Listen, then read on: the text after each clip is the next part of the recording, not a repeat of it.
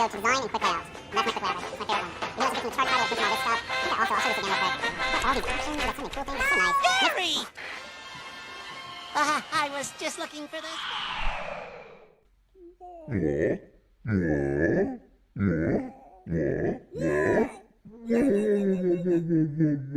Wacky Wednesdays. How's everyone doing this morning? I haven't used the voice changer in a while. A little bit of fun on these Wacky Wednesdays. The good news, I got some good news to start class. One, we're going to do a little bit of review because review is awesome. How's Ryan doing? How's Brendan doing? How's Mila doing? How's Jonathan doing? How's everyone doing? How's Stevenson doing? How you doing, Stevenson? Hi, Brad. What's up, Nicole? Ooh, right there. We got. Nope. What? Wait, no, where'd he go? What?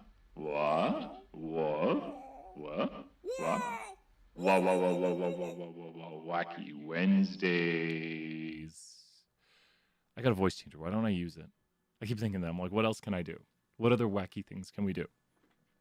So, Dennis, good morning. Good to see you here, Dennis. Dennis, I got so many ideas. I gotta email you, Dennis, especially this weekend. That's when I do all my thinking. I do all my thinking on the weekends. Hurting them. Oh, because Crash Bandicoot. Is that what he does? I need to play.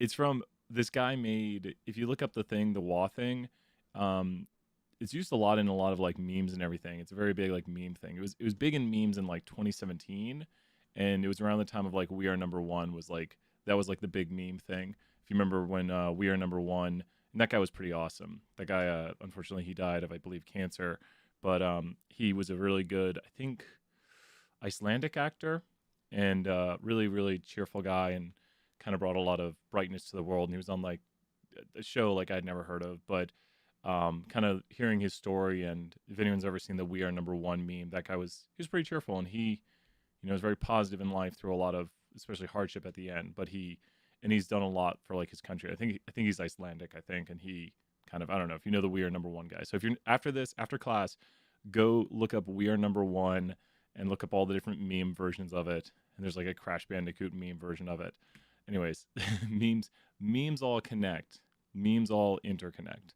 But that's our little bit of fun for this morning on these Wacky Wednesdays. How is everyone doing?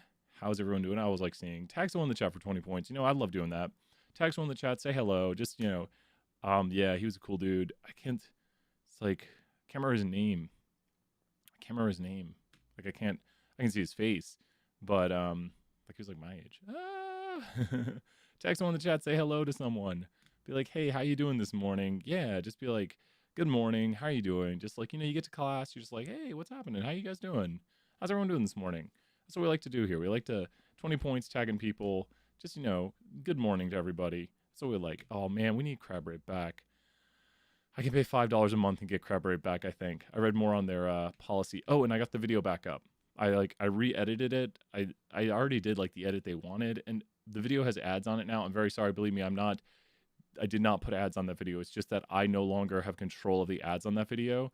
And I've noticed that you get a little pop-up ad like down here at the bottom. You'll sometimes see a pop-up ad, and that's not me doing that. That's it now. I can't control the monetization on that video. I don't think we'll get like mid-roll ads and stuff like that, but learn my lesson on that. It's like, oh, wow, now they control the monetization on the video. So oh, there you go. Oh, browsing the Discord. Oh, cool. That's awesome. So, and then Dennis, I think we talked maybe about how we could have a channel where people, let's get a vote on this. Let's go and let's vote. Let's see if Streamlabs awake. Someone check your points. See if Streamlabs. I don't have it running in the background right now. Well, I don't have the web page open. So if you guys check your points, see if Streamlabs. I'm gonna click on it before you guys even do it though. We'll see if Streamlabs is awake because I want to do a poll. Streamlabs, you awake? Streamlabs, you there yet? Streamlabs, we need you. I need to do a poll. Streamlabs is awake. Was it awake for the first person? It wasn't. Oh no, it was. It was awake for the first person. So you guys are awesome. And keep telling me how the Discord's going because I want to. We'll do a poll right here. And thank you, Dennis, so much. Like Dennis, we were actually have you guys ever, let me guys ask you two things. First question, have you heard of a product called Packback? There we go. Packback Review. Okay, so you're gonna give Pack a review. Just this is awesome, and A is awesome, and then G is good. We'll put this in chat. B is bad, and N is no idea. So no idea.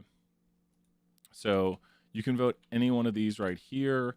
A for awesome, G for good, B for bad, and N for no idea. Like you're like, I don't know what that is, or you're like, no opinion, no idea. And so here's the vote. The vote is now open. So if you've used a product called Packback, so I want to see what you guys think of it. I'm not influencing anyone in any direction. Make sure to do the vote and then your exclamation mark. So let's see right here. I'm staying as unbiased as I can. So a lot of no ideas, which is understandable. Like, and I'll take a screenshot and send this to Charlie. So keep voting. This is something I'm very interested in. So keep voting. G for good, A for awesome, B for bad, N for no idea. And for no survival. F is for fire, burns down the village. U is for uranium, bombs. Everyone knows what that is. If you don't know, that's SpongeBob. That's Plankton. Hijacking SpongeBob's fantastic fun song and making it horrible.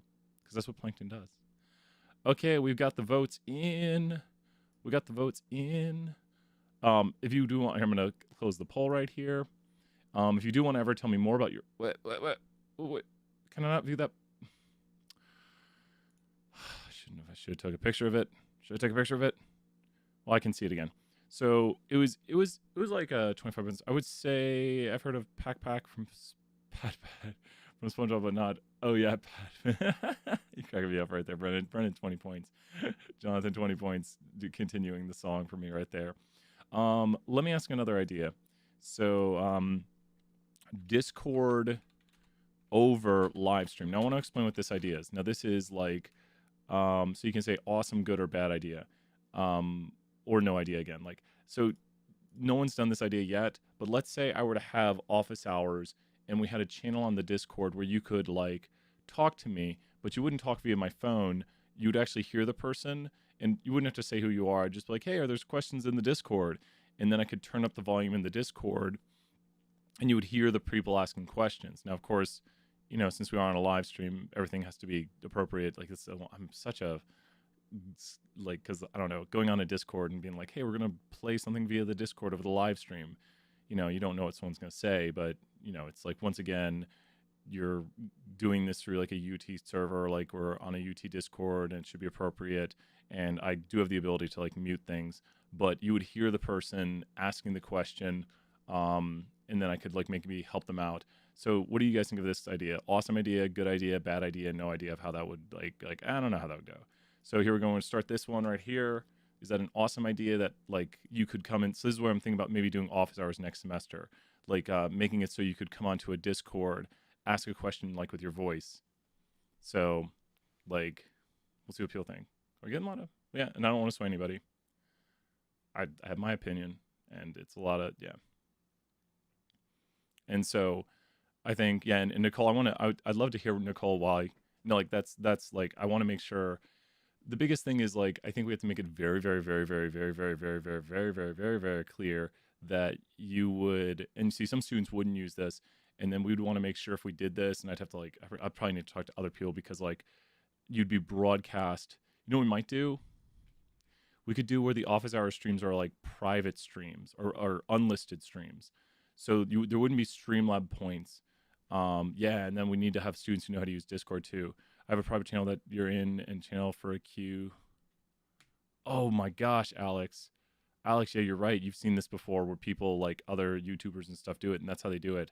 Is they like have a private channel, and then like you move people manually. Like maybe someone has a question, I'd like move them. So I think there's ways we could do this, and also I could do the streams as unlisted streams, which then they wouldn't be public on the internet. It would still be like recorded. And I could always delete office streams afterwards. Like I could delete office hour streams, like to come to office hours. So I'll have to figure out a way, like, and maybe I'll talk to you guys more about this, but like maybe office hours will be like unlisted streams that then get deleted afterwards. So, but I think some people like watching the office hours and reviewing them. So then we run. It's like, okay, do we leave the office hours up? Do we like? So I don't know. This is, I think, a big idea, and I think maybe the way online education is going, because I look at what like people are doing via Twitch, via YouTube, and all the streamers I watch, and a lot of them are like, hey, if I want to talk to someone, they're just going to be on the Discord server, and I've literally got a sound. I've got not a, it's not just a soundboard, but I can control the volumes, and I could like plug into Discord and be like, hey, we got Discord here. Let's pull in the Discord person. Can you share your screen on Discord? You might be able to if someone's using a computer. So, and then the problem is like I'm showing a student's screen. So that, yeah, that's you can share your screen on Discord. Yeah, and there you go. So, we might. So, can you guys do that with each other? Can you guys do that with each other on Discord? So, Dennis and Brad, can you guys like show each other? Like, if you're on a computer, can you show? Yeah, and then Sylvia, you're right. Yeah, and so I think we need to find some like best way to do this. But you know, thank you again to Dennis. Once again, Dennis, you get 20 points on these. Dennis, you get 100 points on these Wacky Wednesdays. Anyone can share your screen with the people in a voice call. Yeah, it's super awesome. And so I think Discord's the way to go. You know, GroupMe is really good for like small things. Like GroupMe is good for just like group text. But then Discord has like all the superpowers. So thank you guys very much for that. Like helping Brian understand kind of, you know, what's going on. So awesome stuff. So let's get back to learning. We should do an activity today. Remember, I give you basically all the points for the activities for basically being here. So you can also just share a certain program window. Yeah. And that's the big thing too, is like, and that's why I'd be too afraid to like broadcast. Like it's one thing if like someone's in like my regular office hours and they have like their bank account open. Let's say I'm helping a student and they have their bank account open on their computer. And I just like, you know, go over to help them and they like change window and it's like their bank account with like maybe their bank account number. And they're like, oh, oops, you know, like, cause you know, you get, it's your computer and it's like, oh, I was looking at my bank account earlier. And, but then it's different if like we're broadcasting online and I'm like, okay, share your screen. And then it's like, oh, whoops, I had my bank account open. It's like, that wouldn't be good. So I don't think I'll ever do like share screen with students because that takes that element of like, you know, like what are they sharing and would they be okay with it? Then I don't want to do that. And yep, Ryan, we do have labs. We did have one lab earlier in this class. We're going to do a second lab today. Remember, those answers are posted, and then I give everyone enough time if you don't come to class to watch and do it. So if you were to miss today, you would have enough time to do it. But if you're here today, like you right now, I'm talking to you. Talking to you, Dennis. Talking to you, Brad. Talking to you, Sylvia. Talking to you, Emily, Sarah, Megan. Talking to you, Ryan. Talking also Megan. Talking to everybody. If you're here, you'll get the points as long as you're following along. So if you're paying attention, the labs are the quizzes, and I basically give away all the answers. So by being here and by doing the work, you will get the answers. So we will do a lab today, and you should get all the answers. All the answers. You'll know everything. You're like, got it. I'll basically, does that make sense, everyone? By being here, and we've only had a few labs so far. We've only had one, but we'll do a second lab today. We'll do it for like 20 minutes. We'll go through some of the problems, but you'll get all the answers. And so it should be an easy 100. Who got 100 on the last lab? Which hopefully everyone did. And you go in and probably put zeros in for that. If you see anything with your grades, one person contacted me because they didn't get the extra credit for the last assignment. Please tell me. Yep. So you should get hundreds for the labs. So don't worry. If you're here, if you're doing the work, that's the point. You get the 100. And we got it. So let's do this. Okay. So going back to what we ended with last class. 20 points for all those people saying me. It's Wacky Wednesdays. So what we ended last class. Oh no, don't worry. We dropped some labs. So don't worry. We dropped some labs. You'll be fine. We got this. We got this, Connor. So today you're going to get 100. Today it's going to happen. So why do we analyze QQ plots? For 50 points, what is the decision we are making? I'm going to pick someone's answer. We need notes on this. If I ask you a big question like this, you need to like know it like this. Why do we analyze QQ plots? I'm going to pick some answers. Normality. I'll take 50 points from normality from Jordan. Yep. To see if it's normal. Can someone expand on that? I would say that's perfect answer. Yes, Sylvia, 50 points. You guys immediately, both Sylvia and I'm also showing Philip right there. We can look for outliers on the QQ plot. Like these right here are outliers, which correspond to those points right there. And so really the tag team champs right there, Philip, Sylvia, and Jordan, that's like the triple right there. everything we could basically say is like we can identify outliers. We're using it to see if it's normal, and the whole reason to see if it's normal is to look for mean or median. That is like literally the set of answers you'd need to know for this. Like we're seeing if it's normal, and this one looks very normal. How do we know if it's normal? 50 points. What is, the more normal it is, the more it'll do what? The more normal it is, the more it'll do what? You should know this about QQ plots like that. And QQ plot stands for quantile plots, normal quantile plots. Kind of spread. Follow the line, Alex. 50 points, Alex, right there. Follow the line. Yep. Corbin and Brennan. Yep, it follows this red line down the middle. And the more it follows that red line, and these are kind of like the shade, the dashed lines are kind of your, like, I don't know, it's kind of normal. Like the dashed lines are like, 20 points, everyone else, all those answers. Yep. The better it follows this red line, the more normal it is. And you see it starts to deviate from it, the less normal it is. Really not normal, insanely not normal. So the more it follows that red line down the middle, the more normal it is. And the whole point of this is to use means or medians. So when it doesn't follow it, we use the median. When it does follow it, we use the mean. This is definitely mean. This is kind of mean. This is definitely not mean. And this is, are you insane if you use the mean? Because this is 100% median. Like this, at this point, we're like median. At this point, we're like, you could use mean if you wanted, but maybe median, because it's, you know, there's no exact point when you use median, but at this point you're like, okay, it's definitely median, and yeah, you got to use median here. So once again, we are analyzing this here to see if it mostly follows, like almost all the points fall within the bounds. You can have some points outside. If you have 1 point outside, don't freak out. Don't be like, oh my gosh, there is 1 point. Like imagine if there was 1 point right here and you're like, oh, there's 1 point. No, it happens. I saw the Bill and Ted preview yesterday. Like, whoa, party on. I don't know. I think I've seen only like half of Bill and Ted on TV, but I don't know. It's Keanu Reeves. I mean, you gotta, it's Keanu Reeves. So Keanu Reeves. I don't know. And other dude. But congrats to them. That looks like it's gonna be pretty interesting. It's okay. Yeah, that's what I thought. That's why like I'll see it like on TBS or something. I'll be like, what's that movie from like the early 90s or something that's okay. And so maybe this new movie will also be okay, but you know, pretty good. Who knows? So here we are with the box plots. We see here, and how do you know if the box plots, this is a good question for the homework assignment. How would you know if these box plots show some sort of association? What would be evidence of an association with the box plots? Evidence of an association would be any differences you see. Box plots that show no association would look perfectly the same. They would look identical across. Does that make sense? I'm trying to drop some homework help questions here because homework's due tonight. But if they are different to any degree, Grant, 50 points right there. Grant, you're 100% right. If they're different to any degree, like if you notice that the medians are different, that the ranges are different, there's differences between the box plots, which indicate to us that there's some sort of association. Emily, perfect answers right there. 50 points, Emily. We see differences between the maxes, the ranges, the mins, and we can't see the medians, but we can actually, if we do this, see the medians. So some visualizations of box plots also include the means. The means, did I say means? The median is right here. There's the median, is the line in the middle of the box plot. And sometimes they show you a little bit of the skew nature of it because the mean will follow the skew. That's an important note we should all know, that the mean follows the skew. So if you see this is pulled to this side, is this right skew or left skew? Is this box plot right skewed or left skewed? I think I gave away the answer a little bit there. Is it right skewed or left skewed? 20 points first person, who knows? Right skew or left skewed? Everyone who answers this gets 20 points. Yep, it is right skew. Right to the high, left to the low, whatever way the tail goes.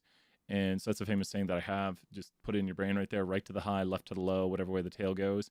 When you draw a histogram, if you have a histogram, you can see this is a left skew histogram because the tail goes to the left, and it's also going to the low side. So you can see left to the low, whatever way the tail goes, right to the high, left to the low, whatever way the tail goes. That one's not really skewed. Oh, this is right skewed. So this is right skewed because the tail goes to the right to the high. The tail is going to the high side. So why do I say that? It's like this is a little tail right here going out, and it's to the high side. So right to the high, left to the low, whatever way the tail goes. And so how you say, how do you know on this one?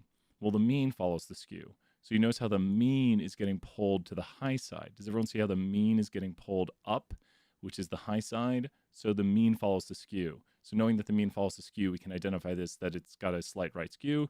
This has a left skew. This one looks a little bit more symmetric, especially by the shape of the box plot where you have this and you have this down here. It's a somewhat symmetric distribution, at least in terms of what we can see from the box plot. This one is more skewed, especially since how much of the data is contained between here and here? How much of the data is contained in that box? I'm trying to get that black line right there, just that black line. How much of the data is contained right there? It's not a bad test question. Something we should know pretty well from this. How much of the data is contained? Maybe. Mila, I'm giving you 50 points right there. Yeah, and Brad might be right. It's very. Am I including that black line? If I'm including the black line, it's 50% because that is the median, which is the 50th percentile. But if I'm like going right below it, like if you went from here and above on this distribution, that's 25% of the data. If you go from here and above on this distribution, that's 50% of the data. And if you go from here and above, that's 75% of the data. And then there's 100% if you include it all. Does everyone understand that these are the points, the 0 percentile, the 25, the 50, and the 75, and the 100? So there's just as much data in this distribution down here as there is data in the distribution up here. Although, and you say, well, wait a minute, they're different sizes. And it's because of the skew, because the data can be pulled out in a direction. So there's just as much data, because it's like looking at this right here and saying there's just as much data right here as there is data, there's my thing, as there is data over here. Like maybe because underneath like this, there's just as much data as there is over there. So it's because of the skew. So your box plot will be pulled out to the right side. If you think of the way the box plot will look, it'll be further pulled out this way with like a tail and an outlier. Like the box plot will be extended out. So we see sometimes non-symmetric box plots, and understanding what's going on right here, that this is like the pull of the data. So it's skewed to the right on this one. That's a right skew distribution. And then we can identify a little bit better. What's the max points today? 200. Great question, Sylvia. There's 20 points for you right there. I like that. 200 points. It's Wacky Wednesdays. It's Wacky Wednesdays. Where'd he go? Where'd he go? Where you at? There he is. There he is. Wacky Wednesdays. Wacky Wednesdays. Ah! Okay. Gotta have fun. One thing we can do is we can transform the data. We talked a little bit. I know. I don't know. I might need to pay Monstercat $5 a month to get CrabRave back. I'm considering it because you have to have the license. I was reading. They're like, we want you to use a license, and we'll whitelist you. We'll put you on you can use CrabRave. So because everyone wants CrabRave. But then I'm like, I don't like any other songs. So we see right here how the data works. One thing we can do is we can transform our data. We can take our data and we can transform it so that we can better analyze the variable. And so when you look at this right here, thank you, Brad. We have here a box plot that is very, very, very, very, very right skewed. And then all we're doing is running the log of it right here, which I never really use this on the plot. You can use the log equals of y. I never really use that option. And then it'll do a log version of it. And this is how you can make data look a lot more normal. So one trick we have is to transform variables when they're highly skewed. Cool. Now here's where we get to the big stuff. This is like the big stuff. You need to know this instantaneously. When data is normally distributed, we will use an ANOVA to analyze it. When data is normally distributed, we will use the ANOVA to analyze it. And the ANOVA stands for an analysis of variance. Analysis of variance down there at the bottom of the screen. And it's going to literally just analyze where the variation is coming from. And so let's hop over here and let's do a speed run. Let me get the timer up. Timer is up. Timer's up. Timer's ready. Cool. Let's pull up our Word document. Pull up the Word document. Okay. Let's do the speed run here. What is going on with the screen? There we go. Okay. So what is an ANOVA? This is, and I put the speed run in the thing. This is what is an ANOVA speed run. Normal. Casey, great job. Here, let's do this. You ready? When we do an ANOVA, we need to understand when we do an ANOVA. So if you look at your QQ plot, and your QQ plot mainly follows the red line down the middle. So here's the QQ plot, and it mainly follows it. We're gonna put a point or two outside like that. Another point right there. Another one. So if you mainly have it following, This, and we need a green pen now to say yes, this is when you would use an ANOVA. So this is for an ANOVA right here. Let's write ANOVA. ANOVA, analysis of variance. And you would use it for this one, but you would not use it for this one over here. Now, there's many different versions of the not use it. Like, I can't tell you how many, like, there's so many times you would not use it. But if it, like, doesn't follow it. So if you were to have something like this right here that doesn't follow it, and to what degree does it not follow it, that's where it gets, like, very hard to say. So in this one right here, you would not use the ANOVA. So make sure you know an ANOVA is used when the data is normal. Now, you wouldn't really look at the histogram, but the histogram should look something like this. Once again, look at the QQ plot for normality, and this one would be a very right skew distribution.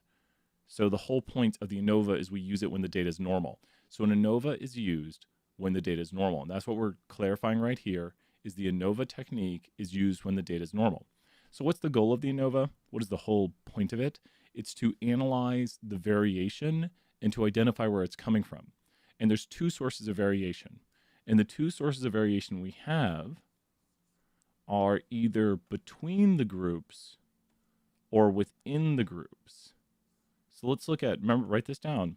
The two sources of variation we have, because we're analyzing the variance, which is basically variation, because it's variance in the data. Sub-world record is 5 minutes right here. It's like 4:55, like the Mario record. 4:55, like 67 or something like that. Mario 1 world record. We're going to take on Cosmic here today. Cosmic had some good speedruns yesterday and chased the record. Almost got it. He had a really good, they're doing Super Mario 2 from the Japanese release. So we've got right here version A and version B. And with version A and version B, the version A has the variation coming from between the groups. Most of the variation here is between. Oh my gosh. Oh no, that's a mistake. I hate that it does that. Most of the variation here is not between the groups. Most of the variation here is within the groups. Most of the variation here is between the groups. Hopefully, if I didn't correct this, someone would say, Brian, you're wrong. A statistician would appear. My dad would appear. He said, Brian, I don't think that's right. And I'm making this appear even more between the groups to make it very evident to people that the variation between these is coming from between the groups. Does everyone see, like when we talk about variation, does this make sense right here? That this is the variation, and it's mainly just within the groups. Like there's no real difference between the groups. The variation you're observing is within the groups. And that within the group variation is pretty much what we see in both groups. It's like, well, the variation is just within the groups. But then when we look over here at the variation, I hate that it does that, the variation on this one is between the groups. There is some within group variation. Here's the within group variation. And then here is the between group variation. Now that's not exactly, but it's showing a good bit of what it is. Here's on this one. Here's the within group variation. So does everyone see that's the variation within the groups? And then there's really no variation between the groups. That makes sense? Good. That's what we want to see visually right here. It's like, okay, analysis of variance is going to analyze for us the within group variation compared to the between group variation. And that's what it's going to measure here. And we need to know how it's measuring it. It's going to measure it with an F statistic. I'm not going to get the world record. We're going to get close though. So the F statistic is very important right here. And the F is just a discrepancy. And the F will be obtained via what we observe over what we expect. So we're going to have a measure here of what we observe and what we expect. And think about this. If we expect something for 100 points on these Wacky Wednesdays, what value of an F do you think we would expect to see? What value of an F do you think we would expect to see? When we look at the between group and the within group variation, so like 1, yep, because look at this. If you expect something, wouldn't you observe what you expect? Now the equation is not E over E. Yeah, near 1. Wow, are you guys reading the book? Because yeah, that's what we expect. Are you looking ahead on slides? I like that. So this is what we expect to see. And what this means is the variation we observed between the groups is what we expected to see, basically. And so we would see here the variation we basically expect. It's not more than what we expected.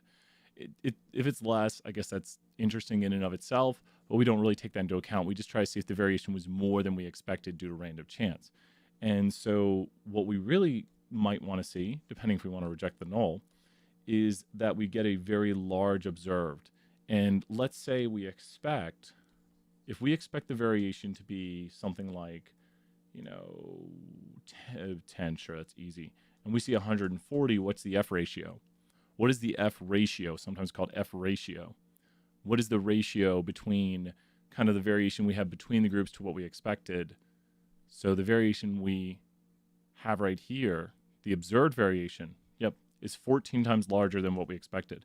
And this is key, and we'll see this in the notes right here, 14 to 1, great answers, 20 points all those answers. So this is how you interpret an F statistic, that the variation we observed was 14 times larger than what we would have expected. So the variation we observed was, and so I'm repeating it for those looking for the answer on the homework, the variation we observed was 14 times larger than what we would have expected. And that's a lot. It's like me saying, I'll pay you $10 an hour, and then you get paid for 140 an hour. And you're like, whoa, that's 14 times larger than what I expected. So that doesn't sound likely by random chance. And this is where we get into, I guess I'll draw that out too. No, I need to erase it. This is where we get into, we need to do the permutation procedure. And you'll see this in the notes. But what we would do is we'd create random chance permutations where a lot of them will have, ours is way off the scale there. A lot of them will have F statistics close to 1. Usually get something like this. And then ours, is over here all the way at 14. So once again, when we plot our result's going to be the red line. And then our p-value is going to be results as extreme or more extreme than our red line. And we see right here, this is a p-value of what again? Like if this was our result right here, this would be a p-value of what if we had an f of 14, which usually if you get an f of 14, we'll do, there we go. You sometimes see like extreme ones, 0, 20 points, yeah. So this once again would be an f so large that it would be so unlikely by random chance. We did it, sub 8, I love it right there. Stats 1 speed runs, let's hop back to lecture, let's do it. No, I was like, I can click it fast enough and then I can't. So that is the theme of the ANOVA right there. 8-minute speedrun. We did really good on that one. I like it. So that is the ANOVA right there. And let's continue on. Here's the F statistic right here. An F of about 1 is kind of what we expect. It's not that large, it's not that small. So Fs of 1 are not that large. Larger Fs are less likely by random chance. So the larger the F is, the less likely it is by random chance, and thus the smaller the p-value. So it's the observed variance of the group averages between the expected variation if there was no average. So how much do we see? Like, what does this top mean right here? This top literally means how much variation do we see between the groups? So that's how much variation do we see between the groups? And then how much variation would we have expected if there was no like association right here? When would we know to use an ANOVA and ARC? What great question. When do we know when to use an ANOVA? Can I show it here?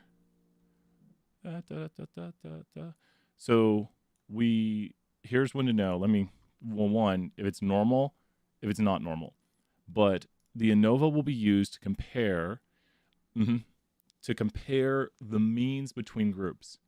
And ANOVA is used to compare the means between two groups. So your y variable needs to be what? Please take a note on this. Your y variable, which I'm holding up a y-axis right here. Your y variable needs to be what? Your y variable needs to be what? Whatever you're analyzing. Yeah, let me turn up the mic a little bit. Beep. Sorry, I'm trying to talk quieter. That way my neighbors. There we go. I turned up again, Megan. Thank you, Megan, for asking for that. And you guys tell me if I'm too loud or too quiet. There it is all the way. It might be too loud. There we go. The y variable needs to be what? What does the y variable need to be? What does the y variable need to be? What does the y variable need to be? If we're analyzing the means between groups, what does the y variable need to be? Anybody? Oh no. The y variable needs to be what? Quantitative KC for 20 points, you're right. And the x variable needs to be what? The y variable has to be quantitative, and the x variable has to be what? Y variable is quantitative. So hopefully, is this better? Hopefully it's better, everybody. So the y variable needs to be quantitative, and the x variable needs to be categorical. This is a huge thing. So we have to have quantitative y, categorical x. Quantitative y, categorical x. Very big stuff right there. Quantitative y, categorical x. Excellent work. Have that in your notes. When we analyze means, we want a quantitative Y and categorical X. So it literally creates like these box plots right here. If you look, all of these have a quantitative Y. Here's a quantitative Y because that's just how much. And then a categorical X right here. Categories are just like different groups on the bottoms. So you see quantitative Y, categorical X, and that's when we use an analysis of variance, which is analyzing the means. Jonathan, 20 points. Excellent notes, Jonathan. Make sure you remember that. When you use ANOVA, you have a quantitative Y and a categorical X. So we're looking at the underlying average value of Y, which means it's quantitative. So great notes, great questions. Who asked that? Was that 100 points whoever asked that? I'm trying to remember who asked it. So Ben, I think it was Ben. Ben asked it. Ben, 100 points. Thank you, Ben, for that question. So what do we see right here? We see where there's basically no association. And once again, there could be like any sort of difference here. Yeah, thank you, Ben. I appreciate it. There's some outliers here. There's little bits of differences. The F statistic is very small, though. So this is a much smaller F statistic and likely by random chance because it's a very small F. But here, the observed variation between the groups, and let's just go back and look at it. You see right here? That's 26. So the observed variation between the groups was 26 times larger than we would have expected if there was no association. That is the literal interpretation right there. So if you're looking for the notes, like if you're looking at how to answer this question for your homework, the observed variation between the groups, like the observed variation of group averages, which is between group variation, was 26 times larger than the variation between the groups we would have expected if there was no association. So it's 26 times larger than we would have expected. And you could say, given there was no association. So look at this. This is actually smaller. The variation between the groups is smaller. So this is likely by random chance. The p-value here would be very high, suggesting to us that there is no association. Over here, the p-value is going to be very low, suggesting to us that there is an association. So the F right here, once again, if it's 5, it's 5 times larger had there been no association. How large does the F need to be? Guess what we're going to do again? 100 points. How are we going to know if the F is very large? How will we know if the F is very large? 100-point question. How will we know if the F is large? Is an F of 3 large? Is an F of 4 large? Contradict? I don't know. Brendan, maybe. I don't. Permutations, Brad is right for 100 points. Is there a case where the F value could contradict itself? What do you mean by that? Expand upon that question, because right now I'd say no. And we're doing the permutation procedure. The permutation procedure is going to take all of our data and just mix it up. So when you do the permutation procedure, when you do permutations like a high F with no association, all high Fs would be evidence of association. Great question, Brennan. 100 points right there. Every time you have a high F, it gives you the ratio of the variation you observe between the groups to the variation we would have expected given there's no association. So it's a ratio of how much variation did you observe between the groups and how much did you expect given there's no association. Now, you don't have to calculate this by hand, but just to understand, if you get an F of 5, then the variation you observed between the groups was 5 times higher than what you would have expected given there's no association. So an F of 5 means, whoa, there was 5 times more variation between the groups than I would have expected given there was no association. And so that's kind of a high F. But now we need, as Casey, 20 points right there, and Brad are pointing out, permutations, because we're going to create a whole bunch of Fs right here. Let's get some Fs in the chat. F for ANOVA in the chat. So we're going to create a whole bunch of F statistics, and all of these right here. I love it. You guys are awesome. 20 points for those Fs in the chat. We are going to create a whole bunch of these, and we're literally just going to randomize our data. So all we're going to do is just randomize the data. And so any variation we see between groups right here, I can't do it. Monster can't get another video, but any variation we see between the groups, I miss it. I need to pay that $5 a month. Any variation we see between the groups here would just be due to what? Any variation in these permutations would just be due to random. Yep. Damn, he doesn't know. I can't risk it. So I need to like hit the button and be like boop boop boop and just like make the noises myself. Like I'll record my own version. I'll make my own crab rave. It'll be better. There'll be more crabs. So but we have here the permutations right here. And the permutations are all randomly created. So any differences we see between the groups, it'd be horrible, Brennan. It'd be horrible. 20 points, Brennan, right there. Any variation we see between the groups would just be due to random chance. Any variation we see between the groups would just be due to random chance. This is the observed variation we have between the groups. Like this one right here. Let me highlight just it. I can't get it. It's just these. This right here, the observed data right here is the observed. Like this is what we observe.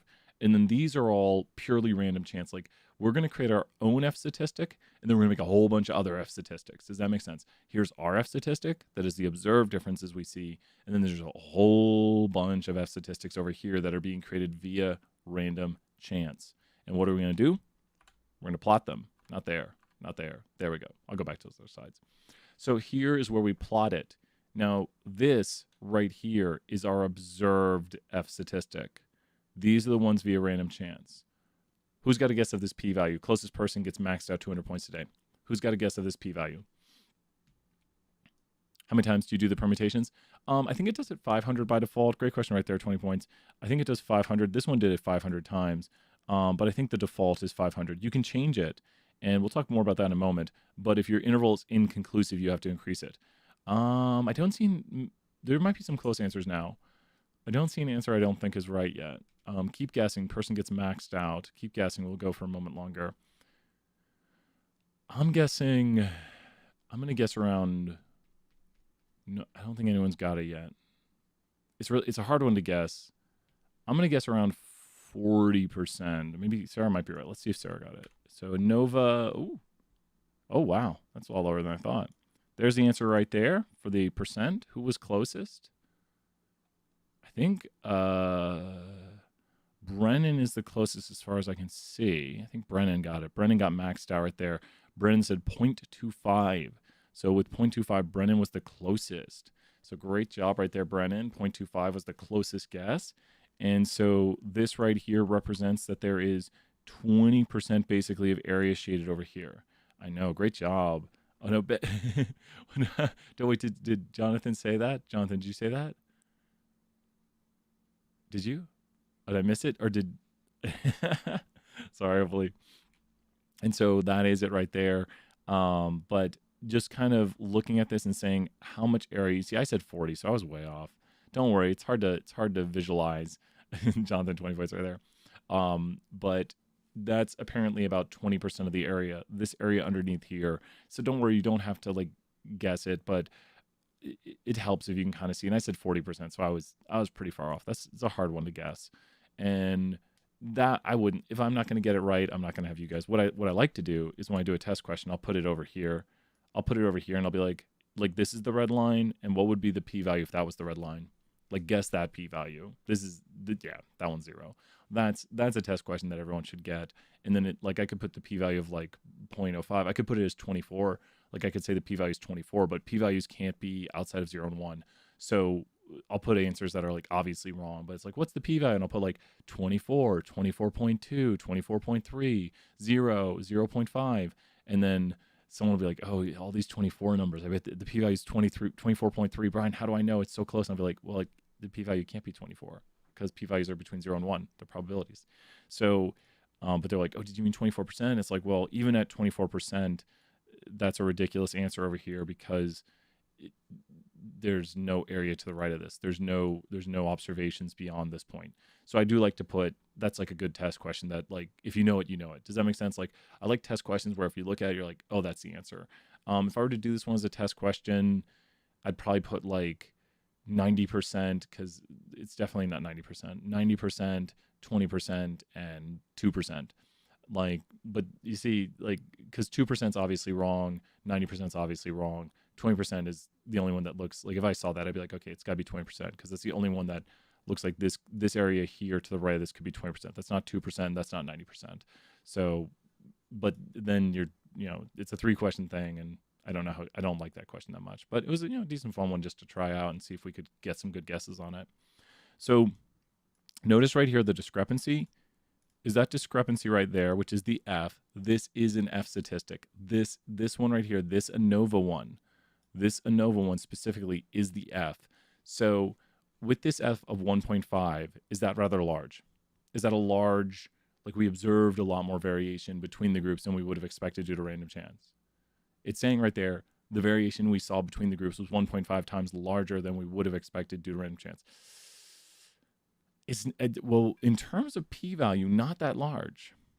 So when you look at the p-value, this difference we observed right here is likely due to random chance. You have to look at the p-value and say, well, it's 1.5 times larger, but this would occur 21.72% of the time due to random chance. As a percentage, p-values are between 0 and 1, but probabilities can be turned into percentages. So if I did put 21% on there, that's a possible p-value.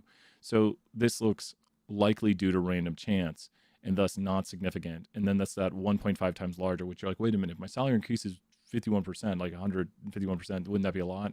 Well, the differences we observe between the groups are likely by random chance via the p-value. So I don't think we actually have a difference right here. We see a difference of this right here. I do want to point something out. This difference right here, please take a huge note. I want to see in the chat for 20 points. Say this is the practical significance. I'm going to highlight it. Only that. This difference right here is the practical significance. So what you have to do, we're analyzing, I think, friendship potential of glasses and non-glasses wearers, is it? It's one of those things we're like analyzing. You have to go here, and you have to subtract the differences, and that's the practical significance. See in the chat for 20 points right there. I was going to say 20 bucks, and everyone will be like, where's my 20 bucks? But this is the practical, yes, Philip, 100 points, first person Philip right there. This is the practical significance when we look at the actual difference. And then you have to say, do I actually care about this difference? This is the practical significance. Like, I can't state that enough. Like, everyone's like, well, what's the practical significance? Well, one, it's not practically significant because it's not statistically significant. That's an instant, not statistically significant, not practically significant. But if we were to talk about the practical significance, we'd have to talk about the differences between the means. And so when we look at this right here, the difference between the means is rather small. If this is friendship potential, 20 points, all those people right there, Stevenson and Chow right there, and Mila, everyone giving those answers. This is the practical significance right here, the differences. And if you were to analyze medians, this would be the practical significance of the difference for the medians. So if someone was like, well, is there a practical significance to the difference between the medians? Well, one, no, because it's not statistically significant.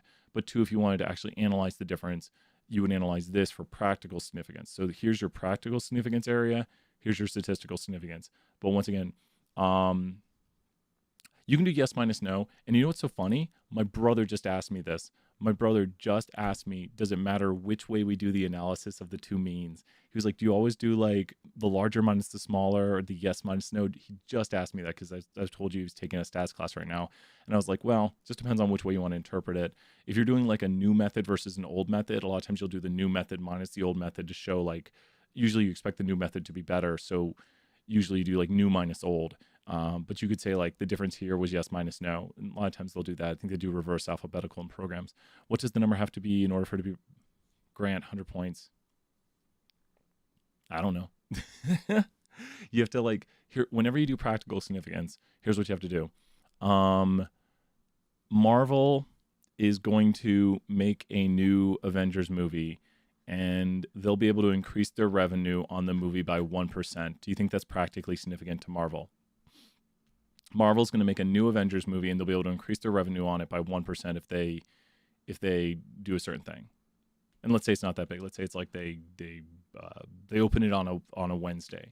If they open 1% for Marvel on a new movie, and all they have to do is like open it on a different day. They're like, oh, if we open it on a Wednesday, our revenue will increase by 1%. Marvel movies make like insane money. 1%, I'll take 1% of a Marvel movie and live for the rest of my life on millions of dollars. Yeah, I know. And so don't worry, 20 points, all those answers right there. So let's say it's something small like opening on a Wednesday. Like they could open on a Wednesday or a Thursday. If they open on the Wednesday, they project a 1% increase. And you would say, well, is that practically significant? One, first, it was statistically significant because we have enough data to suggest that the differences we observe are not by random chance.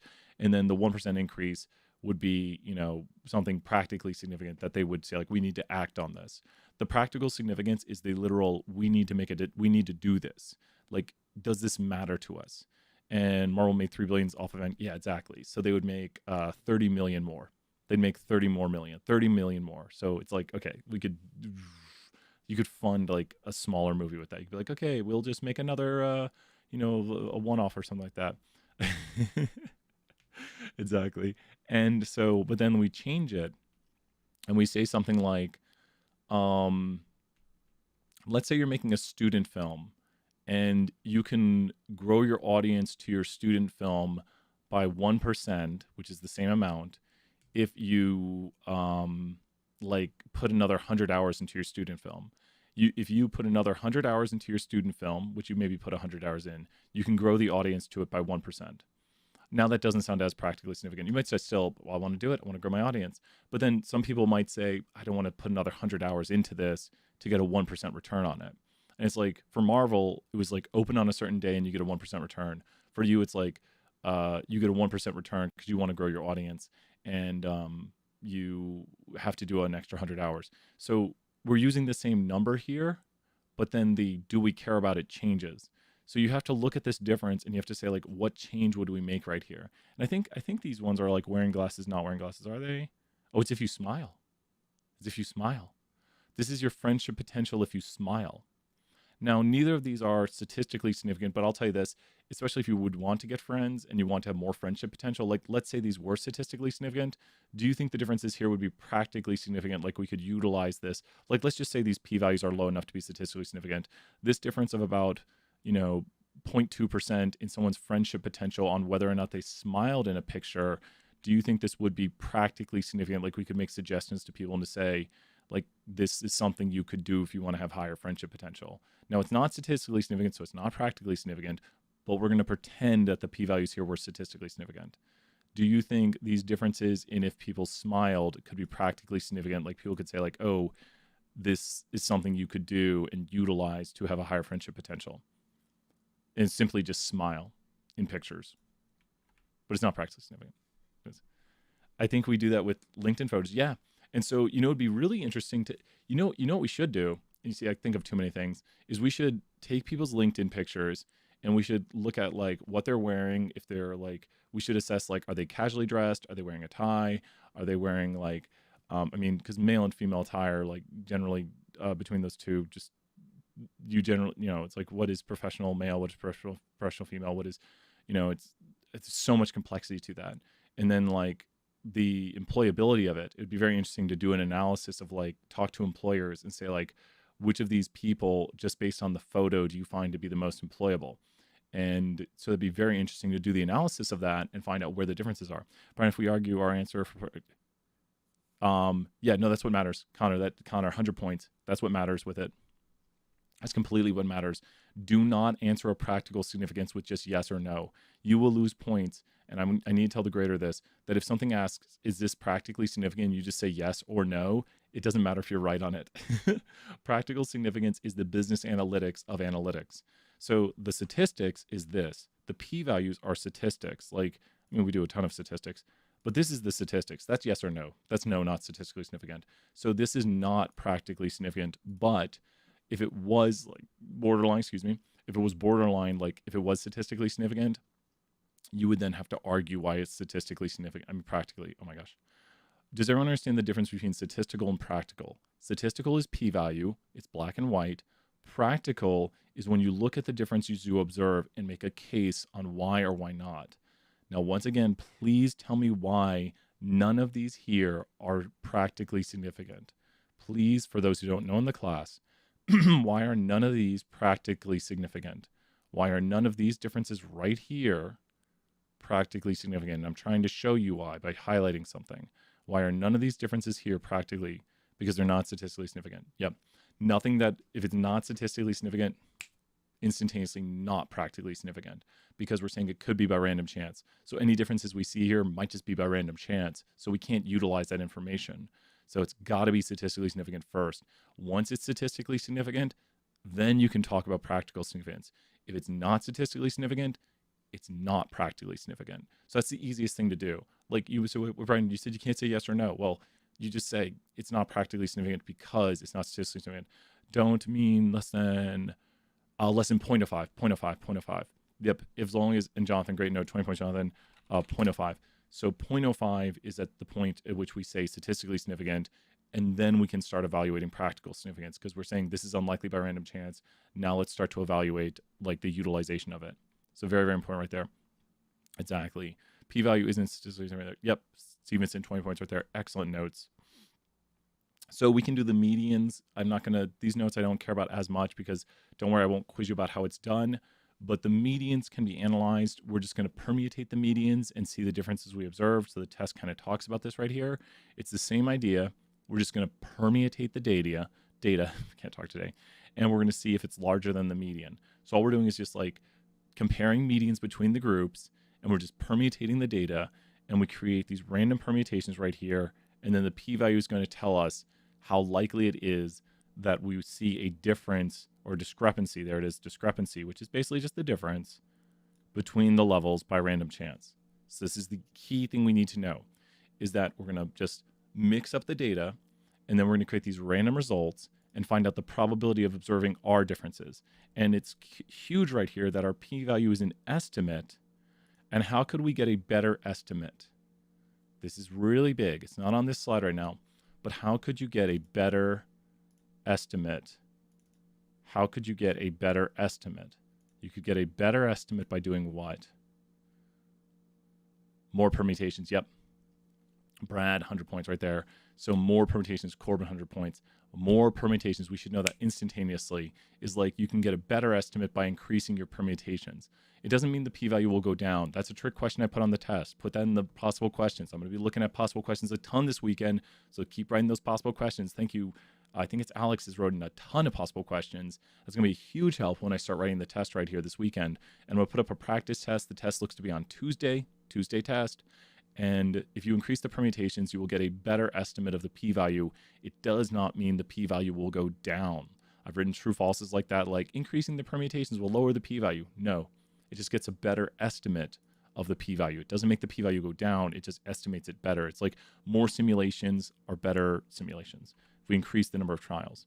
We see right here everything from yesterday that we had highlighted and all this good stuff.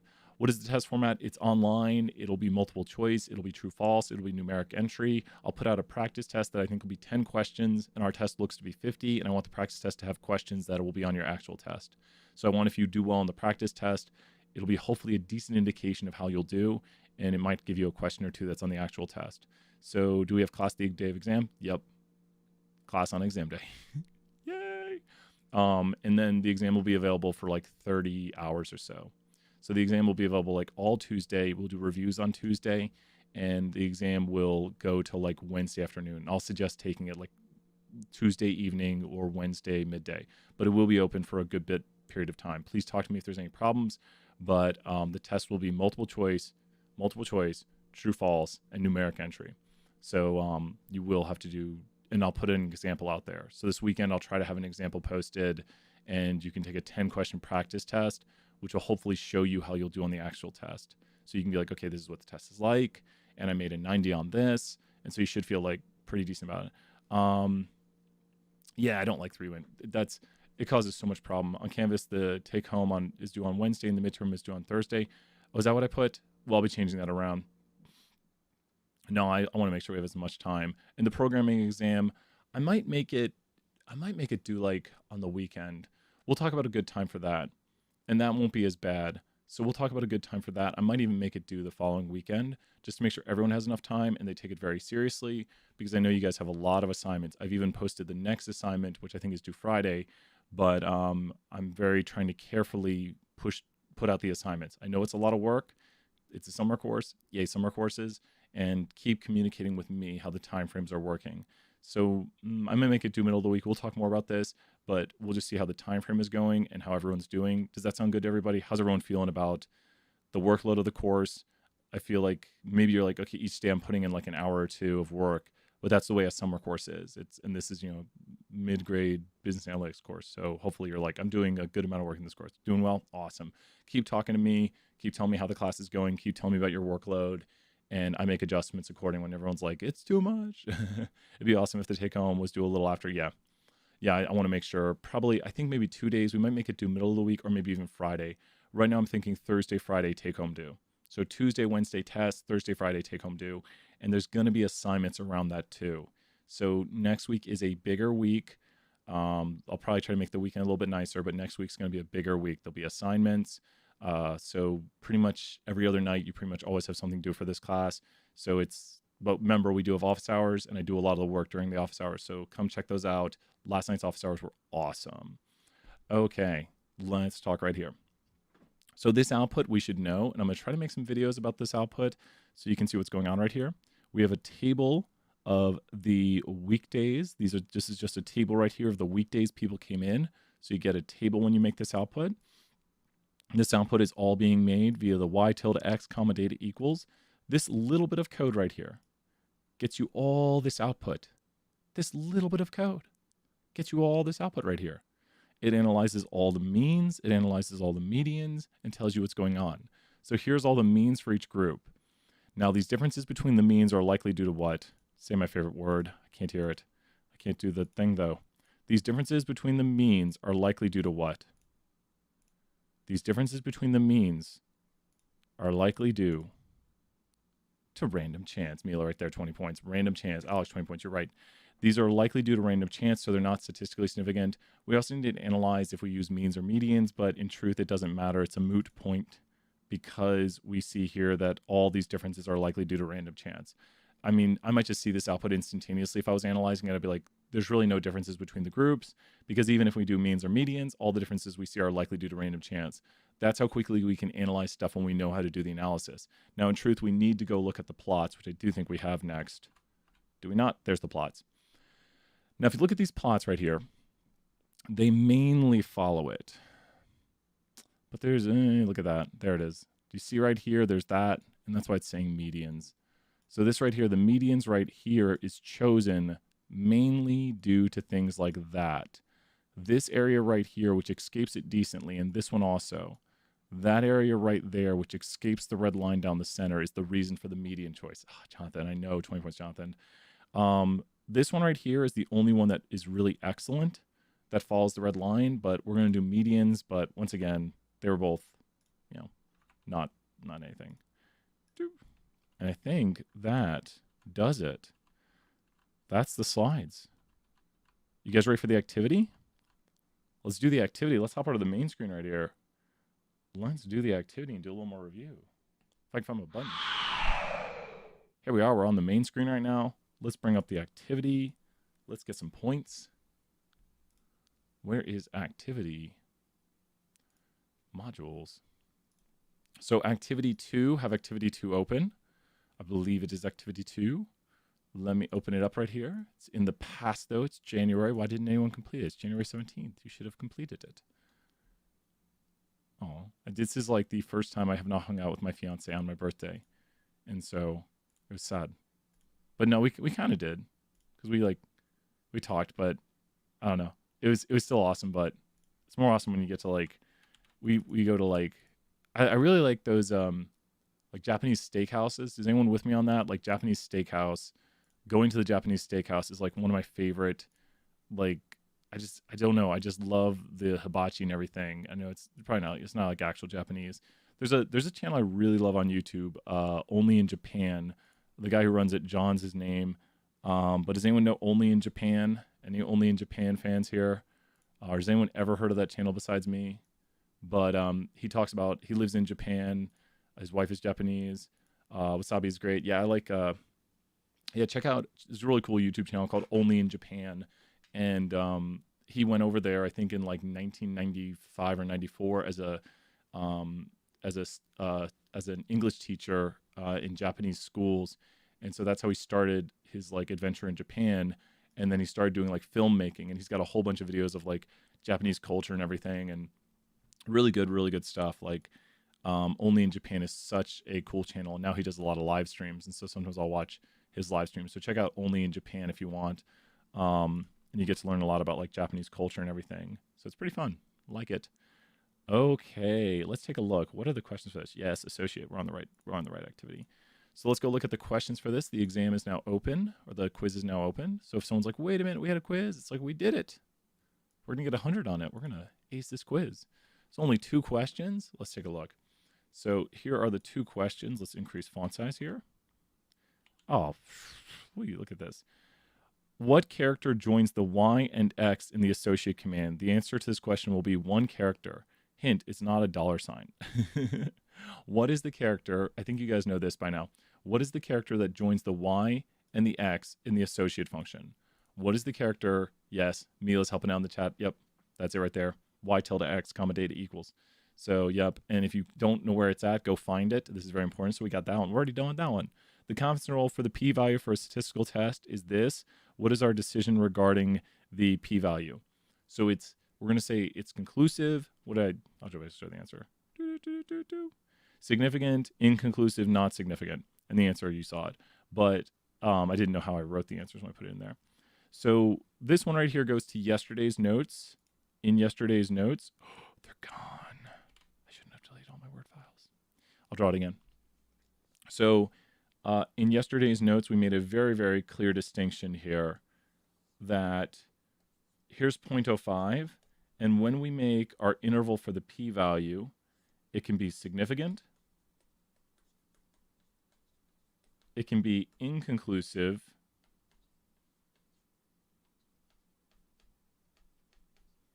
Or it can be insignificant. And this is the confidence interval for the p-value. So what do we not want to see in our confidence interval for a p-value? And please listen to the specific words. What do we not want to see in a confidence interval for a p-value? For a p-value in the interval, we do not want to see what? And I can't make that clear enough. Like for a p-value, because we'll be doing confidence intervals for other stuff. But if we're getting a confidence interval for a p-value, like saying, I think the p-value is between this and this range, we don't want to see 0.05 Ryan, 20 points right there. We don't want to see 0.05 in the interval. So remember the interval itself, and we could see this. This just means the interval, the p-value and the interval itself are insignificant. Like we're saying, like, because what happens is you get a p-value like right here, and the p-value makes an interval like this. Like this is meant to be an up and a down. So there's the up and the down. Like there's your interval for it based on the p-value you get. Like this is your p-value, and this is your p-value here, and then it makes an interval with a plus or minus. And you don't want 0.05 to be in the range. So you could have another insignificant one, or inconclusive, excuse me, with something like this. So your p-value was something like here, and then your estimate. So these intervals right here, these intervals right here, yeah, inconclusive because 0.05 is in the interval. Jonathan, 20 points right there. These intervals right here, the extra one I drew right there is inconclusive because the interval contains 0.05. Now, how do we fix this? This is a key note you need. How do we fix this? How do we make these intervals possibly more conclusive? What do we do right here? What do we do to make the intervals possibly conclusive? This is a good written test question. If I had written test questions on this test, more permutations. Mila, 100 points right there. Yep. Instantaneous answer. Increased permutations. Philip, 20 points right there. And Stevenson, there we go. First answer, Mila right there. Excellent work. More permutations. Yep. If the and it says it below the results. If you ever look at the results when we run it, we'll run one of these right here. Where it is? What are we analyzing here? We're going to analyze relationship status and gender. So let's do it right here. We're going to load up, I think this is like survey library reg class data survey 9. Is that which one it is? Oh, we got it here. We'll load them all. Yeah, we're good. So associate. We're going to analyze relationship status by gender. It's either 9 or 11 survey. I can't remember which one. Data equals survey 9. Nope. So it's survey 11 then. And this is the 2011 survey of Stat 201 students. There it is. And so this is people's, oh, look at this. Look at this. Who's got a guess of the p-value? Who's got a guess of the p-value on this?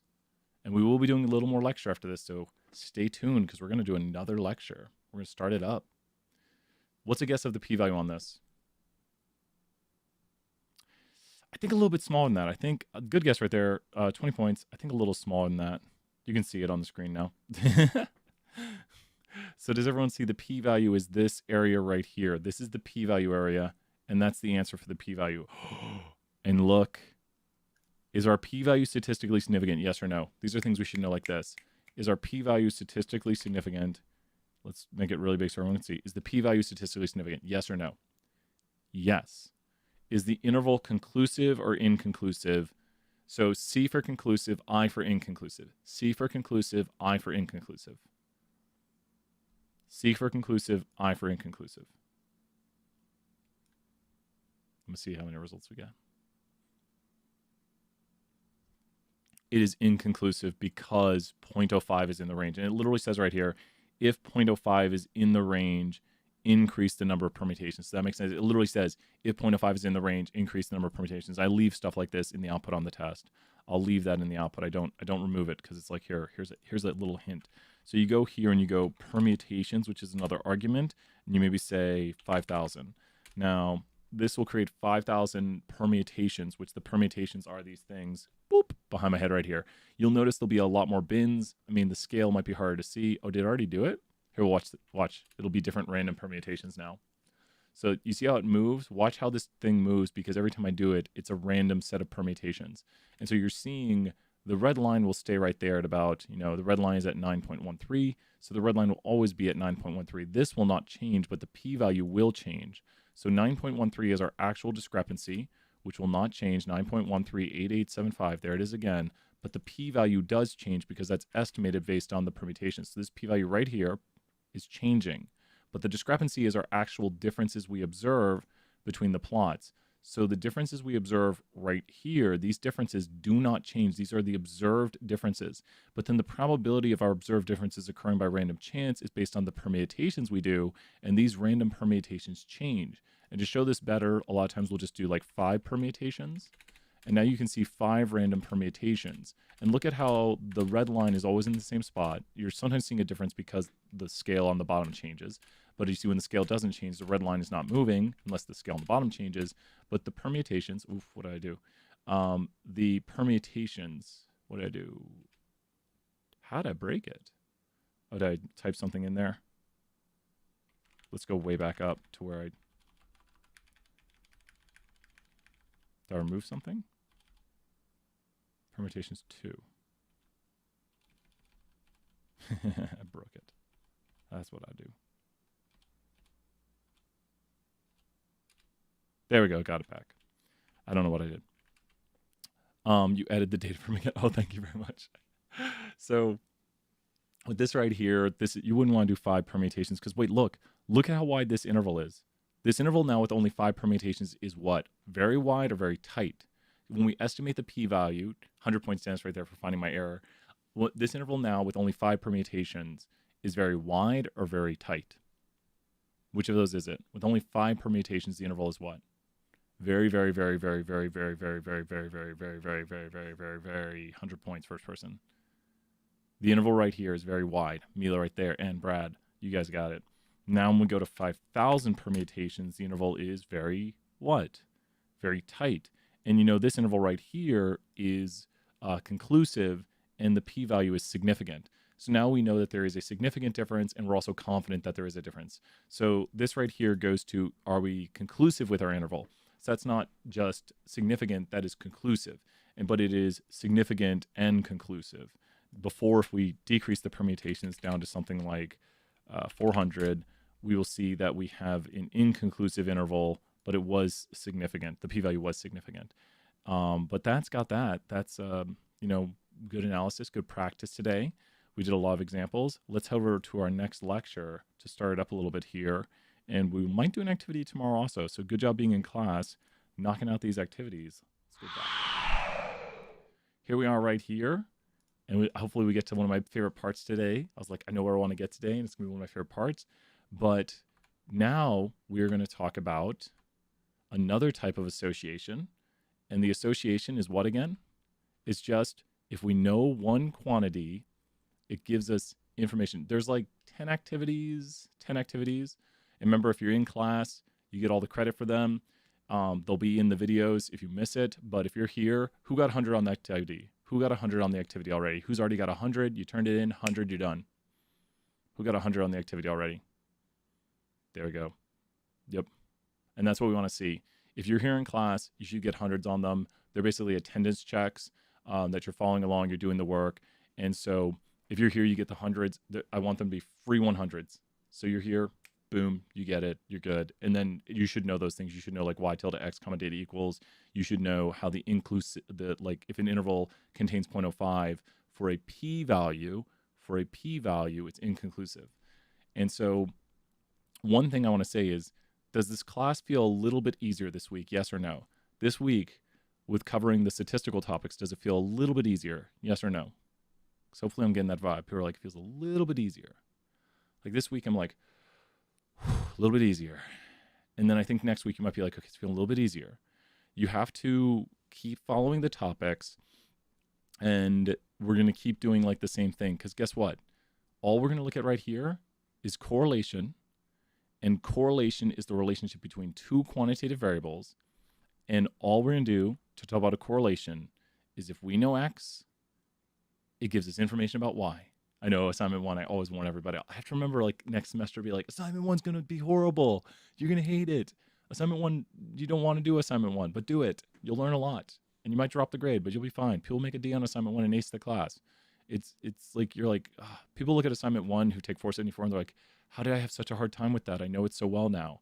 And because they do a similar assignment 1 to get them going, and they get less time, and their assignment 1 is longer. So they have less time, they have a longer assignment 1, and it's so interesting because people will be like, wow, this was so hard in 320, and now I'm just like, oh, it's this. It's just practice, and you guys hadn't coded before, so it's totally understandable. You're like, I've never done this, and that's the way it should be. And that's why I try to put out so much help out there with office hours, with videos, with like just email me and we'll talk through it. So please email me if you're stuck. Please, please, please, please, please, please, please. Even now. Like Brian, I'm behind. So this is what I like is that I know, right? Yes, it's awesome, Jonathan. And especially, this is my last comment on that. Last summer, we did it that 320 was first summer session and 474 was second summer session. And I had like 6 students who did 320 and 474 in the summer. And in 2 months, they had completed like the series of it. And I think one of them did 201, 320, then 474. So in like a course of like, he did mini term, 320, and then 474. And so, yeah, I do know that student who did it. I know it's because of in July, I'm going to be getting everything ready in Texas. I'm sorry, Alex. I wish, next summer, I think we'll do like the thing where I do like mini term 201, 320, 474. And it's just crazy that in like 3 months, you can be like, okay, I started out really not knowing much about stats. And now at the end of the summer, I'm like, I know a good bit about stats. I know some business analytics. And I really liked that last summer. And it was so cool seeing my students progress through that and to get to know them. And I'm missing them in person because it was really nice. Like Raul was there and Juliet was there and like, you were there. It's like a dream. Like, I remember, but yeah, I miss that. I miss so many. I'll miss everyone here too, but man, it's so sad. So what are we talking about? What are we talking about here? We're talking about correlation. Correlation is, once again, and please take this note. Here's a huge note you should have in your notebook. Have your pen out, write this down. Correlation, I want to see in the chat for 20 points, is between two quantitative variables. Correlation is between two quantitative variables. Notice how this variable down here, this x and this y, are quantitative. So it happens a lot of times. I try not to make a big deal out of it. But people will say like, gender is correlated with height. No. 20 points, Mila in there, and everyone in the chat, and Brennan and Corbin and Ryan. Correlation is between two quantitative variables because you have to say, and everyone 20 points. Great job in the chat right there. Austin and Megan and Nicole and Sylvia. So we have, if one variable increases, it means that it gives information about another variable increasing or decreasing. So it's only between two quantitative variables. It's only QQ straight enough, no outliers. And we'll do some more stuff with correlation here, especially tomorrow. But I wanted to get the ball rolling on this to get our brains understanding what correlation is. It's a special type of association between two quantitative variables. I can't make that clear enough. It's only between two quantitative variables. Correlation is when you have a quantitative y and a quantitative x. And it kind of goes in depth here, showing you that the distribution of 17, when we have x equals 17, is different than the distribution of when we have x equal to 15. And you can see right here when we show it with distribution analysis, which, don't worry, you won't see that again. Now, I'm going to click to a new slide. And so we visualize this with a scatter plot. This is huge. We did this at the start of the week. Does everyone remember when I drew out all the graphics and I was like, this is a quantitative, this is a quantitative categorical, this is a categorical?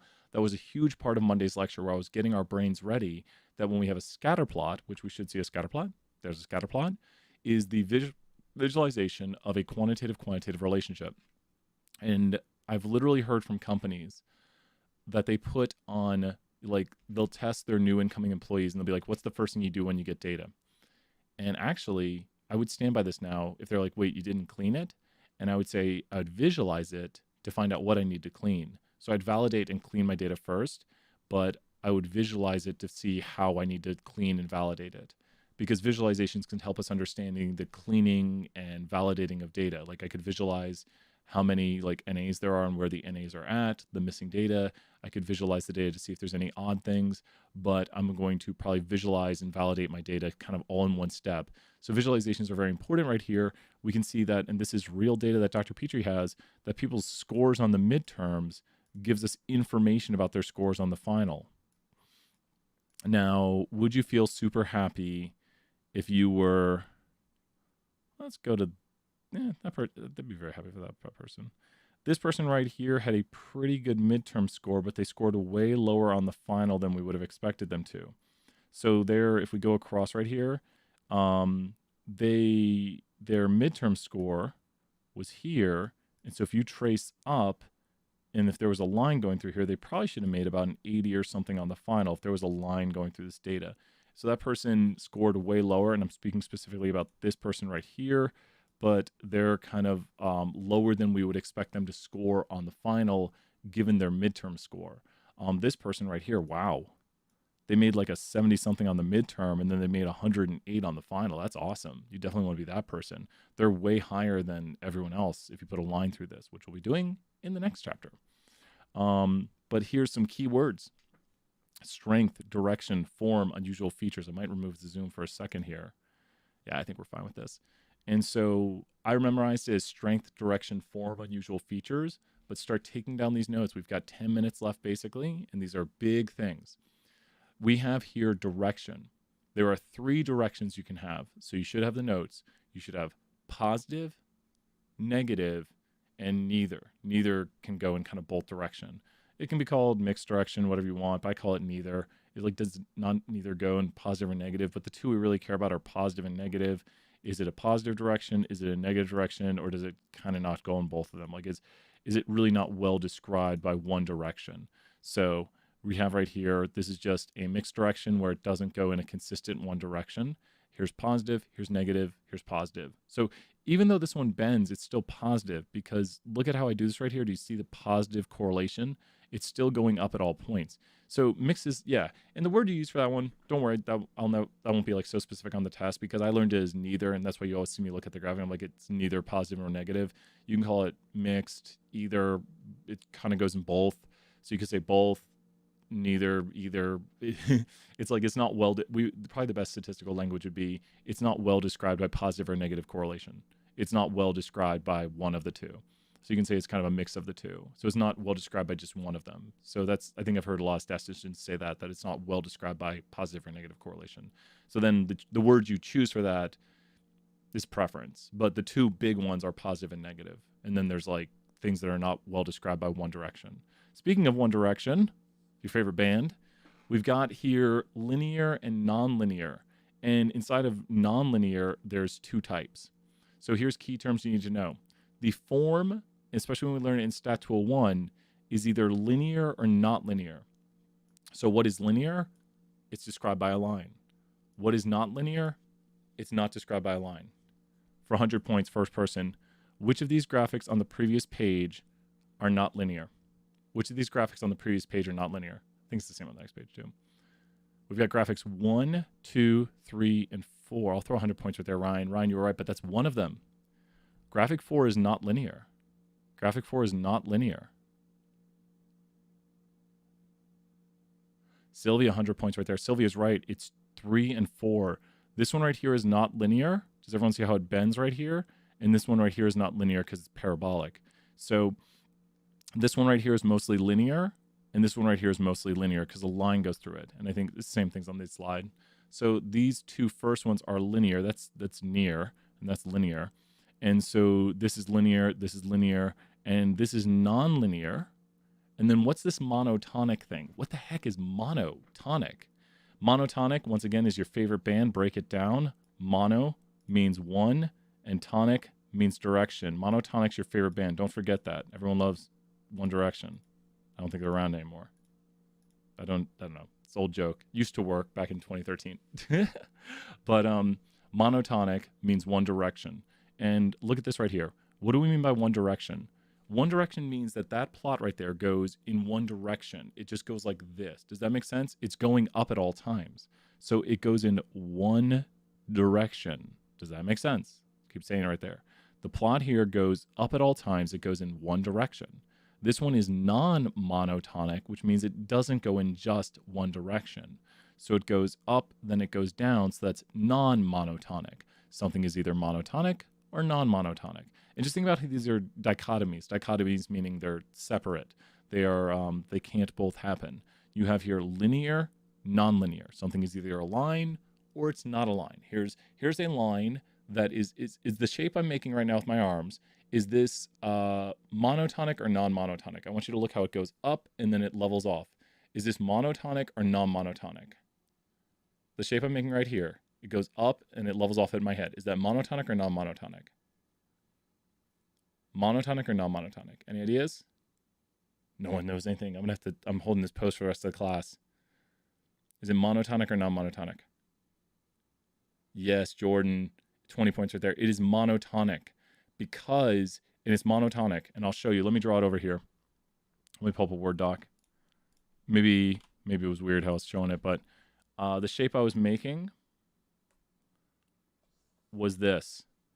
That's the shape I was making right here, and it constantly goes up. Like if you look right here, it's going up, and although it's leveling off, it doesn't ever go down. That's monotonic, and then as soon as you start to do like this, that's non-monotonic. So does everyone see it's going up, and then it starts to go down? So that's non-monotonic. So the top one right here is monotonic. It's constantly going up. This one right here is non-monotonic because it changes directions. So what do we mean by one direction? We mean something could go like this. So this is, yep, that's what I like to see. And that's why I ask questions. So I don't mind when people get it wrong. 20 points if you got that question wrong. If you got it right, you don't get points. 20 points if you got it right or wrong. But I like to see, and that's when I see people getting it wrong, that's when I start doing more drawings because I'm like, I want people. So if it levels off, it still can be monotonic. Like it has to change directions. So you could have something like, is this graphic here monotonic or non-monotonic? Is this graphic here monotonic or non-monotonic? Is that monotonic or non-monotonic? So monotonic or non-monotonic? Which one is this? And ignore this. If you want to be really pedantic, you'd be like, well, it went up slightly there. I'd say it's mostly monotonic because it's going down. It leveled off, but for the most part, this graphic mainly goes down. For the most part, it's monotonic. And someone could be like, well, it went up slightly right there.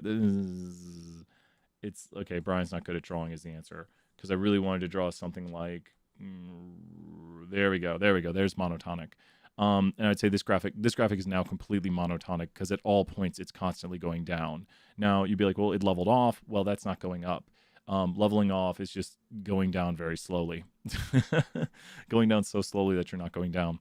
But it doesn't really go up. And once again, I would not, if this graphic, in my statistical wording, if I saw a graphic, it's too sharp. If I saw a graphic that looked, like this, I'd say it's mostly monotonic.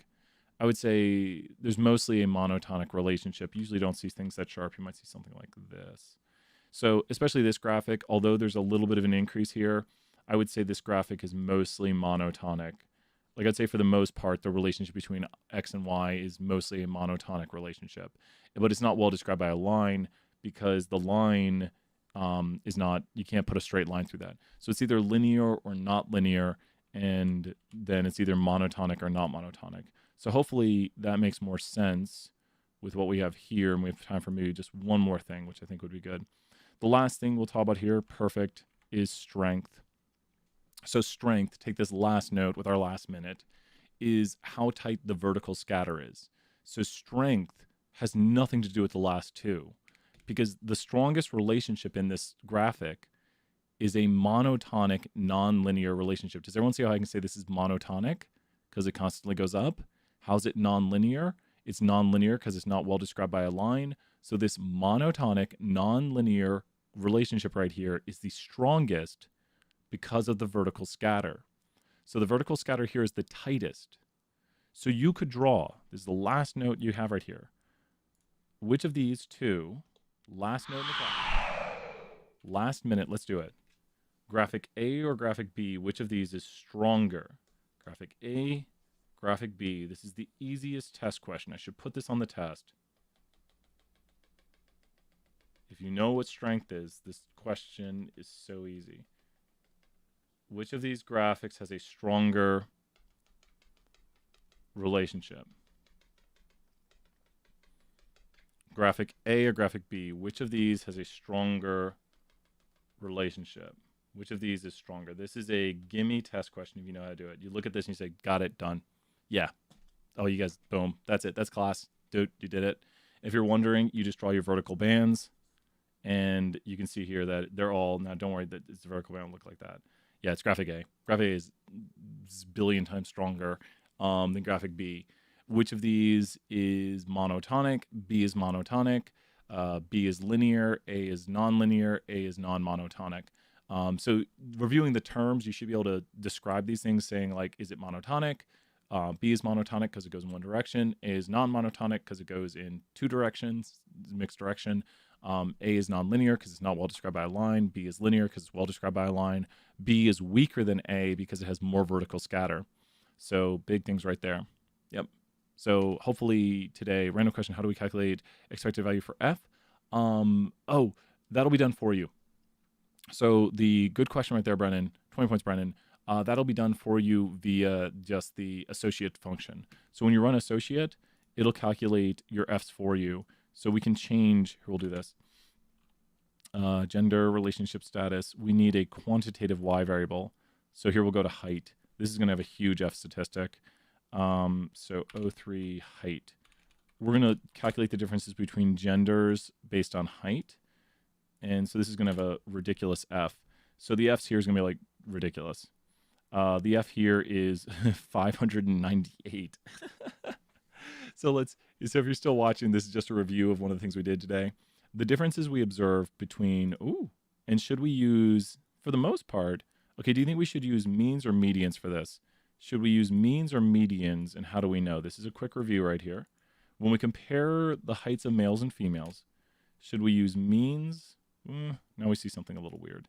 Should we use means? You guys see, you got these down here. It's these low outliers. It's this part of the distribution. And these are misentered heights, I think, because people think they're entering 5'5" or 5'7", and they enter 57 inches. This one looks pretty good. It's a toss-up. Here, let me do weights. What variable was weights? It was weight 4. Let me see if weight looks more normal. Oof. Oh, weights is definitely medians. See, this one right here, I like it when it's an obvious answer. This one right here is definitely medians. Like this departure right here is so extreme, and it's due to the right skew of weights, because when you look at weights of individuals, so this is a good test question here because it's definitely medians. Like at this point when you see this, it has to be medians. Like there's no debate. This one's so far off. The last one I was a little bit concerned about because I was like, oof, because it was closer. The departures from normality are just this and this, which are not good, and yeah, it's fine up there. So this is the bad right here. This is the bad here, and this one's okay. I'd let this one pass. This one I'm like, I don't know. If the programming exam will be the second exam next week, looking for a Thursday date on that. Tuesday exam, Thursday programming, and this one right here is definitely medians. So this one's definitely medians because it has a major departure.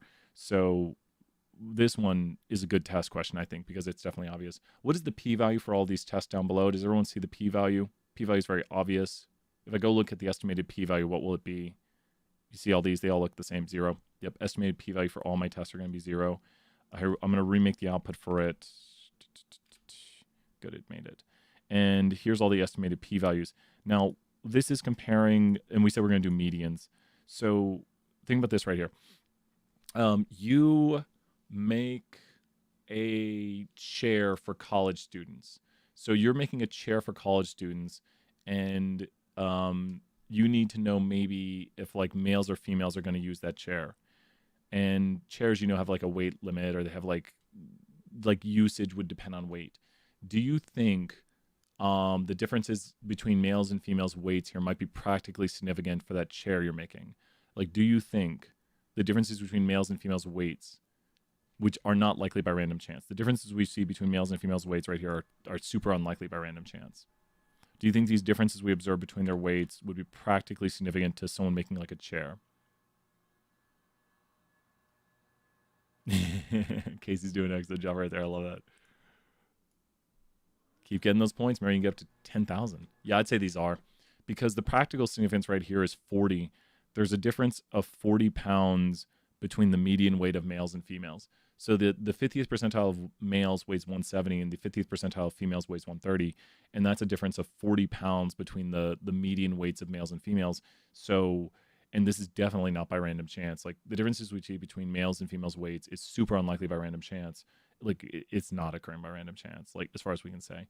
And this difference right here of 40 pounds would definitely go to how we manufacture our product.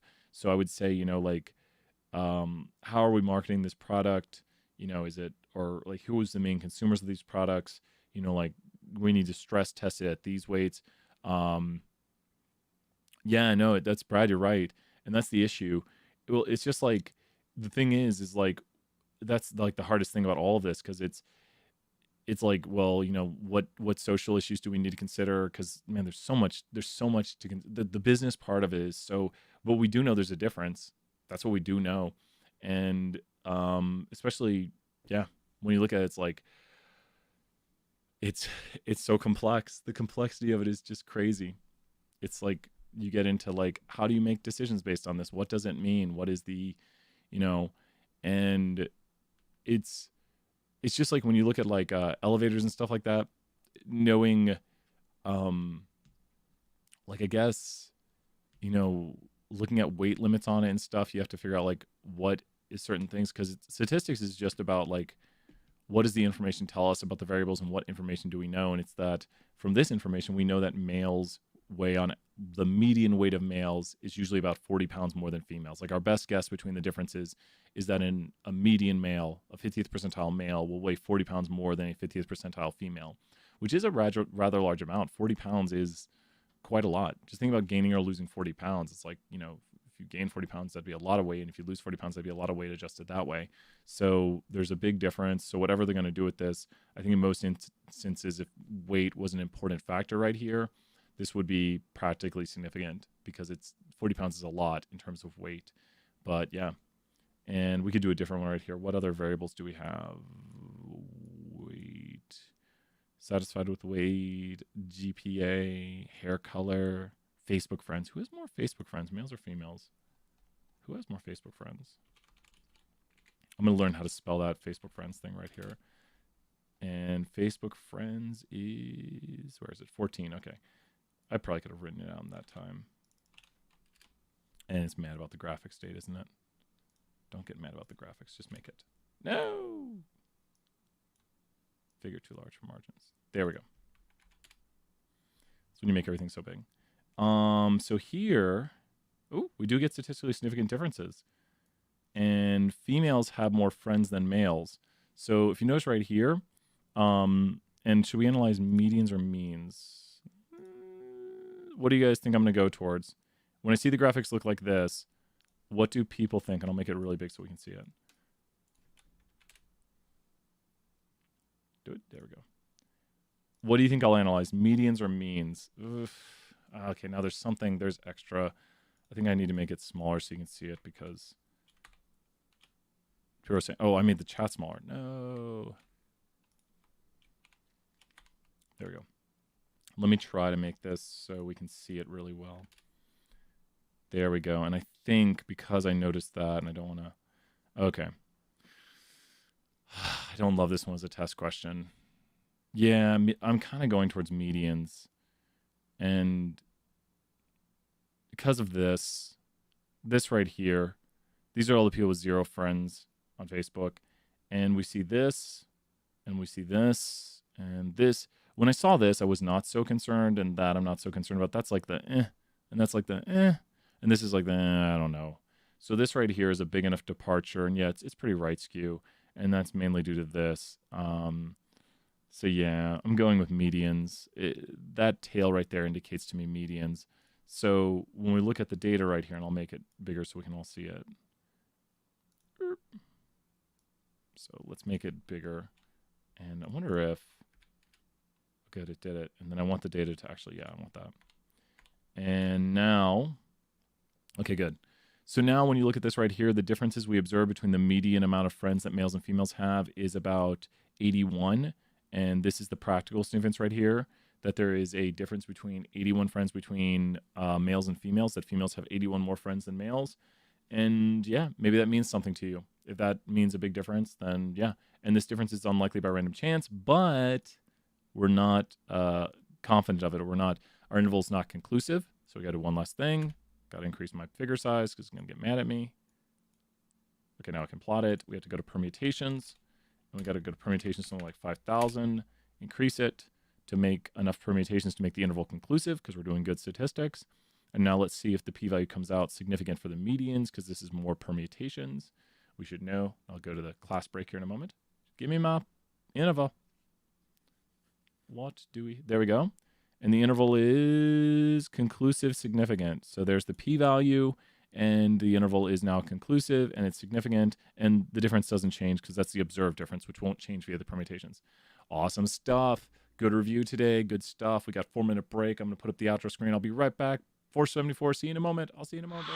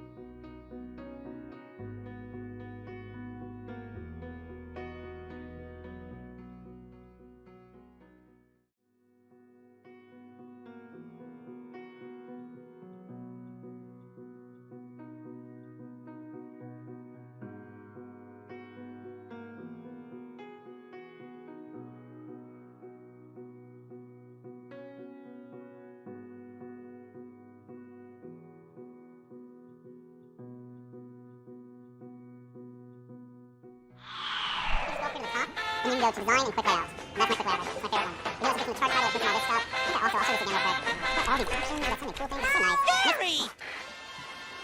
I was just looking for the sports channel, Gary. Welcome to Wacky Wednesdays. I gotta say when the thing appears. Wacky Wednesdays. I don't know about that voice. Here we are back to. I love the voice changer. I never use it enough. I'm not using. I got all these voice changer things, and I'm just not using them enough. So one of these days we'll just go over to. Happy. Oh yeah, this voice is weird. So I like this voice is just like what's going on, Wacky Wednesdays. Wednesdays. There we go. Back to normal here. And different color of the slides. Do you guys like this better or worse? Like, tell me, with this color of the slides right here, is this better or worse? Like, better or better here? Because this doesn't have the heading, so I think it's bigger font. So, see, I'm skewing the results by saying, like, oh, look, the font's bigger. Oh, look, font is bigger, so this might be better because font is bigger. The blue, ooh, blue's winning out right now. I like the blue color. Yeah, so maybe I'll change them to blue. But because the font's bigger, that really helps. The red is better. Oh, like, okay, we got to do votes now. You know what happens when this happens. We got to pull the vote. Oops, didn't complete that poll. Okay, let me go here. Add a poll profile? Okay, so let's go right here. Red versus blue, classic.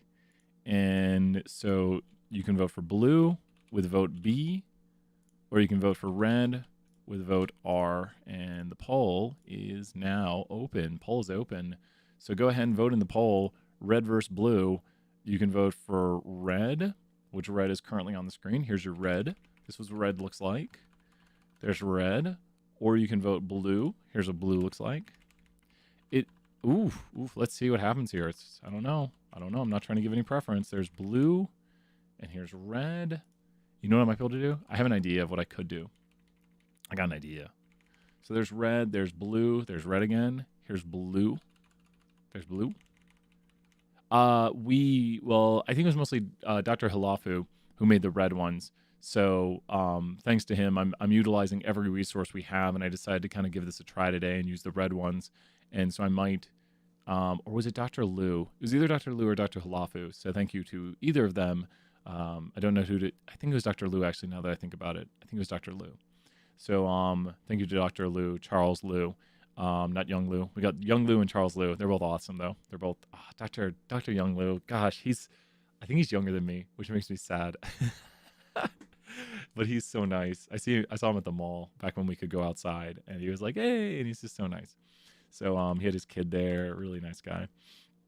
And it was just cool. I saw like his wife and his kid and really good stuff. So so let's see which one won out. Here's the results. Red won out just by a small margin. So hey, we'll use the red ones. Oh, I just heard the breaking things. I'm breaking things over here. So red won out by a small margin. So you guys don't think I'm messing with you. You can always see the results when we do the Streamlab poll. So red won out by a small margin right there. Good stuff. Good votes in the chat right there. And we're going to start today with a little bit of an activity here.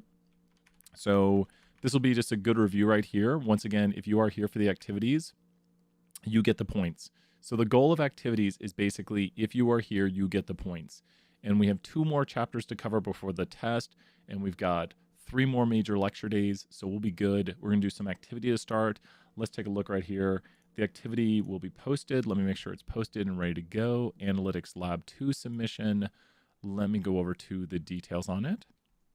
Okay. The due date, I'm going to put it to tomorrow night. And people who aren't here in class are going to be like, wait a minute, there's so much due. But people who are here in class will be like, we already did it. And the answers are posted, but I'm going to go through how to do these things right here.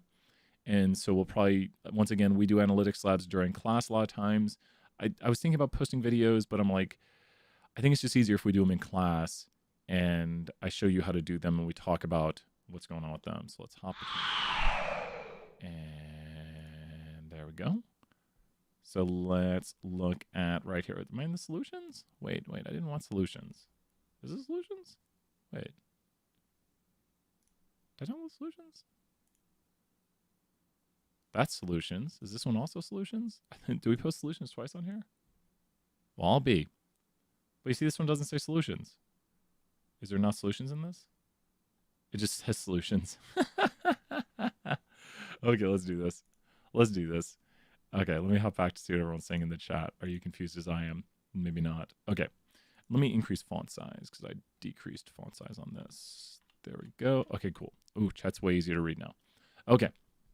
So one of the reasons we do the analytics is, have you accidentally worn a green shirt during a video? Oh, all the time. All the time. That happens all the time. Oh, I can't lose my stuff. Yeah, I've worn stuff with green on it. It happens all the time. Jordan, 20 points right there. Or Alan, 20 points. Where's the file located? This is located under... Does everyone know where... Let me show you where it's at. You should be able to see it now. Oh, did I make it available? It should be published. I just published it. You should go to quizzes. And under quizzes, you should see Analytics Lab 2. And so you should see these things right here. And I could move them around to make them... that's not how you move things. Really? Oh my gosh. I'm new to this whole internet thing. One of these days I'll learn how to do it. Cannot move? I guess you can't move it in here. Under assignments, I might be able to move it. But I think it's already ordered correctly. I think for you guys, it's under quizzes. And so you see right here, here's the quizzes. And that was the last time we did one. We're going to start doing more. I'm going to try to do as many as I can. I think we might also do a good 20, 30 minutes of lab tomorrow. And as I said, the first time with the analytics labs, you see it awesome. The thing with the analytics labs is this is just practice. And we try to do a lot of practice during class 2. But you can see there's 9 total. And I'm going to try to do one like every 2 or 3 days so we can do more analytics labs and more practice. A big thing too is when you go to the analytics labs, the solutions are always in here. They're meant to be basically like attendance grades. That's how we use them in class. So if you're here, if you're following along, you should see all the answers. You should get hundreds on these. So these are basically meant to be an access code. Oh, let's do that. I'll remove the access code actually. Sorry about that. Let's remove the access code. The access code is program. Access code, yes or no? Should there be access codes? Access codes, yes or no? Should we leave in the access code or should I just click it off and be like, no access code? Should there be an access code, yes or no? First 3 votes for yes or no. No, I see no. It looks like no is going to win. No, no access code. Save. Access code has been removed. There we go. We are good to go. No access code. Good stuff. You guys crack me up in the chat. I love it. 20 points, all those people saying no in the chat. Access code is gone, and I'll try to remember to remove those on these. So that way, it's the summertime, a little bit different. We do that in class to make sure you're in class. So all of a sudden, felt like I had to cough and everything. I'm okay. I'm okay, everybody.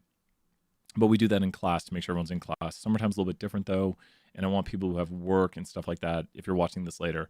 We do have the full video posted from Monday. And one thing I do want to say is you might see an ad at the bottom of that video. I did not put ads at the video on the video. Monster Cat, because of the random song, the Crab Rave song, put ads on our video. And it's just like you just click off of it. It's a little ad that appears like at the bottom of the screen. And I was like, why is there an ad on this? And it's like because Monster Cat took the rights to it. They said they took a 4.5-hour video. And it literally showed that we did a 10-second thing of their song. And so it showed the portion of my video that had their song in it. And it showed like, here's your portion of video with their song. And so a 4.5-hour video was monetized by them due to 10 seconds of their song. It's an interesting system. So it's like you played 10 seconds of our song. We're taking your whole video. I know, right? Well, that's the YouTubes. And then I read their website and it's like, do not fight our copyright claims or we'll give you a copyright strike. And I was like, ooh. So I'm like, okay, I'm just gonna like not play the Crab Rave song, but there's one last thing I want to say on that. We could pay $5 a month and then I can actually use all of Monster Cat's music. So if I pay $5 a month to Monster Cat, which I'm considering because then I can use their whole music library, which I thought we were good because I thought the whole reason they told everyone go use Crab Rave, like we want people to do this because everyone was getting hit with copyright claims. Or maybe they're getting hit with copyright strikes and they only copyright claim you, which is way different than a copyright strike. Copyright strike is like really bad. You don't want to get copyright strikes. So if I get a copyright strike on the channel, I won't be able to stream on the channel. So I kind of get afraid when I get copyright claims because I don't like that. And I'm like, okay, sorry, Randomist song is off the table for a while. We'll figure it out though. We'll get it worked out. So that's the ins and outs of the YouTube game and learning how to be a YouTuber more on statistics, though. Let's go back here and let's look at some of these questions that we need to code in right here. Now, the goal with this is that we want to basically understand how to do all this. Now, I see a lot of people run into a problem with their load. This is a common problem people have when they click the load. Yeah, exactly. No, you're right, Ahmed. It's a big thing. It's really tough. The whole YouTube game is rather interesting, and I'm not trying to take people's stuff. I thought like showing 10 seconds of Crab Rave wasn't, no one's going to come to my channel to listen to Crab Rave for 10 seconds. Don't be like, oh, let's go to that channel and listen to Crab Rave for 10 seconds because he plays it for 10 seconds. Like if I play the whole song, that's different. Or if I, and we put a background on it and we're using it for like a different purpose than to like, hey, let's listen to the song. And I think it only grows their brand. We're not damaging their brand. Like everyone knows it. And it's like, heck yeah, Crab Rave. And then you might go listen, like probably more people are going to go listen to Crab Rave and know about it because we're playing it.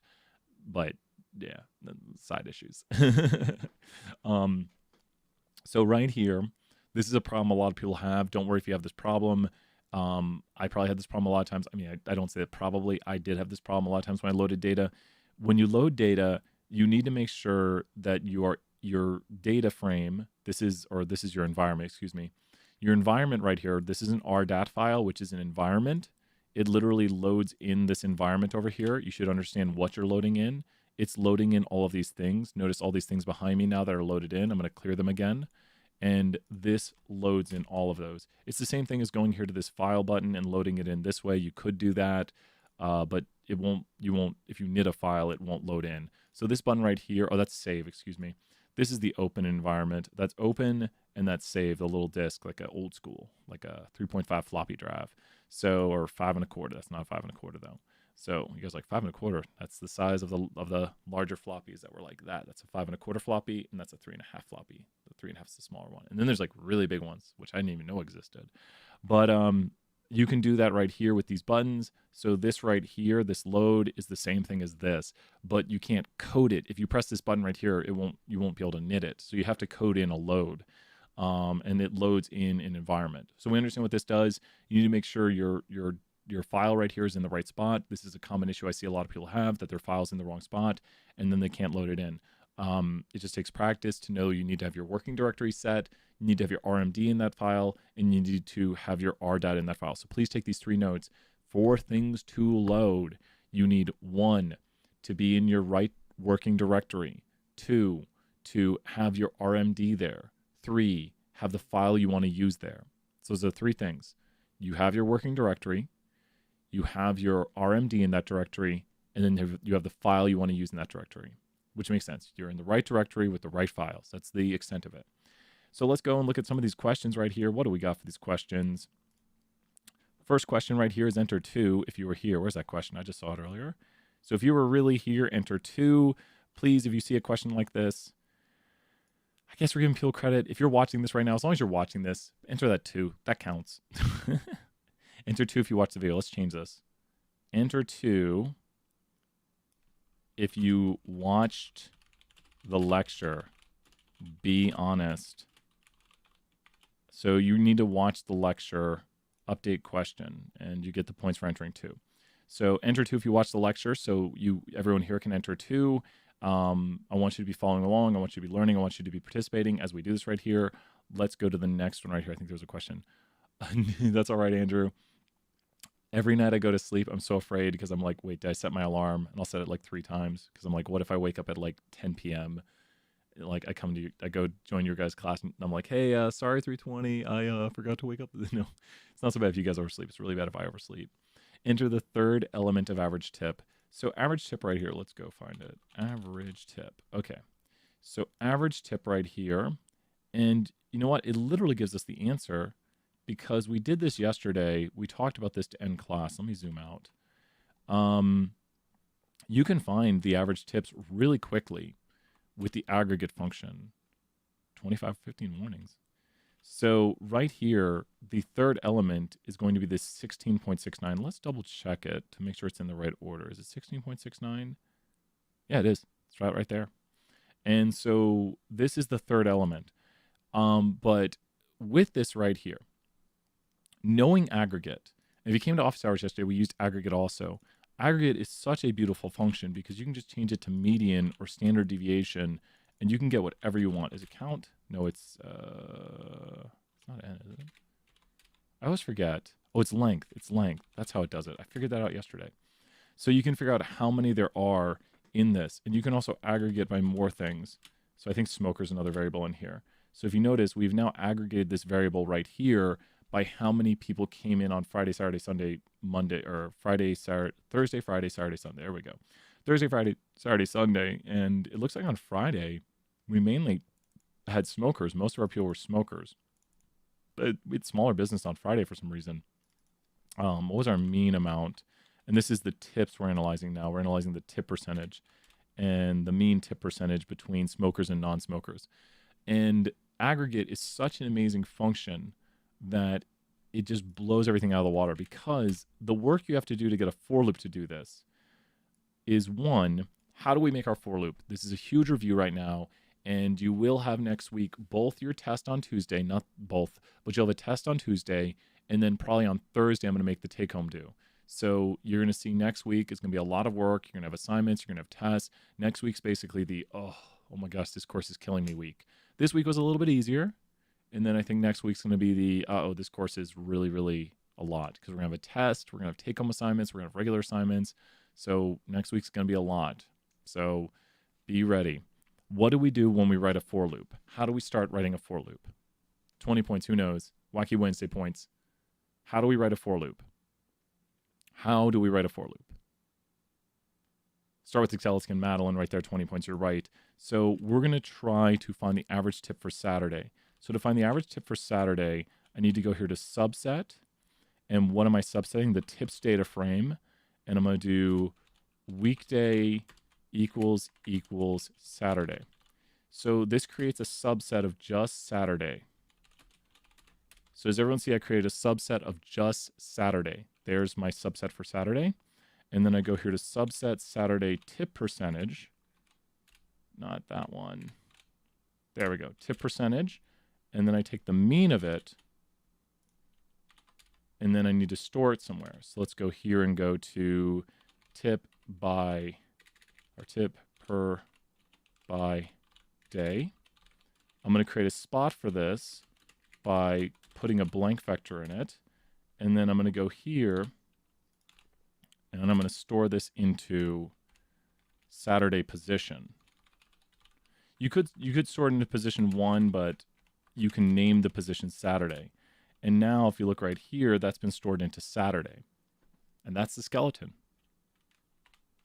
That right there is the work for the skeleton. We're done with our skeleton. We've got it completed. And now all we have to do is take the skeleton, go to a for loop, and drop the skeleton in and just make the adjustments. So code re-indent lines. Is it re-indent? There we go. There we go, like it. And so now I just like my code to look nice. That's my big goal. Make my code look nice, make it easy to read. So now what is the vector this will go through? Can anyone just tell me, like, you can abbreviate the days, but what is the vector it'll go through? Like, what will this change through as it runs? And you might remember from earlier, here's the answers. Not that. Oh gosh, what have I done? There's the answers. There's the answers. What does it, the days, you're right, Nitin, 20 points right there, the days, you're totally right. And so to do that, the easiest way is to go here and go to levels of days, or no, levels of tips, $ weekday. Now, run this and check it to make sure it's giving you the right thing. That's a graphical error. You'll hear that a lot every day. But you get Friday, Saturday, Sunday, Thursday. So if you notice right here, this is the vector of days. So we've done it. We've made the vector of days. We are good. Now the variable, can anyone give me a name for a variable that might make sense right here? Give me a name for a variable that might make sense. Like, what should I call this? Something that makes sense. People are going to probably pick the thing we pick all the time. You can. I'll pick the first thing someone picks. 20 points. What should we call this? What should we call that? Yeah, I knew it. Yeah, you could do that. I actually like D better for day. It makes more sense to me, but it can be I. It can always be I. I is what we always pick. 20 points right there for the eyes. And Ahmed, I'm giving you Ahmed 50 because I think D makes more sense for day. Now, what will be replaced? What will be replaced right here? What will need to be replaced every time this loop runs? What will need to be replaced every time this loop runs? Every time this loop runs, it'll replace what? What will this loop replace every time it runs? 20 points first person, who knows? What will this loop have? What do I have to change in here? Yep, and you're right, Saturday. Boom. Go here and go here. Now, every time it runs, D will become one of these levels down here. And you can see it right here. D will take on one of these levels. The first time it runs, D will become Friday. It'll go like Friday, Friday. And then in second time it runs, D will become Saturday, Saturday. Then third time it runs, D will become Sunday, Sunday. And fourth time it runs, it'll become Thursday, Thursday. Who here feels like for loops make a lot more sense now that you've been practicing them? We're doing activities on them. You've done homework on them. It's like, okay, this runs and it stores into there. And then we're just going to view the vector and we got it. Yeah. You just have to keep practicing it. You have to look at the structure. You have to see how it works. And you have to be like, okay, what does this for loop do? It's going to replace what D is with each element of this every time it runs. So the first time it runs, it used Saturday and it ran the code of Saturday. Make your skeleton, make it work. The better you get with for loops, the more awesome you are. And this is the answer to the question. I think everyone knows that by now.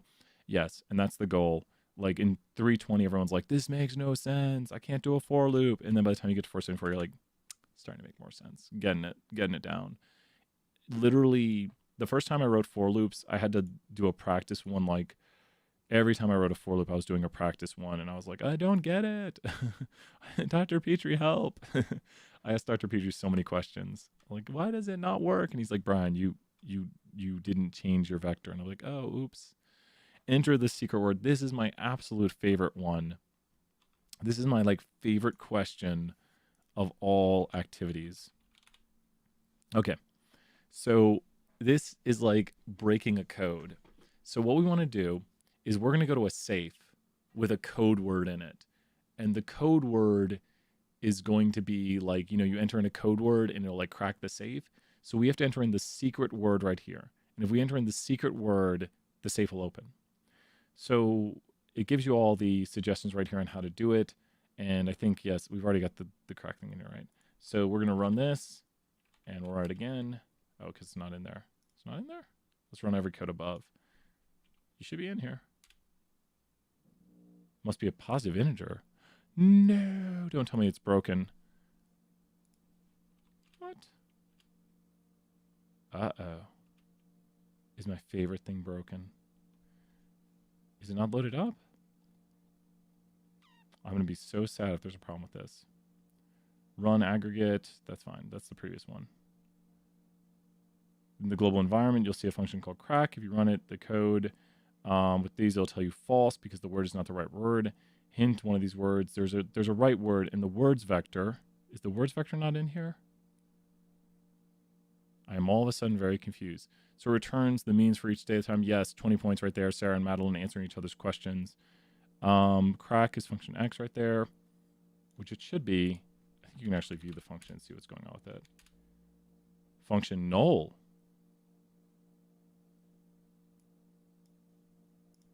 Did I break something?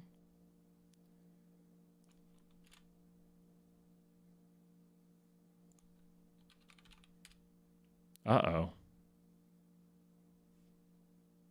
This is weird. You guys are awesome. What's not awesome is when the assignment doesn't work, which is odd. Our programming practice data. Is that the wrong R data? This is my favorite thing. What have I done to it? Let me go to Analytics Lab 3 and see if that has a different... I'm going to be so sad. This is conditional nesting. Oh, it might be this. Okay, let's...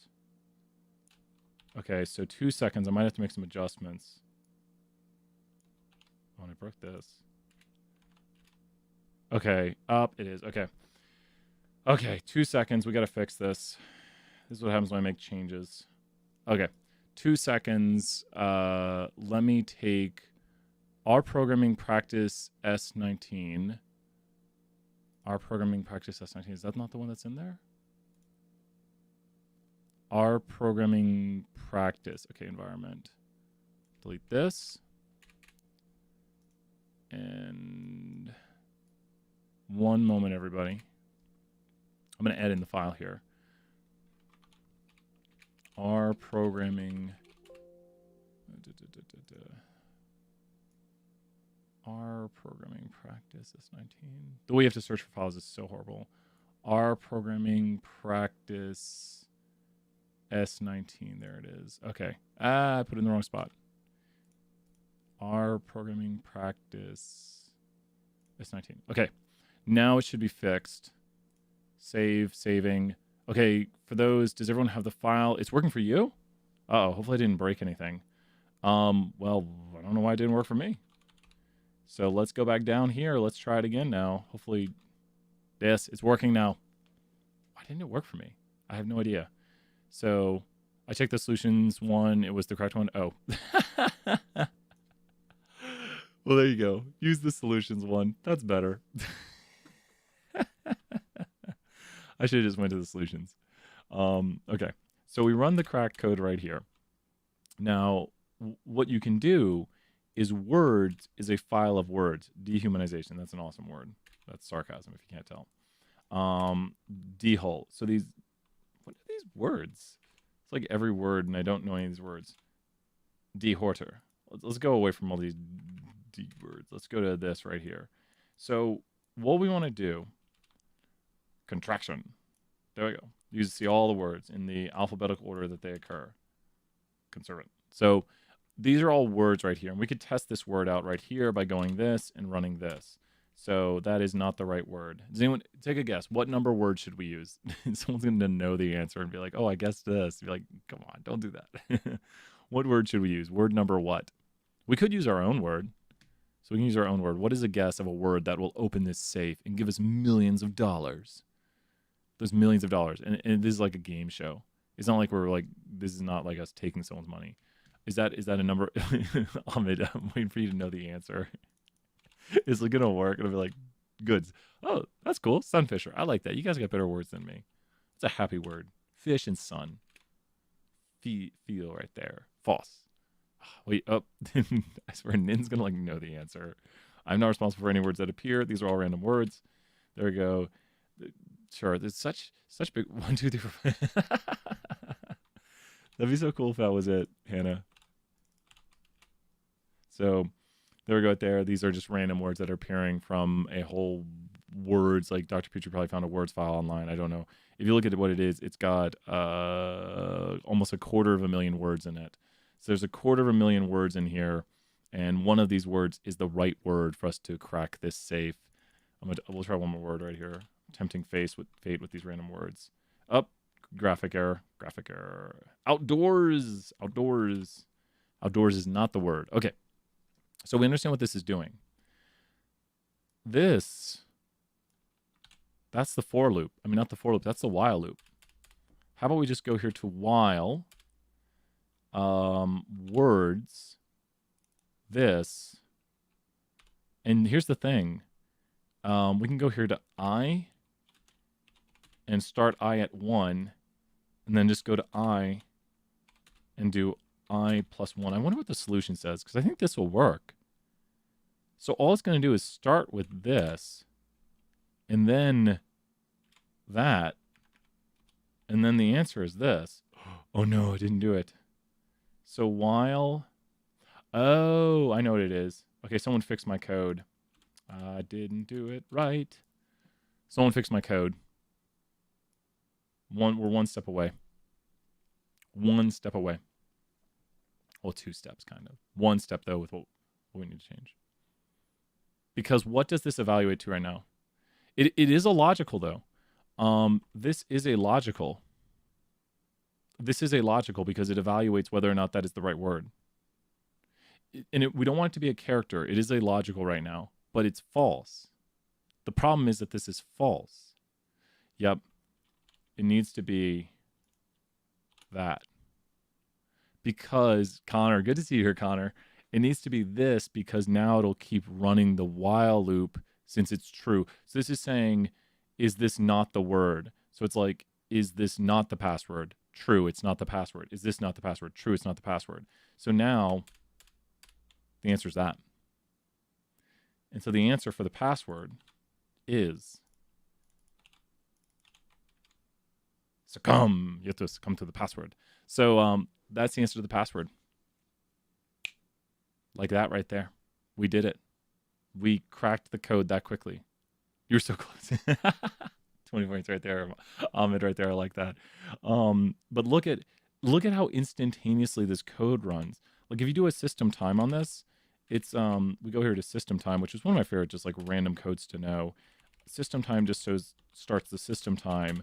And if you want to do how quickly this cracks the code, you can go here, system time minus start, and we can see how quickly it cracks the code. And it took a half a second. Yep, this is why you use random characters, because it increases the amount of permutations. You could do equals equals true, or we should be able to do this equals equals false. This would work right here as far as I can tell. Yeah, that worked also. The time difference, oh, because I didn't. That's only took me to recode it. It's still taking half a second. I know, right? And so it's a good thing of why you want to increase the character set by which you use stuff. Like random characters they exponentially increase the amount of characters. Like there'd be an exponential increase to the possibilities. But the thing is, if you think about how this wouldn't work in the real world, is that in the real world you can't hit something with 100,000 passwords. You can't try 100,000 passwords or 200,000 nearly passwords on a site. You can't. If you could hit a site this quickly with passwords, the site's going to get angry at you, and it's going to be like something. It's going to recognize it. Like sites know to check that something. Like they'll block you after like 4 or 5 attempts and be like, "We're sending something to your phone," and that's why they do it, because computers could just set a timer. Yeah, you could try to if you figure out how long. Connor, 100 points, Connor, right there. I love it. But I mean, yeah, that's the scary thing. It's also, there's some reason people DDoS protection. Yeah, and I think I understand how DDoS works a little bit. Like they overload it with packets. Like they send so much information to it, like they can't handle it. And so they just I think I understand DDoS attacks a little bit. Like I know they happen. But I haven't read up on like how they occur and like how, cause I don't do them obviously. But I know it's a big thing, like people sending and crashing servers and stuff with massive amounts of information sent. So we got that one. The answer is succumb. So there is the answer right there. We just saw it. Enter the value of the 300th element of sequential ratio. I think this is another fun one. I like this one too. We're about to do some clustering, Connor, so you can get some review on clustering. We're going to do a class after this. This is just practice right here. So let's do the sequential sequence. Okay, sequential. Here we go, sequential ratio. Okay. So we need to make a sequential ratio right here. Let's figure out how to make it. Wish I could. Okay. Where's sequential? Sequential. Right here. Okay. Consider the acquisition cost vector in the global environment, which records the effective amount of money. Good seeing everybody. For a company to acquire individuals of a customer. Using a for loop, define the elements of a vector named sequential ratio so it adds the first element equals 1. Wait, so that its first element equals 1. There we go. Its second element is the second element of acquisition cost divided by the first. Its third element is the third element of acquisition divided by the second. Yada, yada, yada. Okay, so what we want to do now is, when you think about this right here, when does the for loop start? When the first element is going to be equal to 1, and then the second element is equal to the ratio of the second divided by the first. The third element is equal to the ratio of the third divided by the second.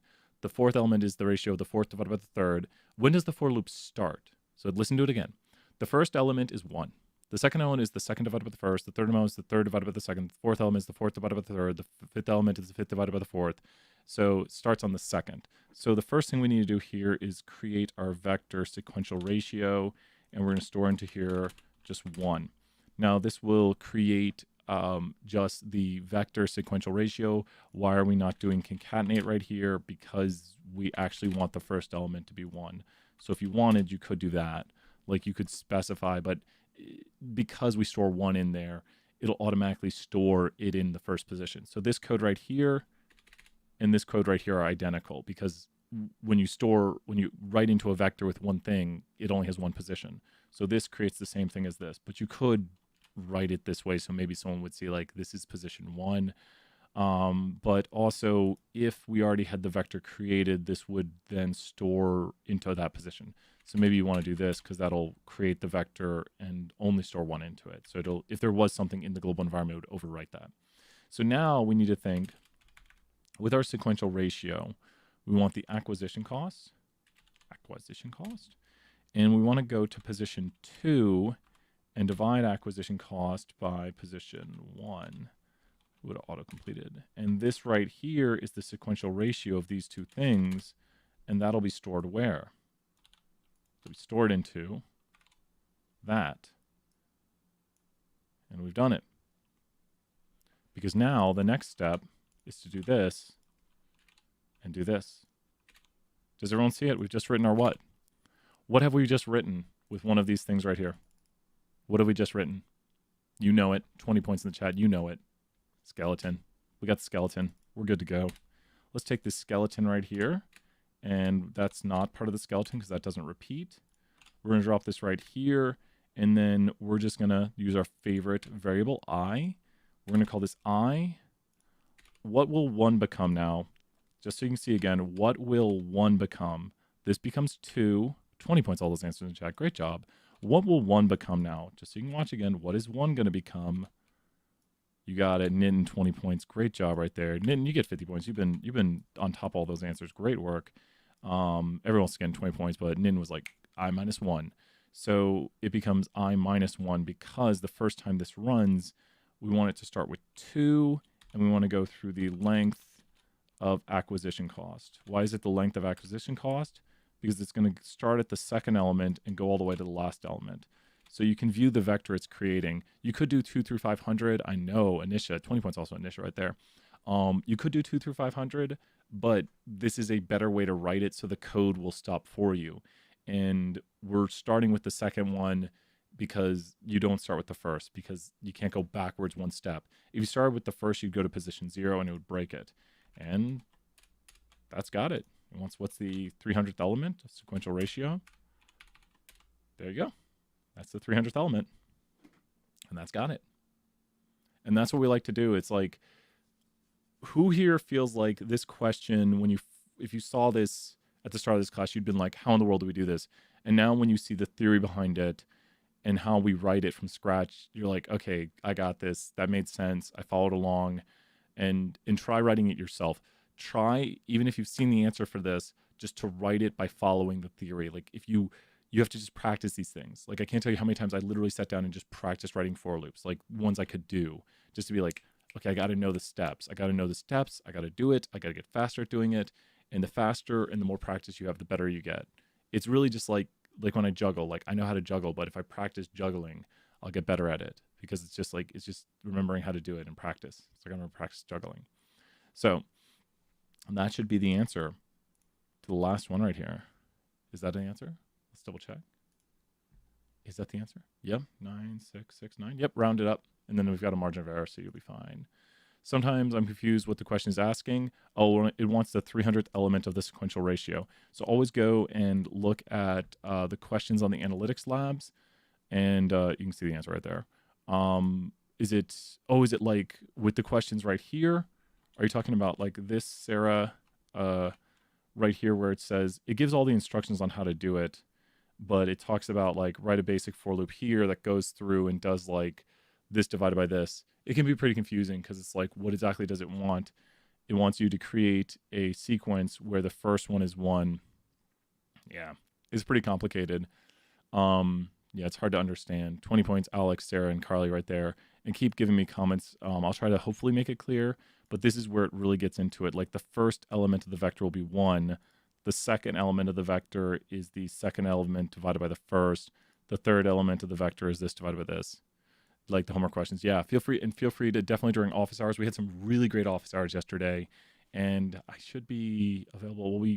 I have meetings later today, but in 320 has their assignment, so I'm gonna try to do some 320 office hours. So swing by office hours, say hey, and we'll do as much work as we can. But there was some really great office hours yesterday. So Yeah. And if you're confused on a homework question, feel free to ask, email me, and maybe I'll try to add clarification to it. So great job, everybody. It is now time. We should do it. We should do punch-out music for this. It is now time for us to actually start talking about in this class data mining. Let's do it. Let's hop in back to the main screen right here. Still got punch out. It's Wacky Wednesday. Perfect timing right there. I know. What a novel idea to actually start talking about some data mining in a data mining class. So this is data mining in a data mining class. Let's do it right here. The real stuff. Let's do it. Data mining in a data mining class. So when we talk about clustering right here, what is the idea of clustering? Well, we have many different algorithms to use when we cluster. We can cluster on things like k-means algorithm. We've got different merging processes, but clustering is a very specific type of thing we do in data mining. And clustering is literally the idea of putting like-minded things together. But we have three main branches of statistics. Okay, here's where we take some huge notes. The three big branches of statistics, which you'll see through a lot of these notes, are descriptive, predictive, and prescriptive analytics. Oh, Adam, you're awesome right there. 20 points. Thank you. So we need it after that copyright. Descriptive, predictive, and prescriptive. So I want you to think about the differences right here. Descriptive just describes what's going on. That's all descriptive does. All descriptive does is just describe what's going on. That's it. So when you think about descriptive in baseball, can anyone give me a descriptive statistic in baseball? Like, what's a descriptive statistic in baseball? Any ideas on that? What's a descriptive statistic in baseball? Anyone know? How can we describe what's going on in baseball? What would be like something that Julio and everyone would ask? I know we need Julio here for this. Wins last season, yeah. Like, how many wins did teams get last season? What's the current score in a game? That just describes what's going on. Like, how many runs do teams get? Number of home runs that players hit. That just describe what's happened. The Ricans 20 points, all these answers right here. Great answers. Batting averages. Those are just descriptive statistics. What about predictive statistics? That would be like, how many wins will our team get next year? What will the batting average of this player be next year? What is the WAR of the player going to be next year? What about prescriptive statistics? That would be, how should we move our outfield? What player should we draft? Should we put in a relief pitcher? Does everyone see that it kind of goes up? Like, how is our pitcher doing? How will our pitcher do? What decisions should we make based on our pitcher's performance? So it kind of goes in this order of like, we can do a different one here. How many times does our outfield make an error? Will our outfield make an error this game? Should we move or replace our outfield this game? Should we pull a player? So you need to go in this order basically. And it gets harder as you go up the scale from just describing reality to predicting reality to making decisions based on your predictions. So predictive analytics is basically based on what you think will happen next. So you make a choice based on it. So will a player perform as well in the future? Exactly. Would that be descriptive, predictive, or prescriptive? Will a player perform as well in the future? If we're trying to understand how well this player will perform in the future, is that descriptive, predictive, or prescriptive? That's a good test question right there. Would that be descriptive, predictive, or prescriptive? Will the player perform at the same level in the future? Predictive, yep. So we're going to try to predict the performance level. Yep, that's predictive. So, and sorry, if we were to say, should we extend that player's contract? That would be prescriptive, because then we're making choices based on it. Does that make sense? Like, how will the player perform in the future is predictive.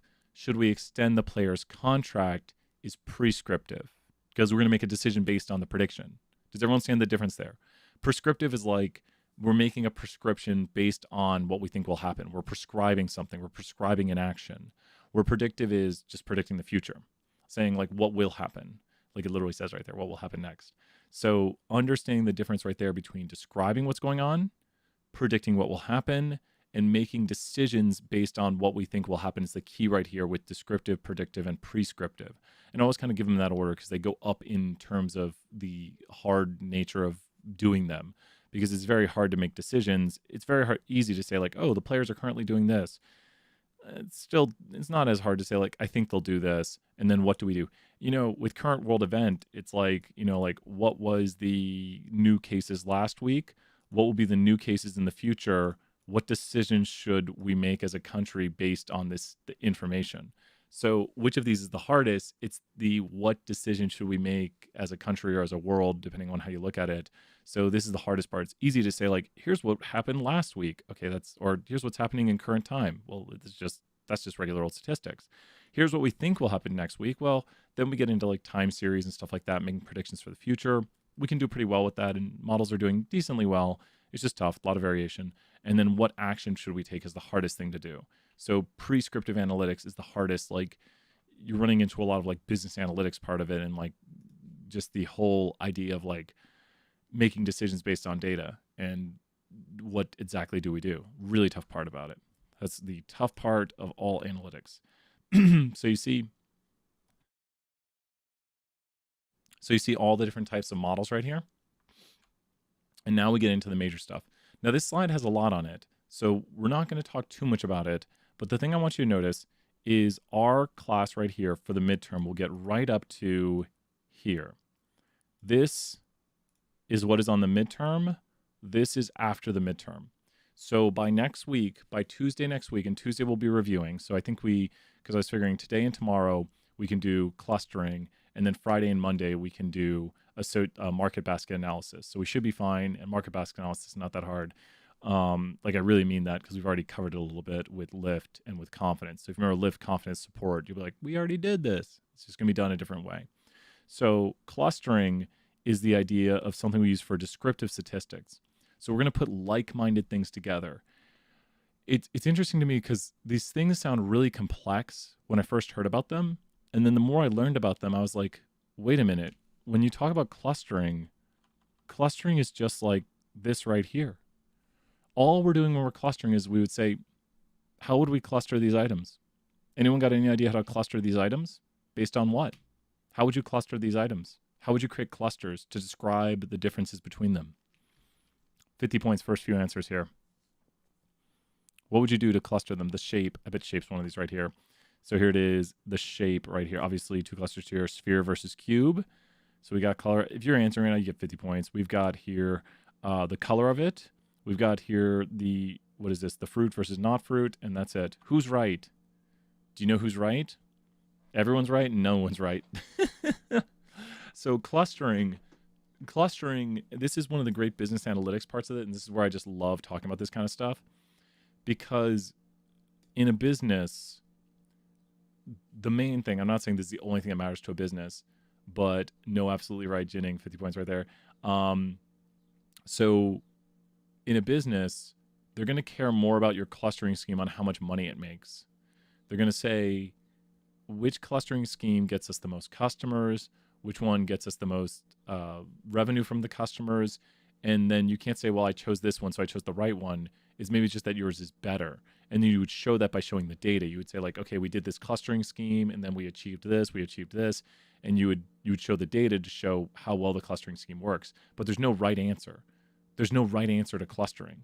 There's no I solved the clustering problem. There's I came up with a good clustering scheme. Like this is a very easy true-false question on the test. And thank you for those putting potential questions in there because, like the question could be like, it is possible to find the right clustering scheme, or like our goal in clustering is to find the true clustering scheme or the true way things are clustered. And there is no true way. There's just better ways to cluster stuff and worst ways. And like we judge it based on how well it works. So it just depends. What are we trying to do? Maybe we're trying to cluster things in our house for children based on whether or not, they're going to be able to play with it.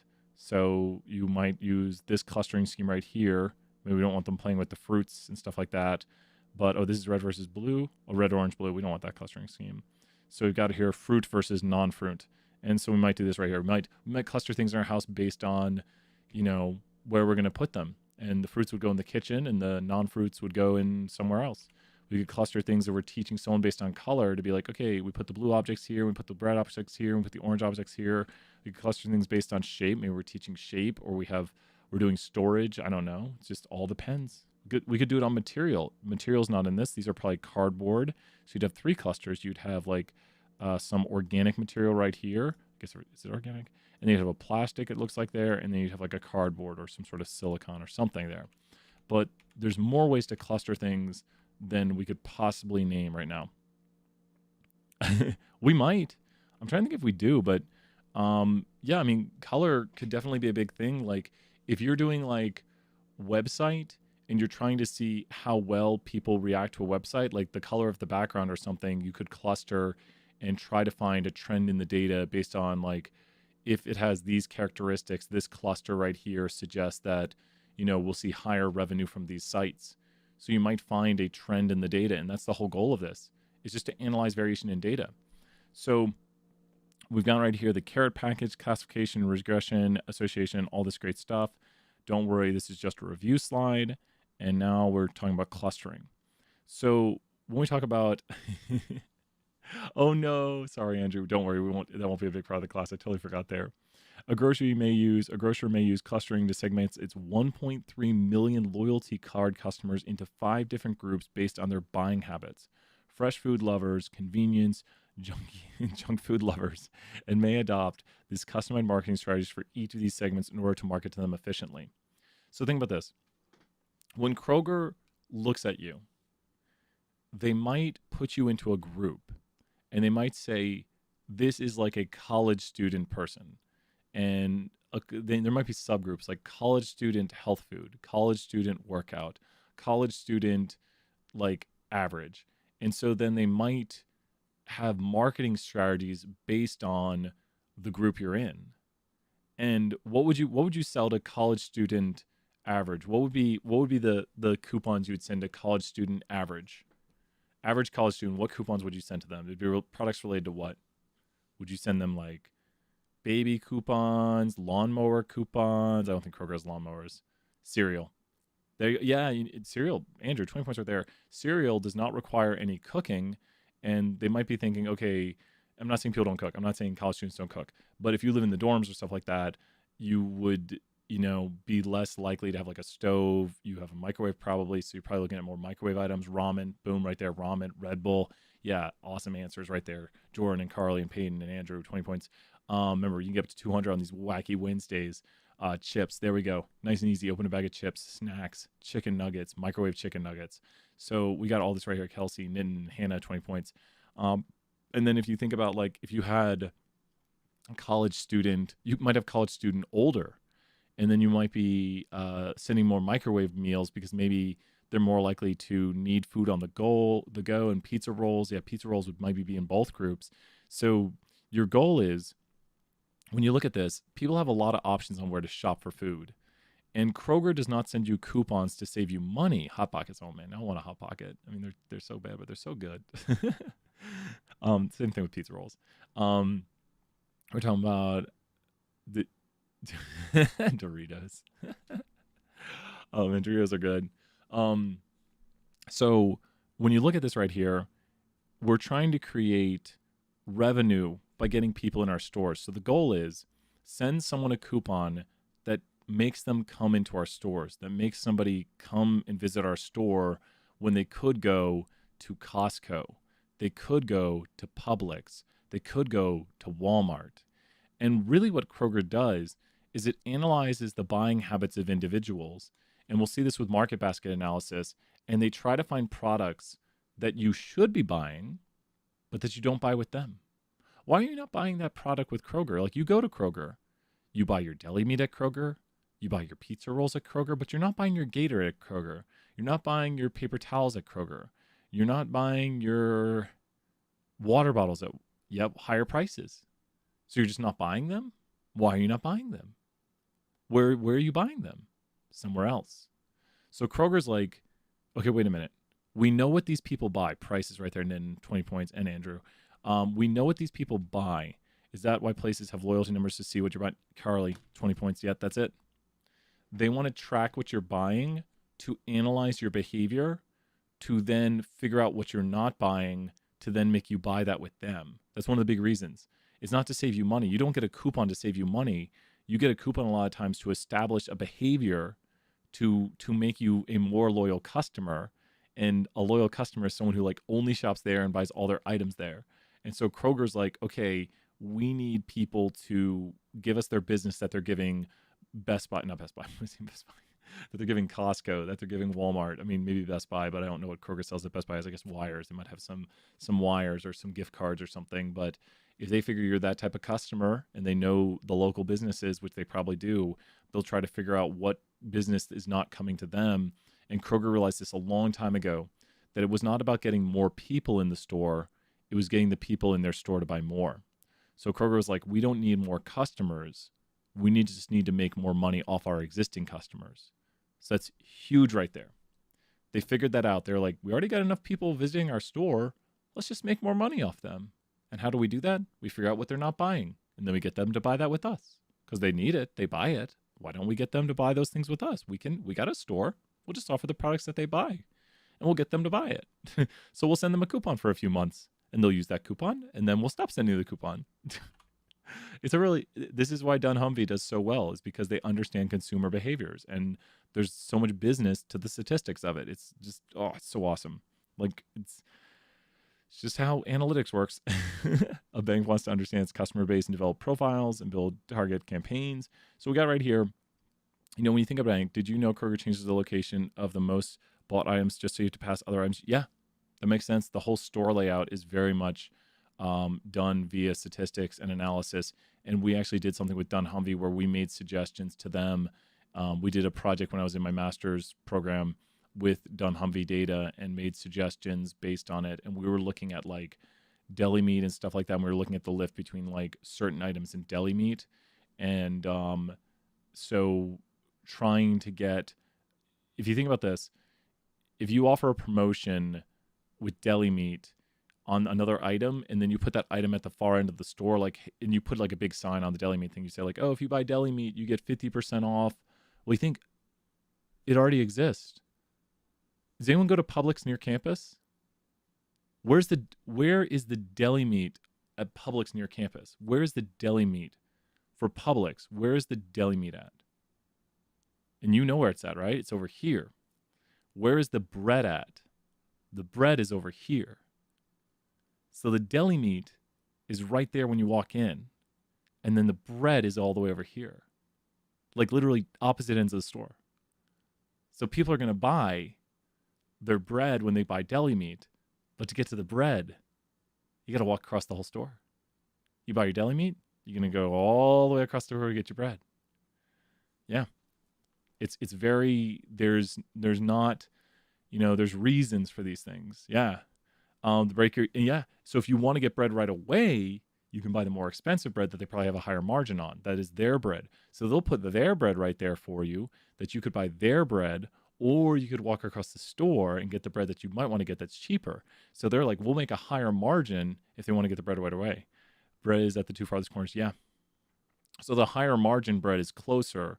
So I would assume that they probably put their higher margin bread, and margin is like how much money they make. Middle of the way is the meat, and the bread is at the end. Yep. And it's all very psychologically, and it's all organized in a certain way to help you. We're helping you spend more. But yeah, and this is all data driven. Like these are not decisions made on a whim. Like I couldn't imagine getting a job in the analytics of grocery stores because it's a very big business. Grocery stores do a lot of sales. They also display the bakery bread better than any. Yeah, you're right. Yep. The bakery bread is not like stuffed into like long things. It's like on these shelves where it's like leaning towards you, like, oh, it's about to fall off. Let me grab the bakery bread. And it's like showing you more of it. Like you can see like, oh, the whole bakery bread. It's like, I love naan bread. If anyone's ever, there's the thing that comes in it's flatbread. Oh, it's so good.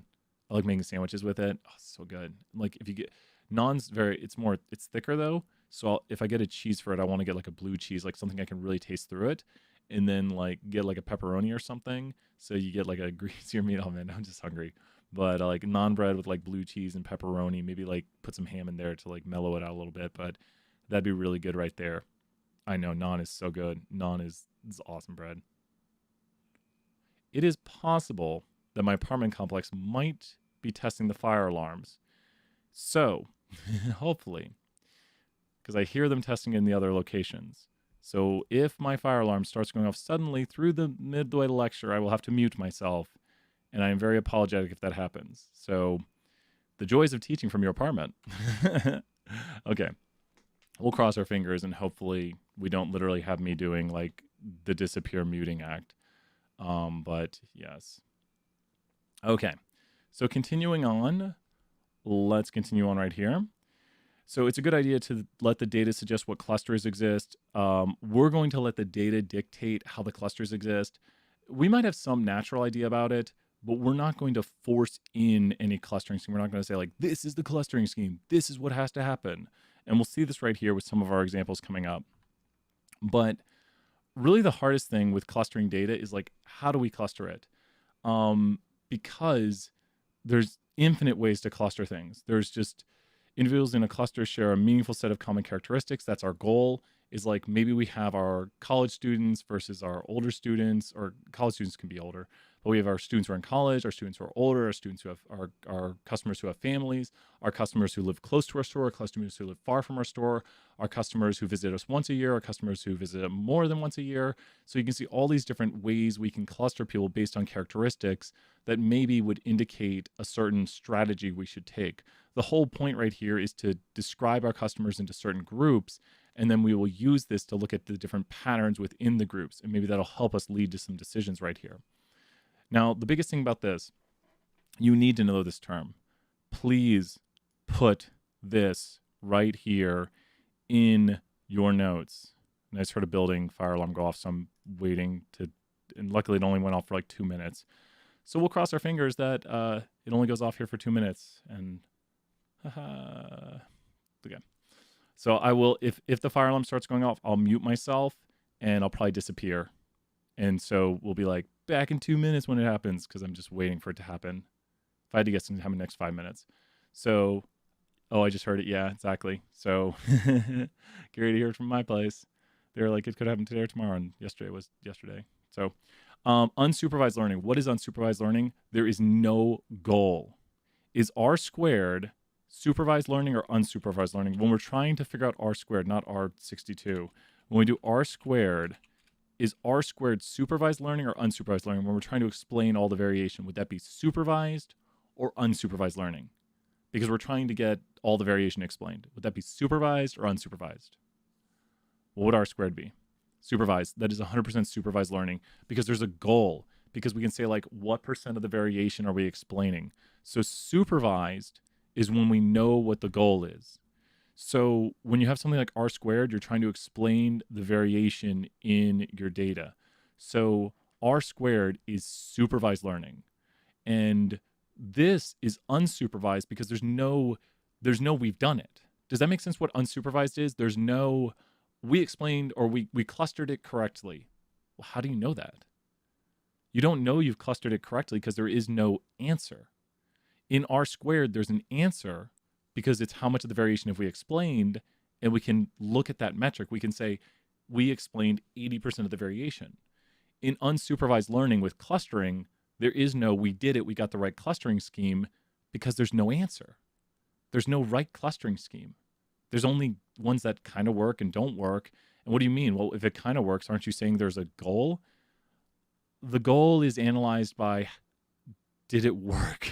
And what does it mean that it worked? Did we get new customers? Did we make more money? So how can people be successful when using clustering? It's there, 100 points right there. It's literally measured by like, how much money did our company make? So we'd have to be like, how much money, how many customers did we acquire? So you might say, well, isn't that supervised? Well, but there's no like statistical number for it. Like it's a nebulous, like, what is success? Like, Sarah, that's the question. It's like, what does it mean for a clustering scheme to be successful? It meets our goals. Well, don't we have a lot of goals? Yeah. So like, okay, there's no number we can put on it to be like, we got 100% for the clustering scheme. It's like, this clustering scheme worked well because it made us money and got us new customers, but there's no statistical metric of like how it does. The statistical metric would be like an R squared. There's no optimizing it towards a statistical number. Does that make sense? Like a summary statistic of R squared. There's no correlation for it. There's no R squared for it. There's just, it worked well. So we're going towards practical significance here, really. We're being like, how much does this help us put things into groups, and how well do we make money from this? Does that make sense to everybody? What unsupervised learning is? There's no R squared for this. There's no, we got 100% of the variation explained. Yep. So big thing, unsupervised learning, you should know that instantaneously. Your clustering scheme is correct when the clusters are useful for the type of analysis that needs to be done. I should have just went to the next slide. So it's notice how it's in quotes. It's correct. So the clustering scheme is correct, but it's never correct. So this is just the practical significance of it, which we talk about practical significance in 320 a lot. And the practical significance is how useful is this? So it's a good clustering scheme. I would maybe change this a little bit here. This is what Dr. Petrie wrote. The clustering scheme is good the more useful it is. And useful is such a, what do you mean? Is it useful to get more customers, to get more money, to have our customers have better opinions of us? Like, what is the goal here? And the goal, can be from different angles. There's no R squared. There's no objective way to look at this. I think that's the best way I can say it. There's no objective, true way to look at it, because R squared is very objective. You can look at an R squared of 80%, an R squared of 85%, and the 85% R squared is going to be better because it explains more variation. But then someone might say, like, this clustering scheme is so great because it gets us more customers. Someone might say this clustering scheme is so great because it gets us more money from the customers. Someone might say this clustering scheme is great because it gets better opinions from the customers. It's just, which one do you like better?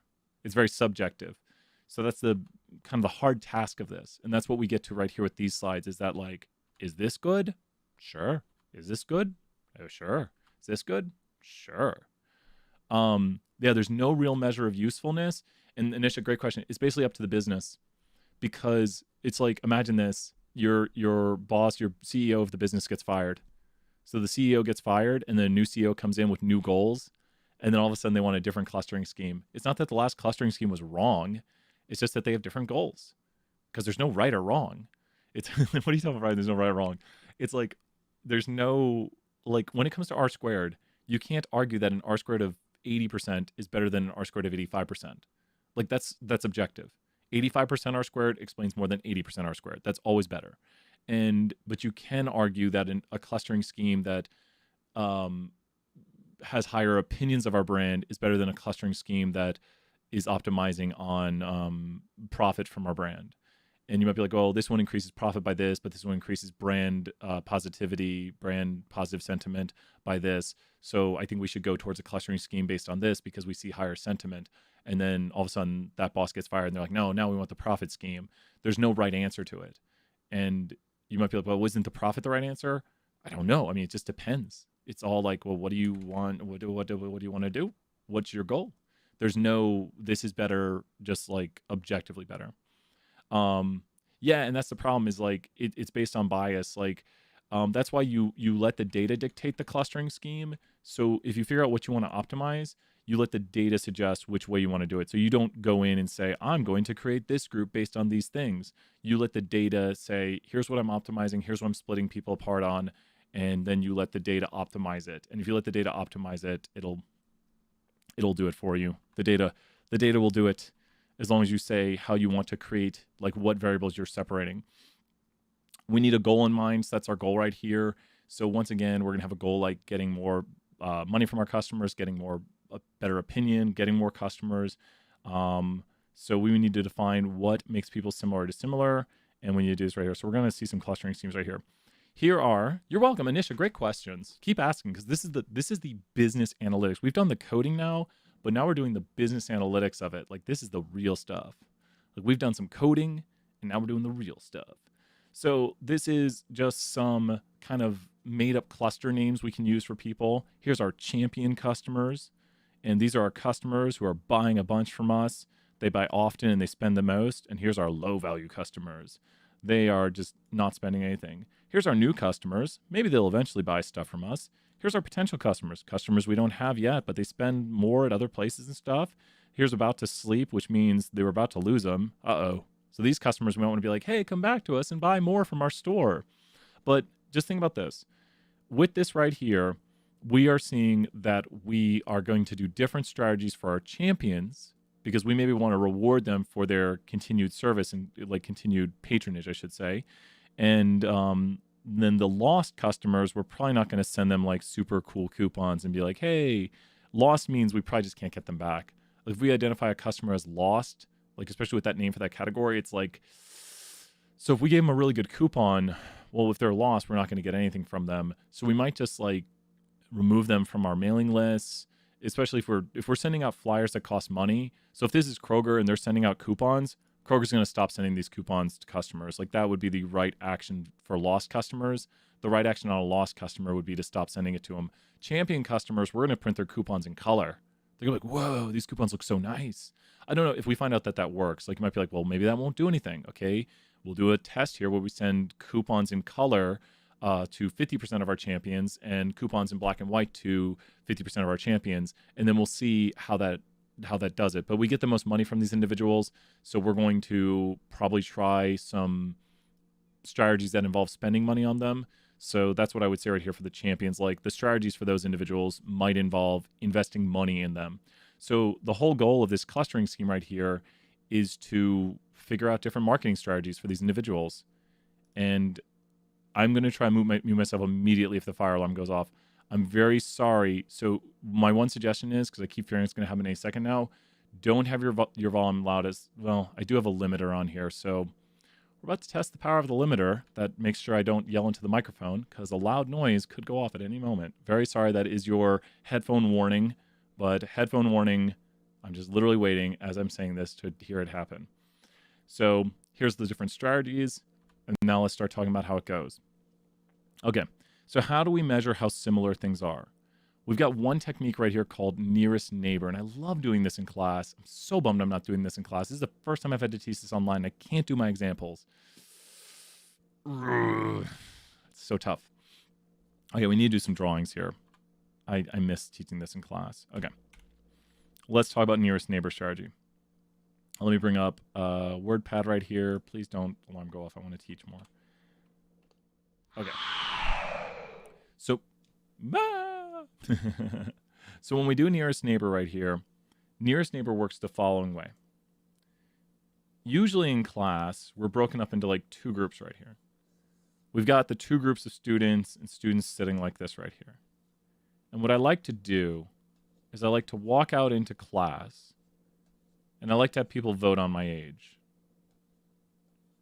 So the way nearest neighbors works, and this is a huge part for this lecture, is with nearest neighbor, the nearest neighbors to things vote on that area. So can anyone tell if Brian is standing here, and let's just pretend Brian is a point. Can you see Brian's two nearest neighbors? Let's pretend Brian's not in the data set. Brian's an object not in the data set. What would be Brian's two nearest neighbors? Can you describe it in words right now in the chat? Who are Brian's two nearest neighbors right here? Who are Brian's two nearest neighbors? Who are Brian's two nearest neighbors? Any idea on who my nearest neighbors are? Bottom right and yep, and bottom left corner, yep, the corners of the boxes, 20 points right there. The two front row people, yeah. This is what I literally do, and I miss. I'm like, who's my nearest neighbors? So I walk out into class. I'm like, who's my nearest neighbors? And people are like, we are. Like, they point to themselves like, we're your nearest neighbors. I'm like, okay. So this is what we call nearest neighbors. This is K nearest neighbors. Nearest neighbors 2. Brian has 2 nearest neighbors. And then I ask people, I say, okay, how old are you? And this person says, I am 20. And this person says, I am 22. Guess how old we vote that Brian is now? How old is Brian voted to be? Brian's not in the data set, so he's just a point in the air. He's just existing. How old is that area voted to be? No. Yeah, no. This is the voting on my age, not my actual age. I'm 42. No. Not 42. I need to shave again. It's 21, 21, 29. Yeah, I'm 29. That's how old I am. So 21 is the vote. Do you understand how nearest neighbor is working? Nearest neighbor is taking how many ever of them, like this area right here, the nearest neighbors to this area are the 20 and 22 year old. So that the vote on that is that I'm 21. because we have the nearest neighbor's vote on that area. Now, I'm not a neighbor to it. I'm a point saying like, let's vote on this area. Boom. That's what we want to see right there when you're like, oh, that makes sense. How about we do nearest neighbor, like you could do nearest neighbor like 6. So nearest neighbor 6 would be, so this is the 6 nearest neighbors. So the 6 nearest neighbors to Brian are going to be this right here. We'll say these are the 6 nearest neighbors. Literally, it's just the literal distance I am away. Like these are my 6 nearest neighbors to me now. Does that make sense? You just find the average. Like you average the areas. Like you look at the nearest neighbors and you average it together for like, okay, this spot right here, like if you did nearest neighbor 2 to this spot, these individuals would vote on it. So if this was nearest neighbor 2 for that spot, those individuals would vote. Just try to see if I show this right here, if you did nearest neighbors 2 to this spot right here, who would vote on it. And I'm choosing spots that we can at least tell pretty easily what's going to vote on it. Nearest neighbor 2 for this would have these vote. It'll be harder to detect, like what is nearest neighbors 4? It'd probably be that, and nearest neighbor 6 would be that for that spot. So the nearest neighbors are the things that are closest to it, and they'll vote on it. So now if we had people voting on my age and I did nearest neighbor 6, these 6 people here would be voting on my age. And I'd be like, okay, who's my 6 nearest neighbors? And I could move around the classroom to where if I went somewhere right here, like if we did a point in the classroom. So if I move Brian moves to right here. Might actually work better online because you can see the visualization better. Brian's 6 nearest neighbors are there, but I'd walk out into an aisle as I usually do, and I'd stand here and I'd say, who are my 6 nearest neighbors now? And now the people voting on my age would be this. Does that make sense what nearest neighbors are? And don't worry if you're like, well, is it exactly, like, is it not this person? As best I can tell visually, those are my 6 nearest neighbors. So my nearest neighbors are the people who are closest to me, and the K in nearest neighbors stand for how many are voting. Like this is K nearest neighbors 2. This would be like K nearest neighbors maybe 4, and this would be K nearest neighbors 6. And you could do K nearest neighbors 12. So I could have my 12 nearest neighbors vote on me. You can keep increasing how many things vote, and it's the nearest things to you. So the nearest things to that point or that area vote on what it is. I feel like people are really getting this. This visualization might work even better because you can kind of see the top-down view as though I'm walking around the classroom doing this right now. I miss it. I miss walking around the classroom. We get to do the cool things. We get the rainbow. No one's taken away our rainbow yet. The rainbow uses a sound taken from YouTube's free-to-use library. I was very careful with that one. Rainbow's not getting taken down. No one can take away our rainbow. You heard it here. Rainbow's never going away. But what we just did is we predicted a quantitative variable. We predicted a quantitative variable. What if we want to predict a categorical variable? So now Brian's going to stand here, and Brian's going to have people vote on whether Brian's a student or an instructor. Now, Brian's not in the data set. If I was in the data set, I would get a vote, but Brian's just an arbitrary point. And we're going to say, is this point an instructor point? And we actually use these kind of things. Now, what are all these students going to vote? So we're going to vote, is Brian a student or an instructor of the class? Is Brian a student or an instructor of the class? Is Brian a student or an instructor of the class? They're all going to vote student.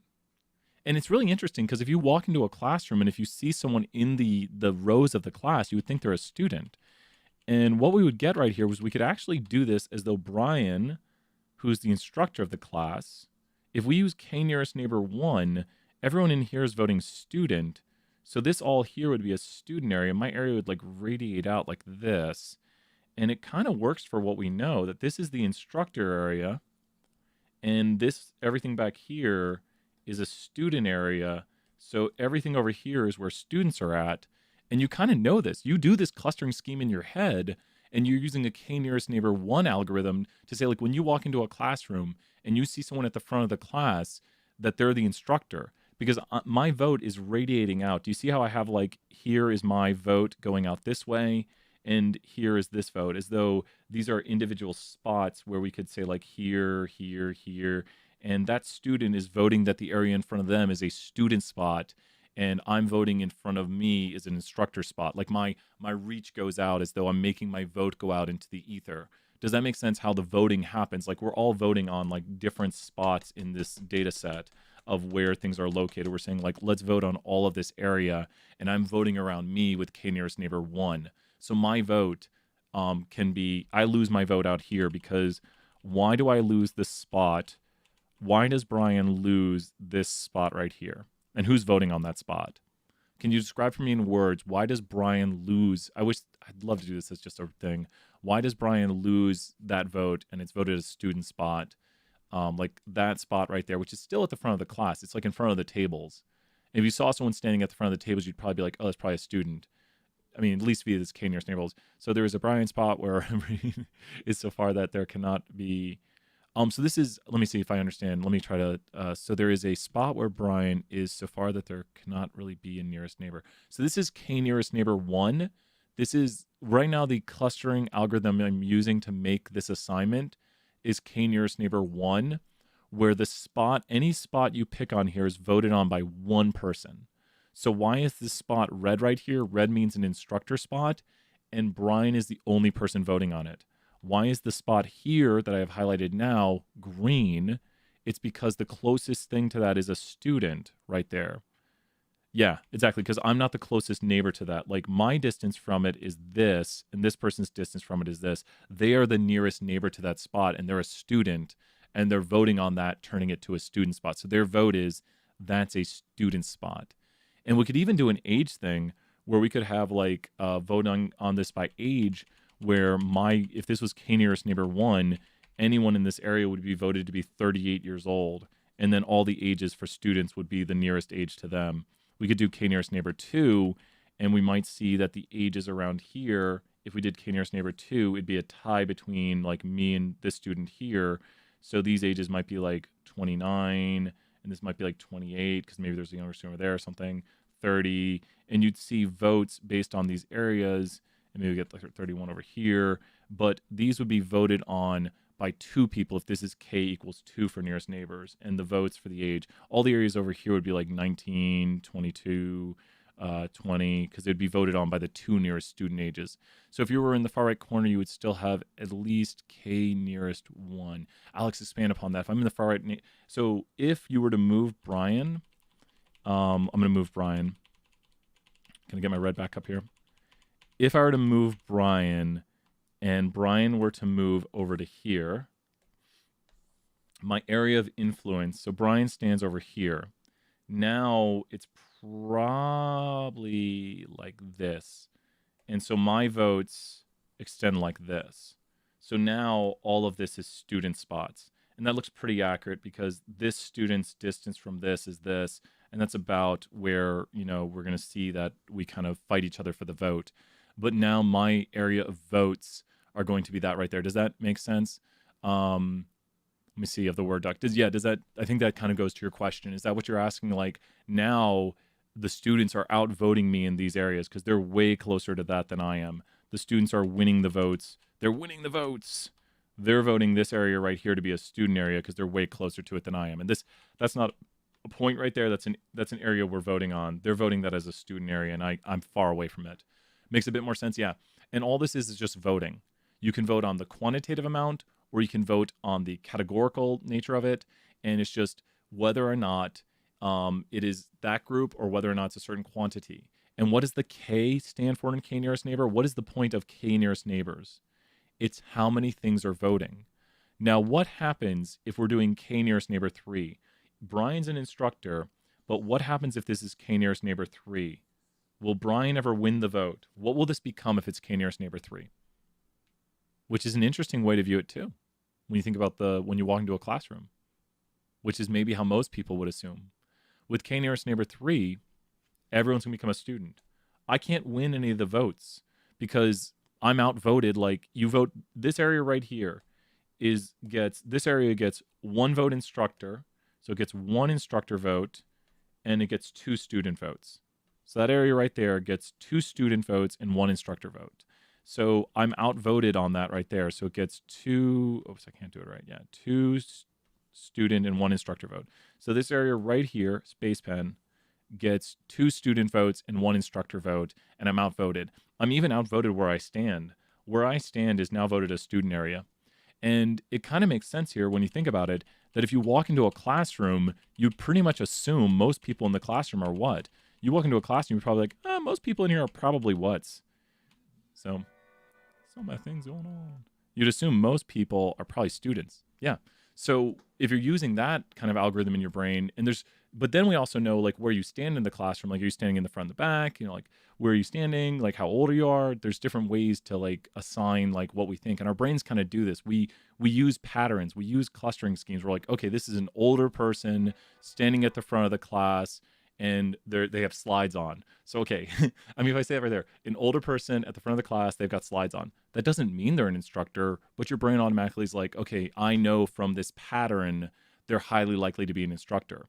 So then we can have like this scheme here to say like, how does it work, and are these things likely to be this or not? So we do clustering in our head all the time. We do it all the time. It's amazing. It's like, wait a minute, we're just doing the things with algorithms that we do in our brains. So how do we figure out how similar two things are? We need to get a distance two things are away. So here is how we get the distance two things are away. If you noticed when I was drawing that out, I was trying to find the distance two things are away. Now, it's very, very simple. This makes it look so complicated. Hey, what's up, Elizabeth? Good to see you here. This makes it look so complicated, but it's not complicated. It's so simple. It's just this. All it is this. Now, you're like, wait a minute, but what was that other thing you just showed us a second ago? So this is Euclidean distance. Euclidean distance is when we do the distance between A and B squared. And so we take this, and then we take the square root of it. We square the distance, and then we square root it. And so with this right here, if we bring it to the two-dimension, what are we finding with a squared plus b squared equals c squared? A squared plus b squared equals c squared will find us the what of a what? So think about this. We're just doing kind of taking the distance right here of this line, and we're taking it and we're squaring it and square rooting it. A squared plus b squared equals c squared will find us the what? Because that's all we're going to do when we see in the next dimension. It's just going to find us that. A squared, b squared, c squared. The distance, the hypotenuse of a triangle. Yep, because you can see the triangle here. I wish I could draw on this a little better. There's that part of the triangle, and there's that part of the triangle. So it gets the hypotenuse of a triangle. And that's all we're doing, is doing a squared plus b squared equals c squared. So all we're doing is taking how far it is away. Like imagine we have 2 points right here. We're just finding its distance away in the x direction, the x1 direction. And these are all x's right here. There's no y because we're just looking at the x's right here because we're comparing each thing based on characteristics it has.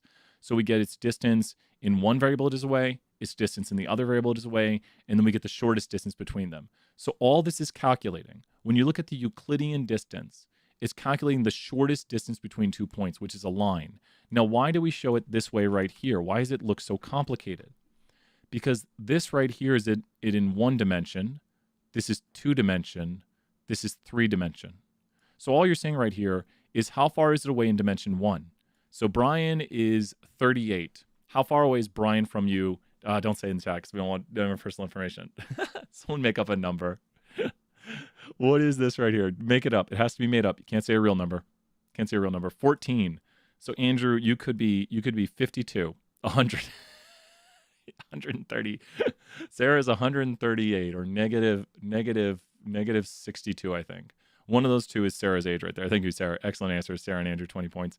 And then Brian's shoe size is 11. Brian's shoe size is 11, which we'll talk about shoe size here later on. So, and then 4. So then your distance here is 10. So if your distance here, if you have a shoe size of 4 or 25, then your distance would be 14.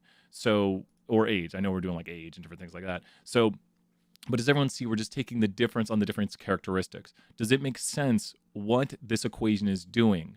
We're looking at characteristic A, like age, and then we're saying how far away is person A from person B in their age? We'll be doing that soon, making it normally distributed. And then we take characteristic B, like someone's shoe size, and we say how far are 2 people from this? Think about this with the Kroger data, and this will be our last example. With Kroger data, we might literally have the age of our customers, and we could see how far away are our customers in age. We might have how many years have our customers shopped at our store, so we can see how far away our customers in years they've shopped at the store, and then you just keep carrying on characteristics, and all you're doing is trying to figure out like how far, a metric of how far these customers are away. And it calculates the shortest distance over a multi-dimensional system.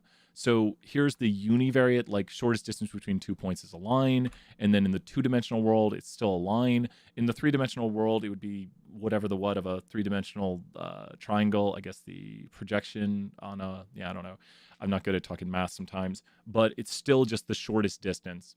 So it's the minimum distance these two things are away in a multi-dimensional world. And we only show the one-dimensional and the two-dimensional, but all you would do is just take the difference on another characteristic. You just do difference on characteristic 1 squared plus difference on characteristic 2 squared plus difference on characteristic 3 squared and square root that distance. And that is exactly where I want us to get to, because tomorrow we should get through the notes. And it just shows you right here the Euclidean distance. And then we're going to turn them into z-scores, which we already talked about z-scores. And there's shoe size again. So comparing shoe sizes versus comparing salaries. So that's got it. Really good time today. Really good. We got an activity. We got a good bit into this, and we will finish this off tomorrow. And I think we have the assignment for it due on Friday, and we'll do an activity with it too. Is everyone doing great? It's office hours now. I think I have a meeting at noon. Let me see. Does my thing show me my meeting times? What time is my meeting today? The alarm's going to go off like right during my meeting. That'll be really funny. Like confirmation. No, I have a meeting at 1. No. Meeting at 11:30? That's Friday. That's Friday. 11:30 meeting on Friday. Can't remember these things. It's like that's why we get calendars right here. So you put your calendar. One of the best things I ever did. BS for a nice job, Jordan, right there. Could you help me with writing the skeleton for Q2 homework 4? Yeah, let's do that. Let's do that. That's the function stuff. Function assignment is already out. Function assignment is up and going. Let's take a look at the function assignment. Function assignment is up and going. Keep working on the homeworks because they will keep appearing. And good job, everyone on the Discord. I need to hop on the Discord way more. And so, yep, the last one was due last night. Let's go to assignments. The next assignment is out. Let me pull up the assignment right here. And I put this one, did I put it due on Friday? Oh, good. We might have one due on Sunday. So, good, I downloaded that. Okay. I think we'll have one due on Sunday. And because it's like every 2 days or so. So we should have clustering due on Sunday. Okay. So let's take a look right here. Could you explain a bit more in detail how to explain if there's a significant evidence of association? Is that 320 right there, Alex? So if let me hop to main screen. I think that's 320, right? If an association is significant, if you're 320 just joined in, an alarm could go off at any time due to fire alarms. A significant association would be if the p-value is less than 0.05. So p-value less than 0.05. Are we allowed to use a cheat sheet? Yep. And just show it front back. So you will have, we do that in class. We allow a cheat sheet. So you can use a front back cheat sheet, and I'll send out reminders this weekend about that. So you can, and 320 also gets a cheat sheet front back. So it shouldn't, how do you feel about it, Sarah? Do you feel pretty good about that? You get a cheat sheet. I'm going to put up a practice exam. It's like 50 questions, multiple choice. The grades might be, like maybe 75, 80 average. But if you're understanding the class, you'll probably get a A or B. If you're having trouble, you might get a C or D. But I think if you're paying attention to doing the assignments, you're following along, taking notes. Yeah. I think most of the grades I think should be good. There's going to be someone who gets a bad grade and be like, Brian, none of this made sense. And I'll be like, I'm sorry. So there we go right here. Let's see. Yeah, and I think Jordan had one, and then Caroline has one right now. So where was Jordan's? How did I lose it that quickly? Jordan, where'd it go? Jordan. How did my brain... Here it is. Could you help me with the skeleton on Q2 homework 4? Cool. And then Caroline's got one. Q2 homework 4. Oh, is that Caroline's also? So Q2 homework 4, and then we'll do Q3. So Q2. Write a function called cosine distance. Oh, that sounds like something we're doing lately. It takes a vector. It takes two things right here. So when you look at this right here, we need, and it's so low down. And it gives you the equation right here. So if you notice, the function should return the cosine distance between them.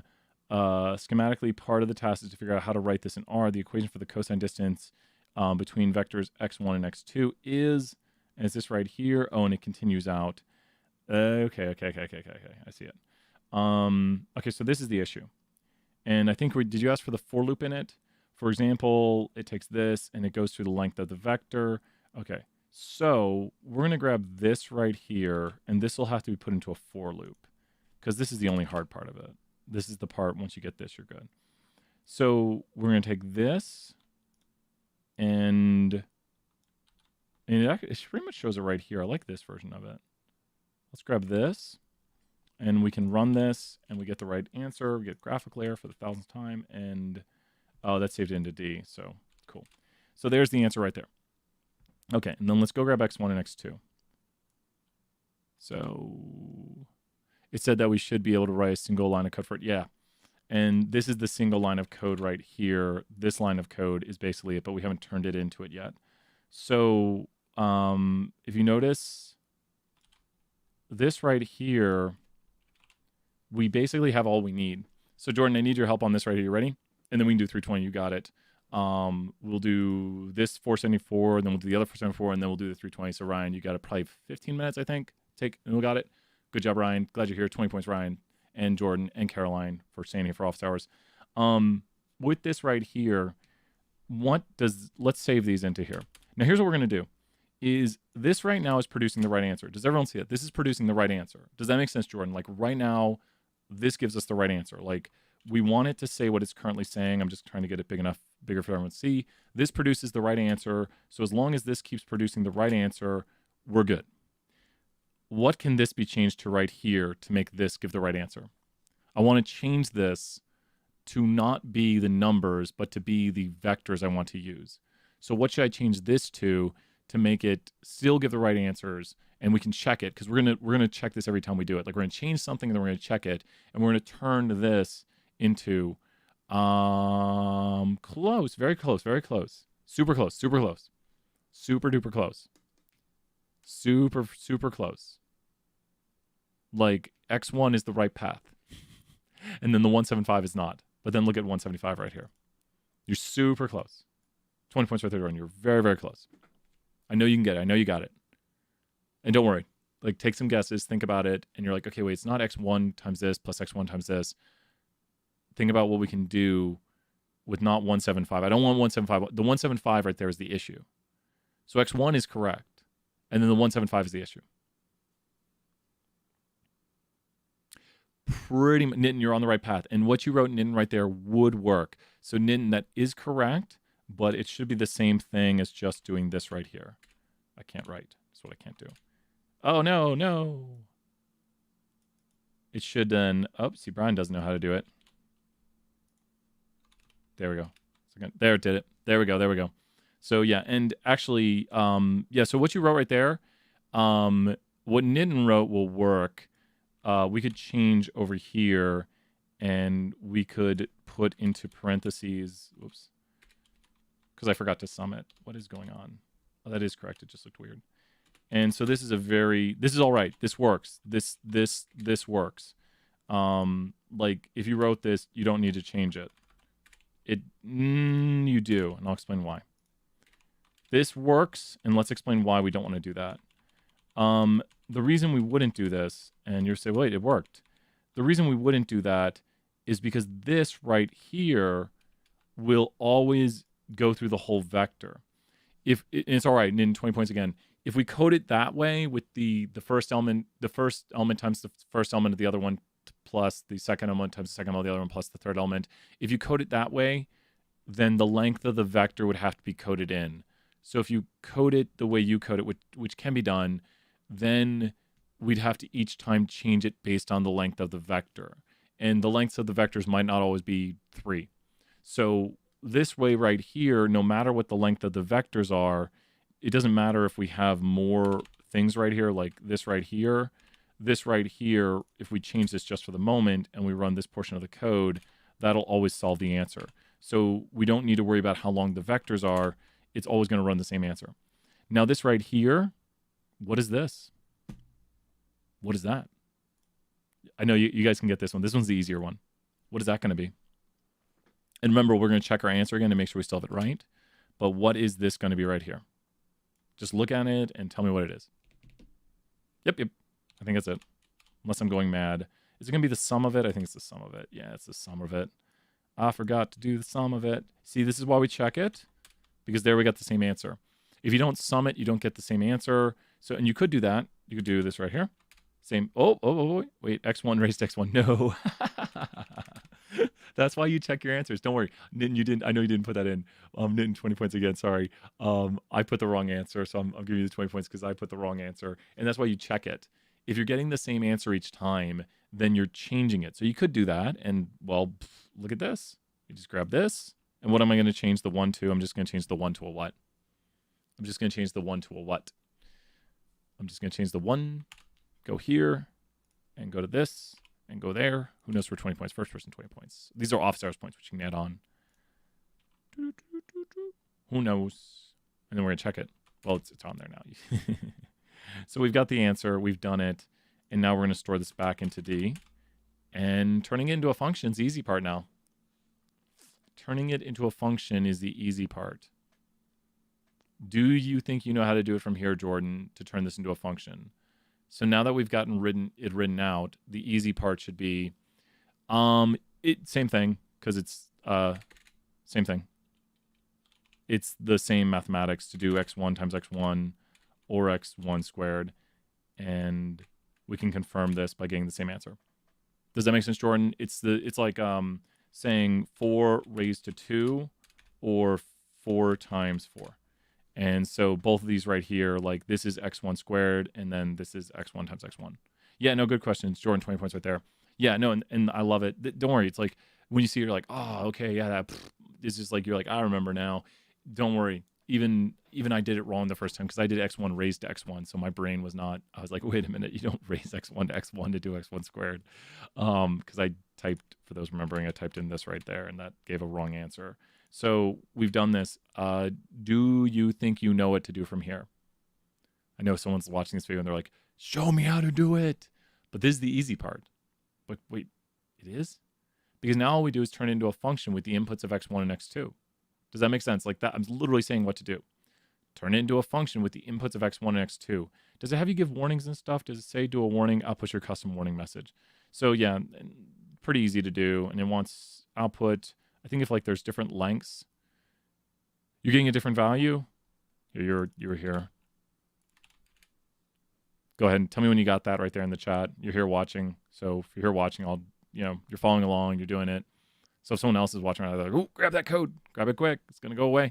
It's going away in 5 seconds. Did you get the code? That should be right there, and find it. Find out what you did different. I mean, the answer's on the screen, so if you're watching, you can. But hopefully you see the small difference you made that is causing the error, because literally 1 parenthesis off, and someone messaged me that said I wrote exactly what you wrote and I didn't get the answer, and then there was 1 parenthesis missing. 1 parenthesis. And just 1 parenthesis will change it all. So that's why I'm like, I don't want people to stare at code for an hour being like, where's the error? I have some from debugging code for years now, 6, 7 years, maybe 6 years. I say like 2015. Someone's like, you said 2015 last time. I don't know. It's like 2015. So when I started coding like every day, we've just got custom error messages and stuff. We're supposed to do it. Have your function give a warning if the number of elements in x1 is different than the number of elements in x2. How can we check to see if x1 has the same something as x2? Yep. Not having a sum will do it. How can we check to see x1 and x2 have the same amount? How can we check to see? So we'd go here to if, and then we go to x1 something. Well, that's not, we need something else. How can we make sure that x1 and x2 have the same, like, I don't want to say the L word for it, but have the same amount of things in them? What are we checking between x1 and x2? What are we checking between x1 and x2? What are we checking between x1 and x2? We're checking the what of those objects. Any ideas? Anyone know? And how can we get the number of elements in it?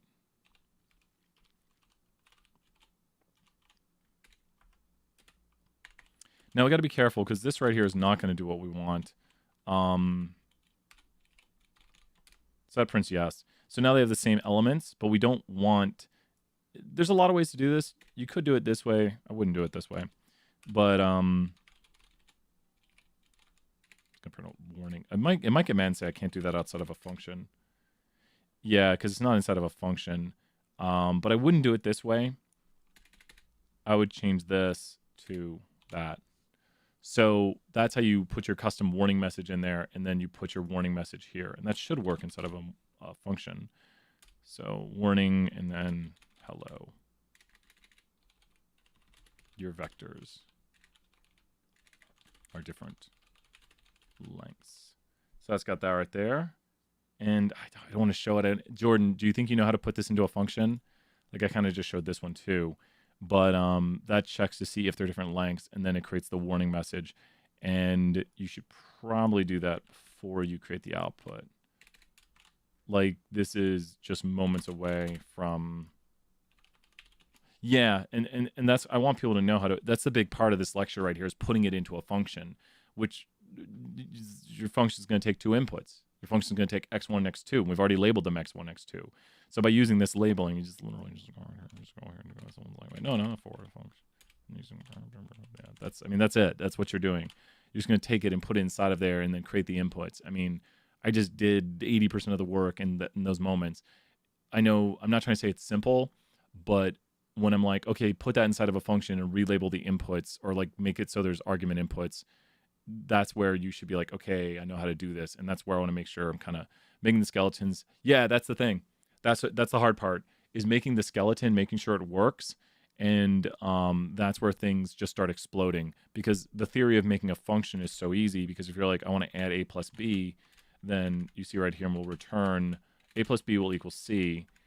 And then we go here, and returns are for functions. So that's our thing right there. We take this, and then we just go here, and we go fun, and then we go add to, and it takes a and b as its inputs, and then we put this here, and this will do it.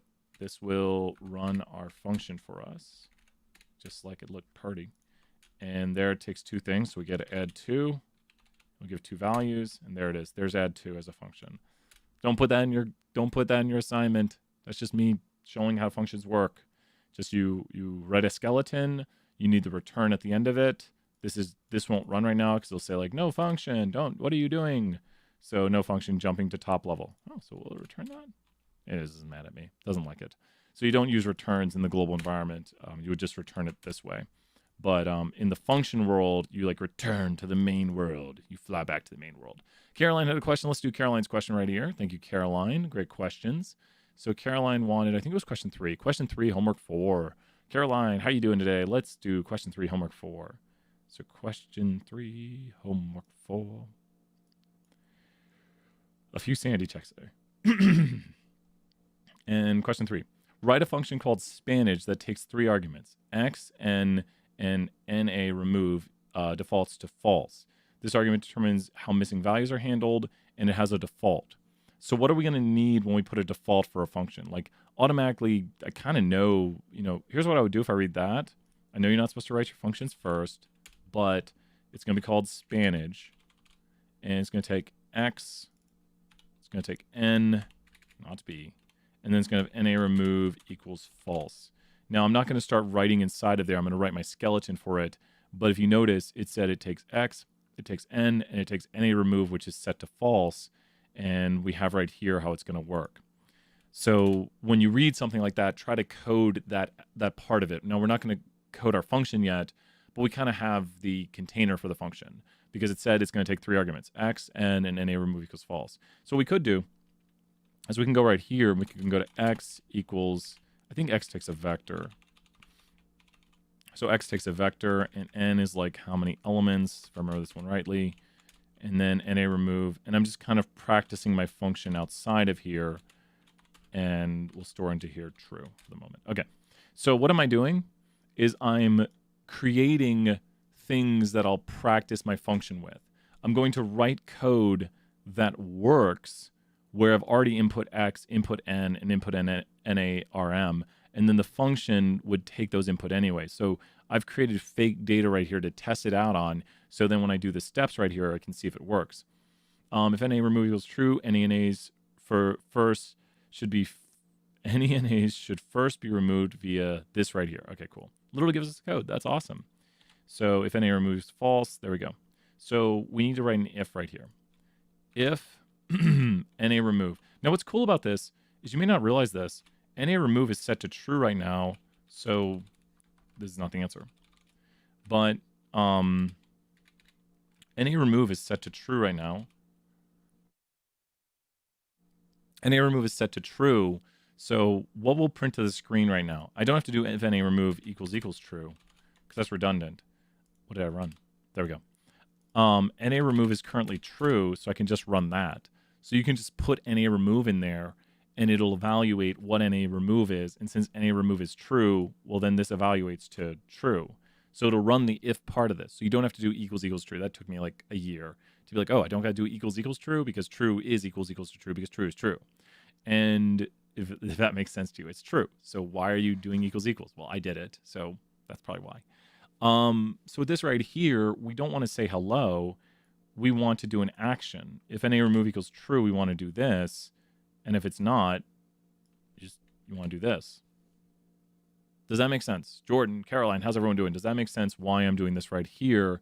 That if NA remove equals true, this will go into X and take only the complete cases for X, which will remove out the NAs. We can see this happen right here if we add in an NA to X, and let's evaluate X here, and let's evaluate X here. So X is currently this, and now X is this. Jordan, 100 points right there. Great job, Jordan. Guess what? Nope, you don't. Jordan, 100 points, well earned. Good critique of my code.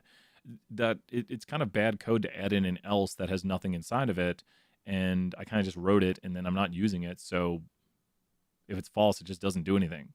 So if it's false, it's just gonna not remove the NAs. So if it's true, it removes the NAs. If it's false, it doesn't remove them because it just doesn't run the code. So excellent critique right there. And we can see this in action. There's the NAs. Since NA remove equals true, it removes it. And then let's go here and let's put NA remove equals false. Since NA remove is false, we run this and the NA is still there. Does this make sense how I'm slowly going through it step by step, making sure that we code what is needed? What this right here is the actual part of our function. What I've coded right here is the first part of our function. All of this up here is not our function. This will be controlled by the inputs up here. So everything right here are just the inputs that'll go in right here. So that's not the function. That's what we will input, then our function will run. Here's the first action my function takes. It evaluates what NA remove is, and if NA remove is equal to true, which just NA remove right here is literally just the object NA remove. So if NA remove is true or false, it'll take an action based on that. Is that making sense, Jordan and Caroline? Is that making sense how to do this right here? I might do a little bit more of this. I don't want to do the whole thing, but a little bit more. The function should find the difference between the nth largest value and the nth smallest value, then divide this difference by the median of x and return that value. Okay, so it shouldn't, this is where it gets complicated. Again, the function should find the difference between the nth largest and the value of x and the nth smallest. So if we were to enter in 1, it would take the largest and it would take the smallest value. Then divide this difference by the median and return this value. If it defaults to false, will we just put NA remove? So you have to do, so it defaults to false. So you have to put, you have to put this right here. And so technically, and so when we don't have to put anything, when we run this function, when we run Spanage, which, yeah, lets me evaluate. This won't work right now. When you run Spanage, you only have to put in, is it going to show me yet? Not going to show me yet. There it goes. You don't have to put in na.remove equals anything. So you could put in your vector x, your elements that you're removing, and then this doesn't have anything inside of it, but I don't need to put like a true right here because it automatically evaluates to false. So this only has 2 required inputs. And that's a great question right here. If I give you a function like this on the test, and I said, how many required inputs are there for this function? And that would just be a numeric entry. So how many required inputs are for this function? There are only 2 required inputs. Someone must input x and n, but NA remove can be true or false, but it has a default. Does that make sense, Jordan? Does that help answer? So, and that maybe you're asking about the if though. If it defaults to false, will we just put NA remove in the function, the if function? Well, it's just gonna, I think hopefully this answers, because I think, so it's gonna be false by default here, so it won't remove the NAs if someone does not put in true. If someone puts true for NA remove, it will remove the NAs. By default, it will not remove NAs because someone might not want their NAs removed. But you need NA remove. Does that make sense? Hopefully it does. So by default, it will not remove NAs. And continuing on. Yeah, no, don't worry. There's coding is complicated. No, don't worry. This is like Jordan, you're doing a great job. It's very complicated. This is the tough part though. I've done this question a lot of times, and I always want to do it better each time. I want to like we want to find the largest and the smallest elements. Head and tail might be the best way, because we want to go to what must we do to figure out the first thing we need to do to figure out the largest and smallest things in a vector are we need to do what? The first things we need to do to figure out if you were to think about, let's find the oldest and youngest people in the class. What's the first thing you would do to the people in the class? If you're like, let's find the oldest and youngest people. The first thing you would do is this to the people in the class. Like the first thing we should do is what the people in the class. Sort. Knitting 20 points right there. Great job. We want to sort them. Like sort them right away. We're trying to find the max and the min. We're going to sort them. And so we're going to sort X right here. First thing we're doing is we're sorting X. X has now been sorted. And so probably the easiest way right here is once we've sorted X, we can call this like small number. And let's go to the tail of X. And let's go here to 1. That's the smallest number. And this is the largest number.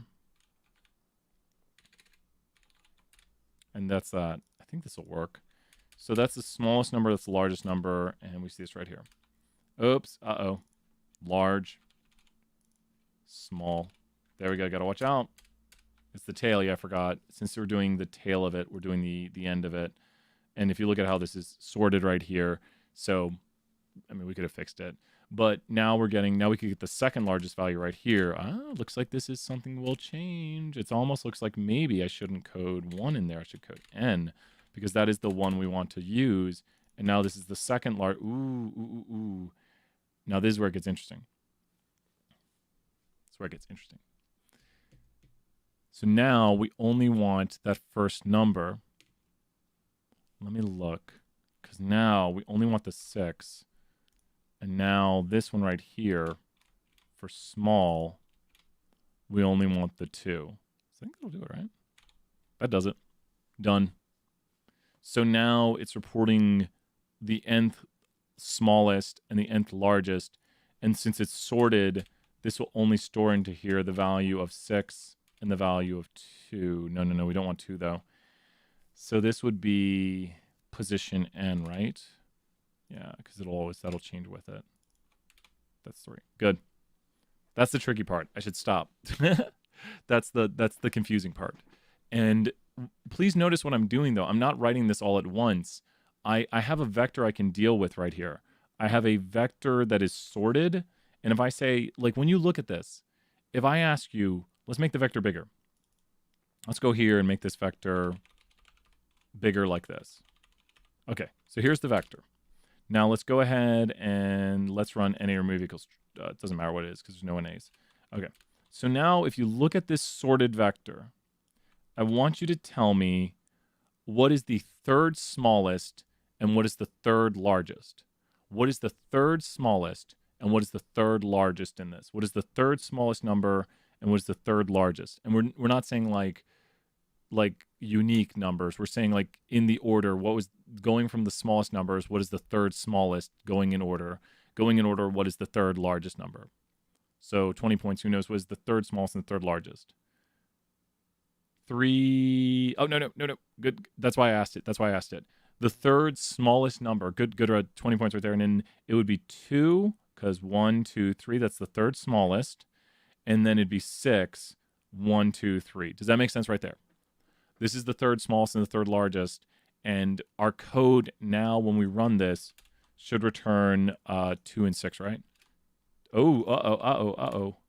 Oh my gosh, what have I done? See, look, good thing I'm looking at this. Did I not rerun it? Head. Oh, you know what? I didn't change this. I think my code's right. 6, 2. And then you look right here because this returns the tail, and then I return the first element of the tail, and then this returns this, and I return the nth element of this. It returns n elements of the head of it, and that's the start of the vector, which is sorted from smallest to largest. and then I return the third element. So it returns 3 things and then returns the third element. Does that make sense why I'm doing this right here? Well, I'm going to the head. I've sorted my vector. I'm returning the first 3 elements, which are the smallest ones, and then I'm asking for the third element. So it always goes to, like, if this were to change to 4, it would return 4 elements and return the 4th element. This one right here, why are we returning the first? Because of the way it's sorted. Because now it returns n elements, and it only returns the first one when we do it, because that's the third largest.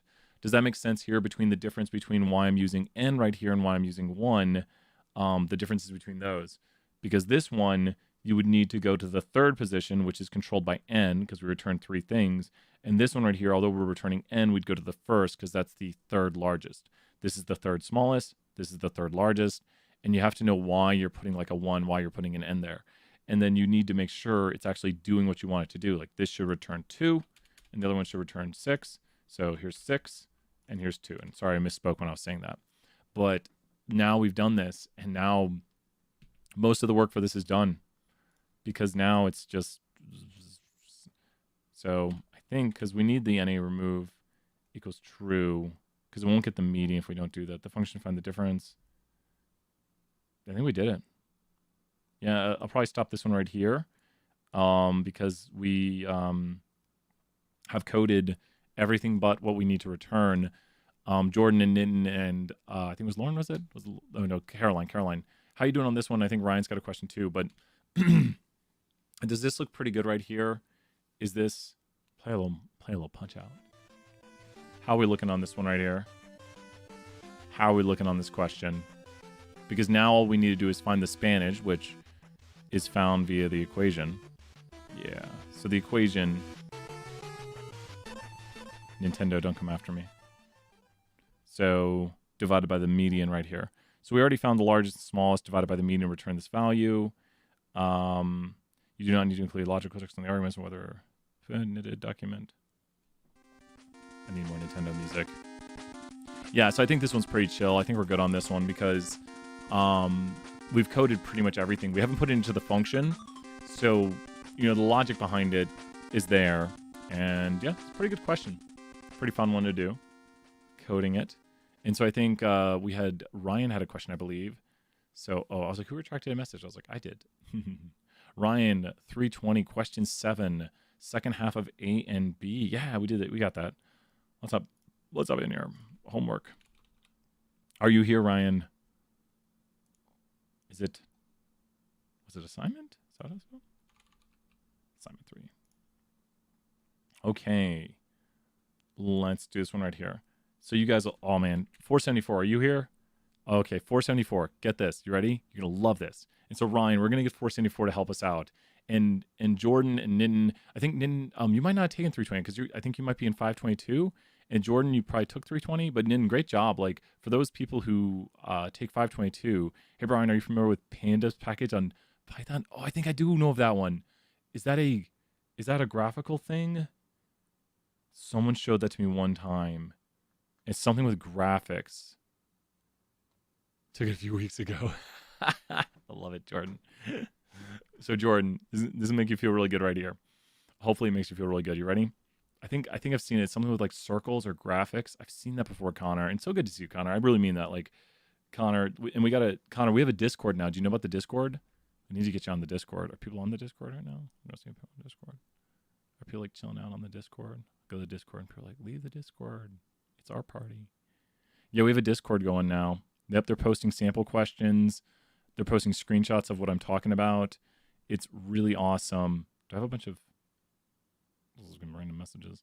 Do people message me on Discord with questions? Oh, no, that's... Oh, shoot. I should... I need to learn how to use Discord better. I love Discord. No 320, yep. And you're doing great. Great job. Like, for those following along... Yesterday. Okay, that was a yesterday question. Oh, I should have saw that. Maybe I should set my alerts on Discord. No, Connor, I want you here, man. Connor, I want you here. I want you to, like, Connor, what does in if else, Connor, I mean, it's so good to see you. Like, I don't say that like sarcastically. I really mean it. Like, 522 is the master's level of the course. So 522 is the master's version of the course.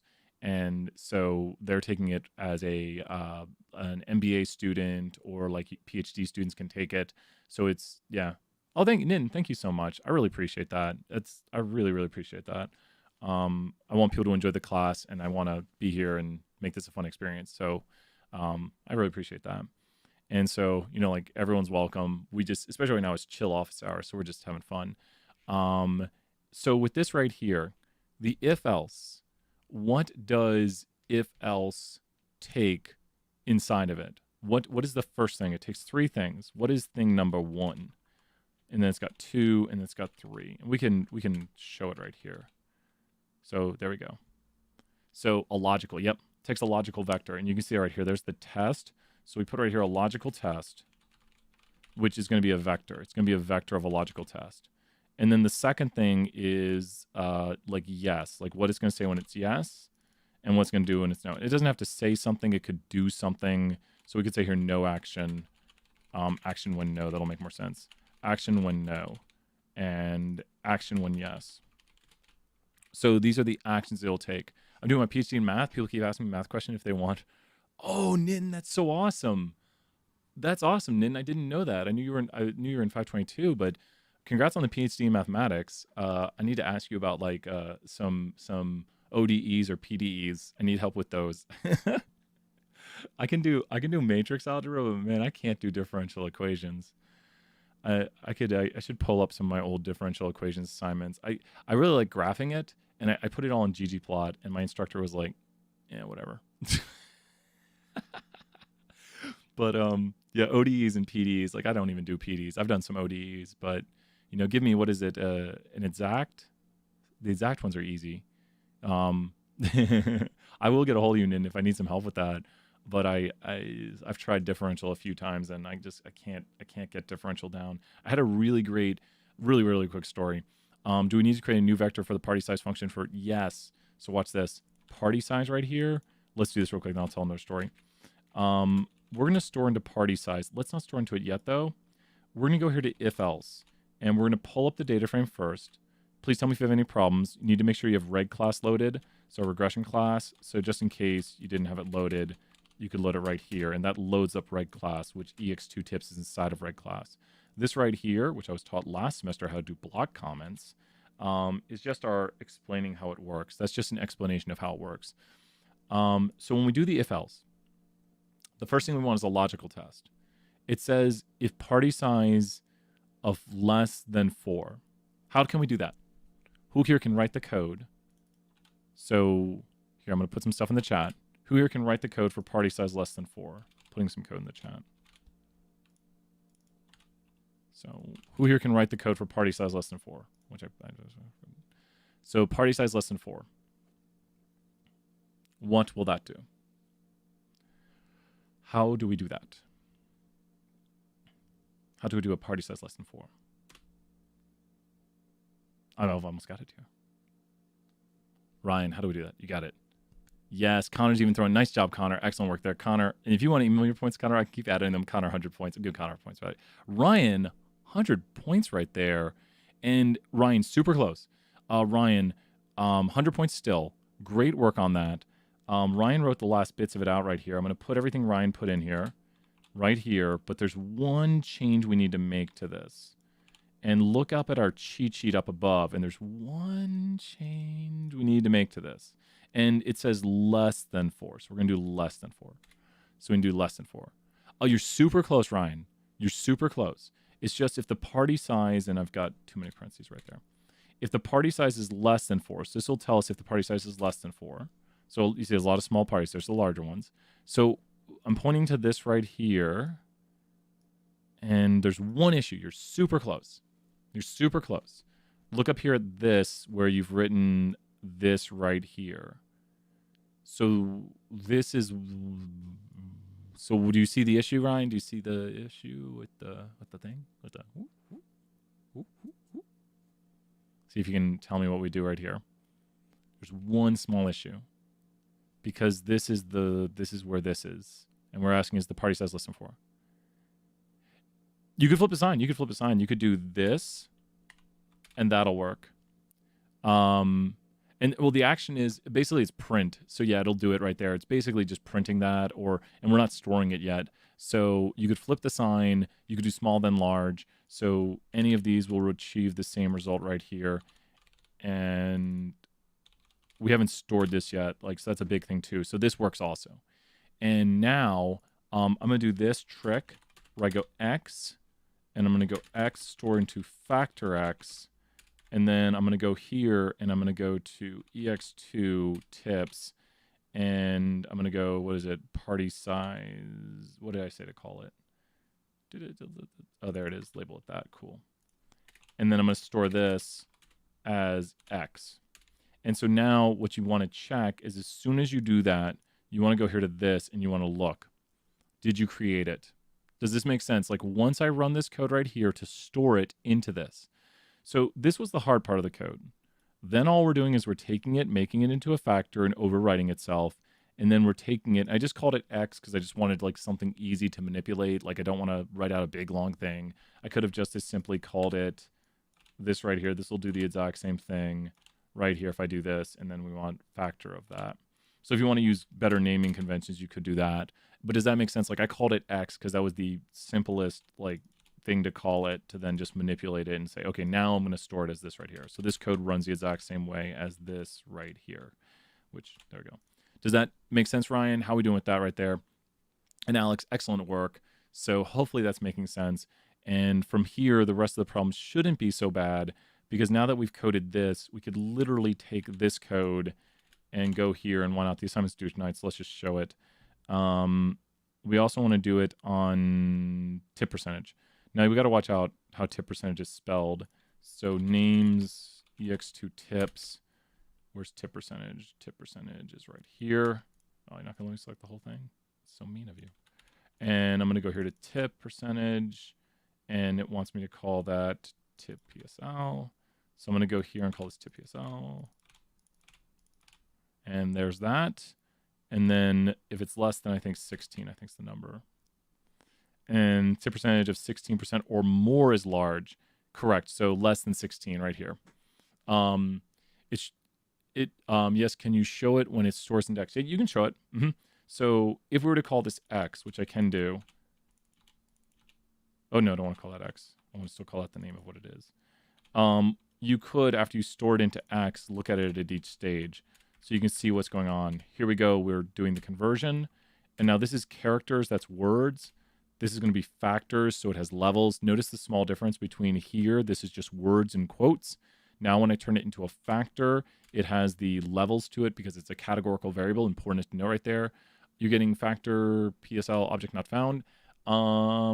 Do you have, let me change it back to this.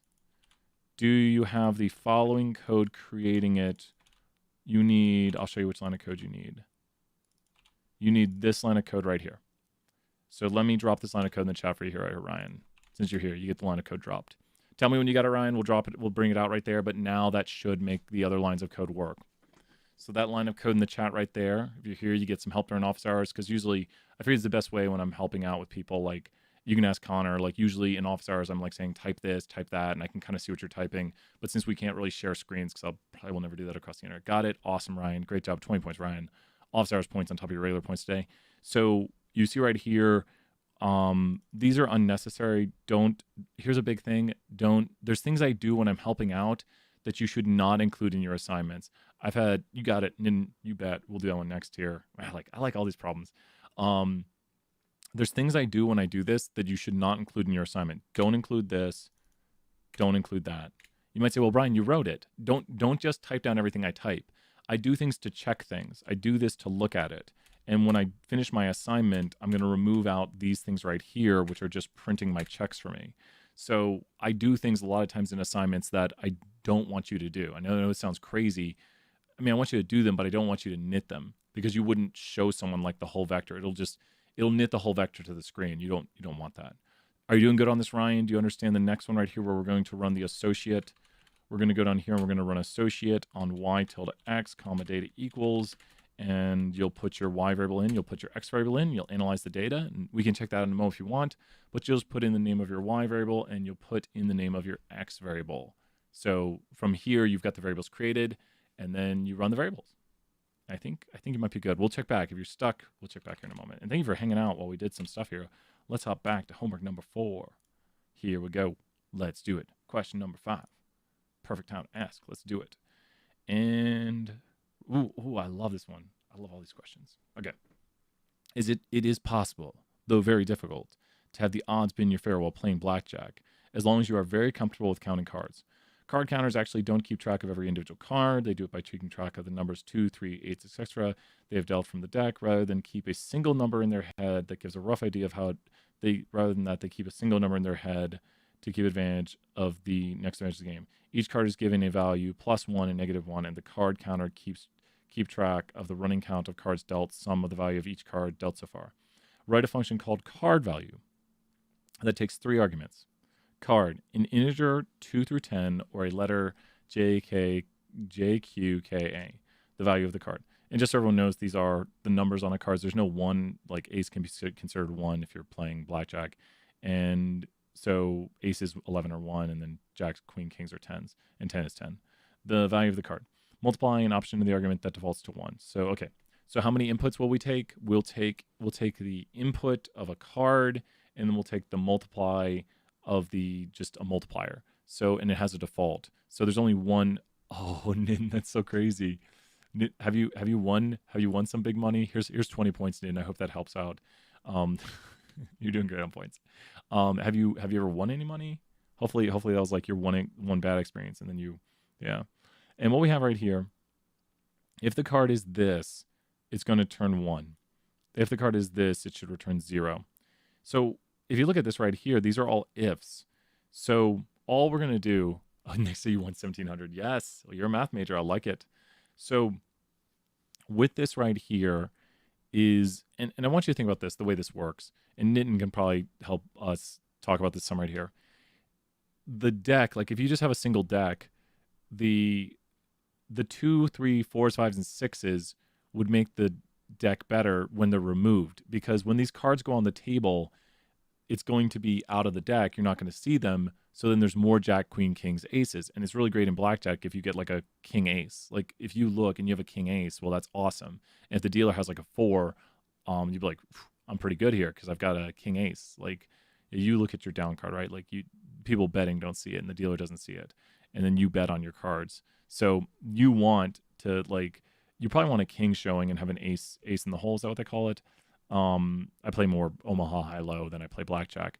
So you want the dealer to be showing like a 5 or a 4. Like that's like if they're showing like a 2, it's like, oh, it's bad. Probably the worst thing to show is a 2, because then you got a long way to go. Or maybe a 7 or 8, because that might lead to like a 17 or 18. Because then what's the worst thing for the dealer to be showing? Like what's the best thing to bet on when a dealer has showing? Like an 8? Because then if you get 20, they're gonna have a long way to go. It'd be really interesting to see the probability of winning based on what the dealer is showing. I bet, is there any strategy on that? Like if the dealer is showing this, then you're more likely to win. Small cards, yeah. See, I figured it'd be like 2 or 3, but then I was wondering if it'd be like 8. I don't know. So many rules of blackjack. Like I think dealer has to bet on like 17 or up to 16. Like the dealer bets up to 16 and the dealer wins ties. So the dealer works off a very simple algorithm of the dealer doesn't take into account whether the deck is hot or cold. The dealer just works off of, I think they bet as long as they have lower than 16. I think 16 or lower, they take another card. Dealer stops at 17. Yep. So 16 or lower, they take another card, and then dealer stops at 17. So if you have 17 and dealer has 17, you lose. Dealer wins ties. So that's how they win, because they've got the advantage of winning ties. So, and so if you were to play via the dealer's strategy, you would be, think about this. Law of large numbers states that if you play via the dealer's strategy, then you will just tie the dealer all the time. So, and when you play blackjack and the dealer goes last, so that's the problem too. We're not even taking that into account, that the dealer goes after you. So you could have 14 and the dealer could bust and the dealer could lose, because the dealer could have 12 and then get to 22 and bust and lose. But you wouldn't know that, because you could also lose your money. And if you lose and the dealer loses, then you lose. So the dealer's got a lot of advantages over you. So, it's mostly luck and gambling. Don't rely on it. Yeah, exactly. So don't. Yeah, it's and they used to have it that was only a certain amount of decks of cards till people realized, like, I bet a long time ago in Vegas it was like one deck of cards, and then people just figured out how to count cards. And as soon as they figure out how to count cards, dealers will, then it became like 5 decks of cards or 3 decks of cards. And as soon as people figured out how to do that, now they use like constant shufflers. I think between every round the deck is shuffled, so you can't tell if the deck's getting hot or cold now, because if they're using constant shufflers, so maybe you go to a smaller casino, but casinos also now they do at least 6 decks. Yeah, so if they're doing at least 6, it's very hard to tell, and it's going to stay more at a constant level, and that's to your disadvantage because you can't really say. And yeah, you can't count anymore. That's the thing. People are like, oh, you can count cards. Like, no, they figured out people were doing that because it worked. And then they could also just be like, oh, we don't want you at our casino. And they could just be like, you got to leave. And they're like, wait. And you're like, yeah, we're a private business. We can say like, you don't have to, we don't have to, you don't have to be here. So if a card is 2, 3, 4, 5, 6, the function should return 1. If the card is 7, 8, 9, the function should return 0. Cool. If the card is Jack, Queen, King, Ace, the function should return -1. Okay, cool. Those are the same thing. If multiply is past the argument, the function should instead return 1 time. Okay, got it. So these are all ifs. All these are ifs. These are just ifs. So I'm putting them all on the screen so I can see them. Let's call here, I could call these low. And there we go. Medium. People are going to code it the exact same way. The grade's going to be like, how do people think of this strategy? High 1. High 1 is just, sure, why not? And I could have joined them together, but it gave it to me in 2 groups. Jack, Queen, no, King, Ace. Okay, so we've made these right here, and we just want to go here and go to if card is contained in low. And, you know, we don't even need to nest these, I don't think. Because we can just see if card, we could put a card selection right here. And we could go card is 2. And if card is contained in low, then run -1. And what did I do wrong? Oh, I see it. This. Oh, my ifs are, I'm using, this was an early mistake I used to make. Wow, we're going back to the basics if I'm making that mistake. No, this should be +1 because it's getting better. And then we take this, and then we change to things. Work smarter, not harder. And we could call this like value or something. I mean, we'll eventually store this out to something, but this right here, does this make sense? And what I did right here is this is only going to run that one line of code, because you could do ifs and elses, but you know, it's just not going to do anything if it's not the card. So all it's going to do is evaluate the card and just assign a value. So I could put this out here and go value, and let's take that and go here. So, you know, this right here is just going to assign to value, and only one of those will run. So although you might be like, well, aren't you overwriting value? And it's like, no, value is, you can click any one of these and see what's in. Oh. If, and did that store to value? Uh-oh, so is this overwriting it? I thought it wouldn't. No. Else? So maybe we do need to nest it. Only one of them is true. See, I think it's storing nothing into value. So, oh, I know what to do. Gosh, let's do it this way. Let's grab this right here. Better way. So that's why you run your code. You think you got it, and then you don't, and you're like, I made a mistake. This'll fix it up right here, because now it'll only store into value. Because it was still attempting to store into value, but nothing was happening, so it was storing the nothing. It was storing the nothing because the code ran and did nothing. So now this should do it. That's why we check our code. And don't worry, you can click any of the values. Doesn't matter which one click. Does that make sense right there? And then that what the previous way I did it, it was trying to store into value what the if evaluated, and the if evaluated to nothing, so it was storing null in there, which is nothing. So I was creating a null object by evaluating the if and nothing occurring, but now the if will only run the code here, so I did it in the wrong order. And you have to think, why is this happening? And you constantly have to check it. You have to keep checking what your code does. Like, you've probably written code before, probably MATLAB. A lot of, maybe Python and MATLAB is what you've done. I think, I'm trying to remember if you've told me what you've worked in, but I would assume with math, probably MATLAB. I mean, it's almost a given. If you do math, you've done MATLAB.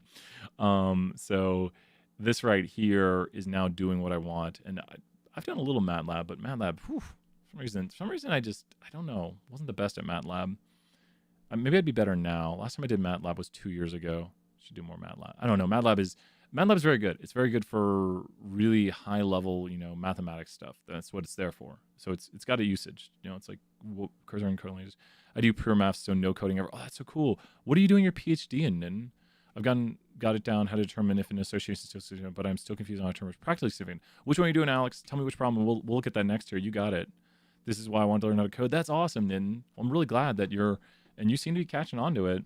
I mean, it's kind of just like math and logic. It's like, if this, do this, if this is contained in this, and it just evaluates topology. So that's like, oh, that's so cool. That's, so like, I'd have to see I don't know which mathematics. Here, we'll take a look. We'll come back to this right here. So real and complex analysis. Yeah, I've always wanted to take real analysis. I just think the name sounds so cool. Like real analysis. And it's like the analysis of real numbers and complex numbers. So complex analysis. And then and congratulations on being in a PhD program. And whenever you finish, send me something when you finish and be like, hey, Brian, I just got my PhD. And be like, yeah, Nin, that's awesome. Topology is part of the branch of geometry. That makes sense. Like, it's geometric figures in the topology plane. I'm going to say something. Analysis is fancy name for calculus. Oh, that's so cool. One of my teachers gave me a book, and it was all about how to do certain. What did they give me? It was like doing regression, but with. It was doing regression, but with like linear algebra, and there was a whole book on it. And I got to find that book. I have so many books. Let's throw in these variables, and then we'll hop back to the other question here. But mathematics and the stuff we've done, like, we're predicting what here? Run the association between tip. So we want to predict tips. That's what we want to predict. Okay. Linear. I love linear algebra. Linear algebra is my absolute favorite. The representation of data and the way it looks is so cool. Like, how we can like dimension reduction, eigenvalues and eigenvectors just fascinate me. Like the orthogonal planes, so cool. That's some of my PS party. What, did I not name it right? Oh, haha, there's a period. Really? And then we got graphics error, which we can fix. And don't worry, people will run into these types of errors, like the graphics error. It's just very common. You have the screen too small and it can't make the graphic. That's what the graphic error is. And then I still don't understand to this day the do try catch error. So one of the things I don't know. Someone will tell me one of these days what do try catch error means, and then I'll understand what do try catch error means. I think Dr. Peters told me one time, and I still didn't understand. So maybe I won't. Okay. So here's the output from this right here. And it asks us, finally comment on whether you believe there's practical significance. So Alex, are you there? Alex, we got you right here. So this is a great question right here. There's a very strong answer to this being practically significant or not. And how do we know whether or not this is practically significant? Okay, what is the first step in looking at practical significance? It's a little counterintuitive, but what is the first step in looking at practical significance? What is the very first step in looking at practical significance? The first thing we do when we look at practical significance is what? The very first thing when we do look at practical significance is what? To figure out if something is practically significant, close, another value, very close. Another value, we won't look at correlation, which we're talking about correlation today. And this is a mosaic plot, so it's two categorical variables. So this is the relationship between two categorical variables. First thing we want to do, and I'll give you a hint here, Alex, for 20 points. You already got 20 points. Another 20 coming your way if you get this. You'll get it. We want to look at if it happened by random chance before we look at practical significance. Did it happen by random chance? Let's first look at the what. So before we look at practical significance, we need to first establish whether or not it happened by random chance. Let's first look at the, and so you should get it right there. Tell me if you don't get it. We'll help you out. Close. Something from the permutations. The permutations are what lead us to figuring out the what. So here's the permutations, and then here's our result, and here's the probability of results as extreme or more extreme than our results. Boom, Alex. That's worth 100 points. Thank you, Alex, and I really appreciate it. So it's the p-value, and the p-value is statistical significance. So we look at this right here, and we say this is not statistically significant. Does that make sense? I identify first that this is not statistically significant, so it can't be practically. If it's not statistically significant, instantaneous, not practical. Because anything that is not statistically significant could just be by random chance. So it's like, okay, that's not statistically significant. It can't be practically significant. So the answer to this one is a harsh no. With this right here, down here at the bottom, finally comment on whether you believe it's practically significant. It can't be. It's not because the p-value, remember to include a response giving your interpretation of the p-value. The p-value is the probability of us seeing these differences, a discrepancy. Just, wait, how is it not statistically? Is the p-value, so it's not statistically significant because the p-value is greater than 0.05. So remember, when the p-value is low, reject the null. When the p-value is high, just let it fly. So the p-value here is not low, so we don't think that there's an association. So yep, you got it, Alex, great job. So the p-value here is not low, so we don't think, so it's not statistically significant. Statistically significant is less than 0.05. Not statistically significant is 0.05 or greater. So this is not statistically significant. It can't be practically significant. Our results look likely by random chance. Our results, and this is the interpretation of the p-value, our observed result or a result more extreme than it would occur 24% of the time due to random chance. When I say this, Alex, does it make sense with the permutation thing right here? Like these are all random chance permutations. Here's our result. So our result or a result more extreme than our result would occur 24% of the time due to random chance. Does that make sense? Like the differences we see up here, which is this red line, it's like, I know it's like right underneath it, but it's just coincidence. But the differences we see, the discrepancies we see between these groups is right here. And a discrepancy as large or larger would occur 24% of the time due to random chance. What in that graphic in 7b, I got different numbers. Yes. You probably got, and that's all right. Don't worry about that. Watch this. You probably got, and here's what you should do. I should do this. Seed equals 2020. Best year ever. Sarcasm. So now every time I run this, I'll get the same numbers because the seed controls the randomness. So the seed controls the randomness. If you change the seed, you change the randomness. If you run it with the same seed, which I'm doing right now, I get the same p-value. So if you want to make sure for your assignment you quote the same number, put the seed, it says seed right here equals. We'll extend the screen so you can see what the whole code says.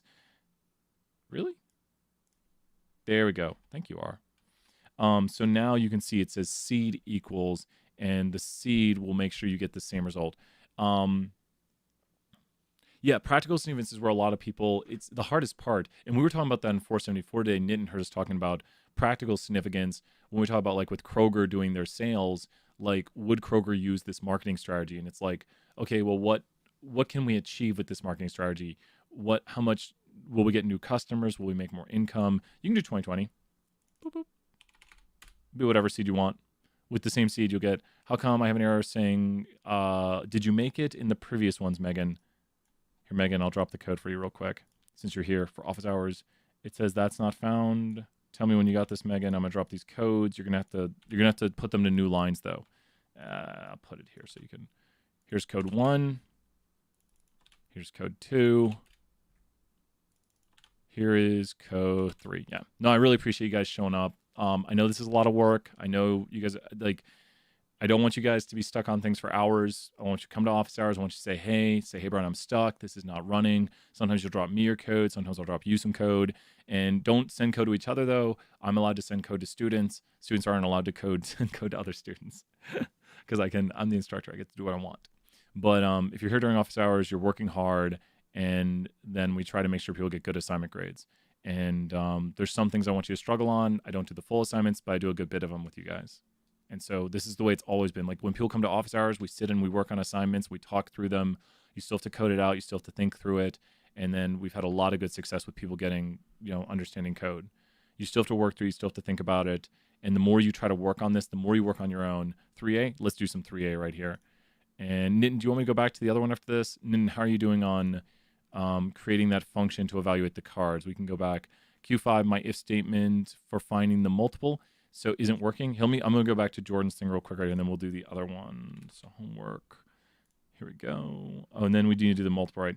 If multiple is passed in an argument, the function should instead return 1 times the multiple. Okay, so we've got our here multiple. Multiple is an argument that defaults to 1. So we're going to go here. We're going to go multiple. And it's going to default to 1. And what we could do is go here. This should do it right here, Jordan. That should do it right there. And that should store the value of the card. And then since the card is equal to 2 right now, I might finish this part off. Since the card is equal to 2, the value at the end of this is going to equal to 1. The deck got a little bit better.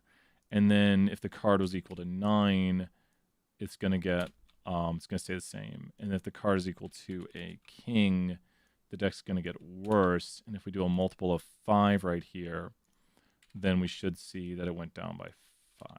There we go. Yeah, Jordan, if you want to post it, you can post it. But does this help maybe right here with what you're seeing on this? So, yeah. No, just put it right into here. Yeah, I figured it was, yeah, you got it. On 2D of the assignment 3, how am I supposed to determine evidence of association? Yeah, we go back to there. If multiple not equal, oh, yeah, you could. But then, think about this. If it's equal to 1, you can just times it by 1. It'll be the same thing. So no, that does work. So you could, here, let me code that real quick. Then we'll do Alex's. Oh no, Jordan, post. Wait, I can post. I can write it. So we should be able to, you could code it that way, which someone might like it that way. It's just a preference. If multiple not equal to 1, then store into value times multiple. But since it's already 1, it's a moot point because it'll, we could just do it at the end of it. So you could just, yeah, there's another way. And where am I? Oh my gosh, you gotta be kidding me. I'm doing the same error like 10 times today. I know it. Dr. Peachy's gonna not, wait. That's a code rerun. Oops, I'm hitting buttons. Is that right? What's he mad about? Okay, good. Don't be mad, R. So, no, you're fine, Jordan.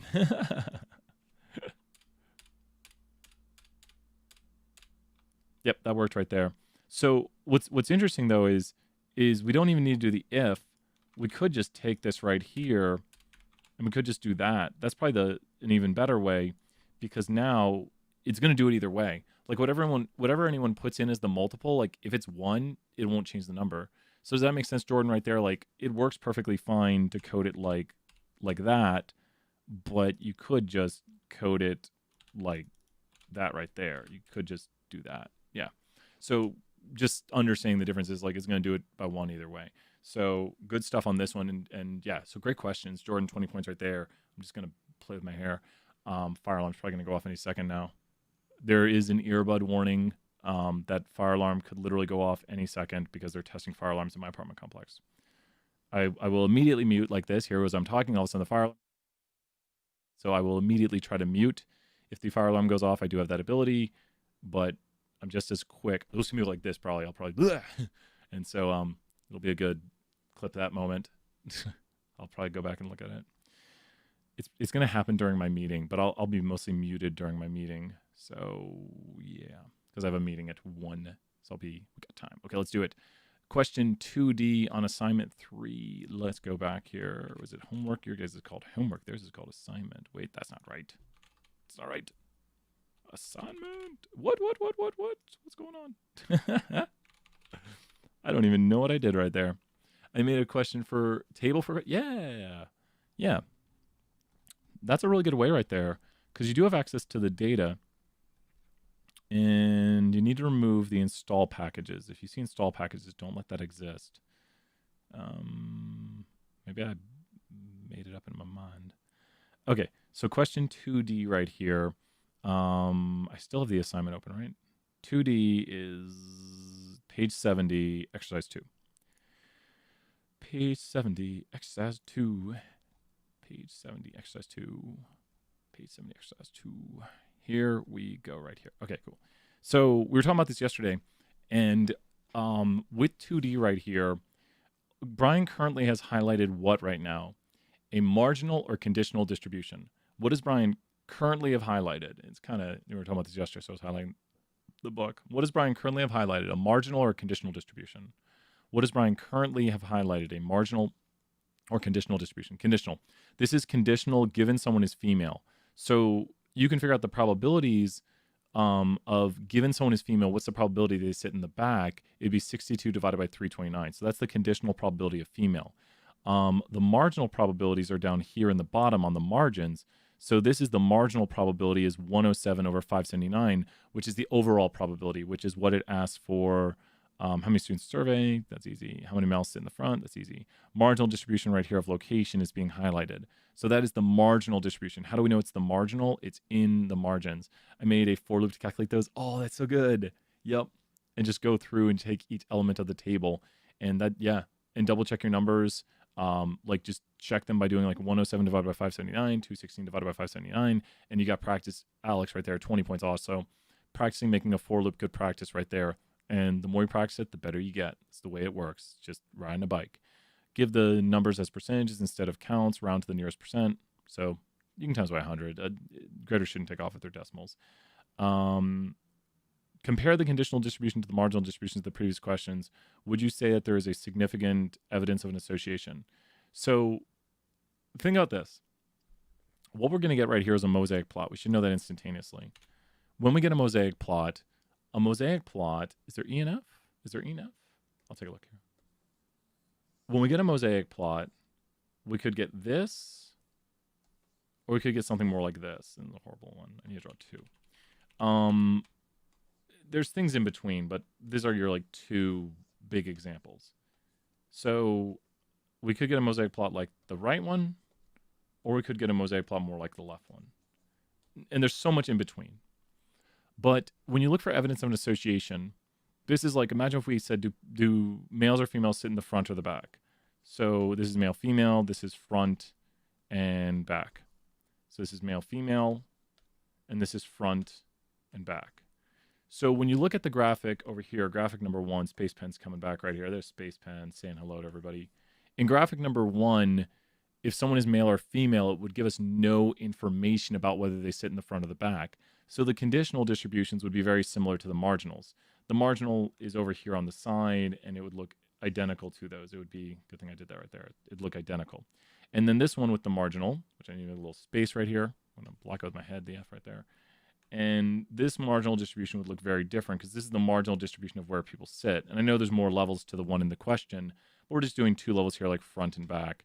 And if you notice, the marginal distribution of where people sit is very different from the conditional distribution of where males sit and the conditional distribution of where females sit. Over here, the marginal distribution of where people sit is identical. So there's no association in graphic 1, and in graphic 2, there's a very strong association. So how could we do this? We could compare the differences between the marginal distribution for all students compared to the conditional distribution for one group. So you'd compare, like what % of females sit in the front compared to what % of all students sit in the front. Does that make sense to Alex and Ryan, everyone asking about that? So we do a comparison, like compared to all students, this % of females sit in the front. Like conditionally, given someone is female, they have this probability to sit in the front.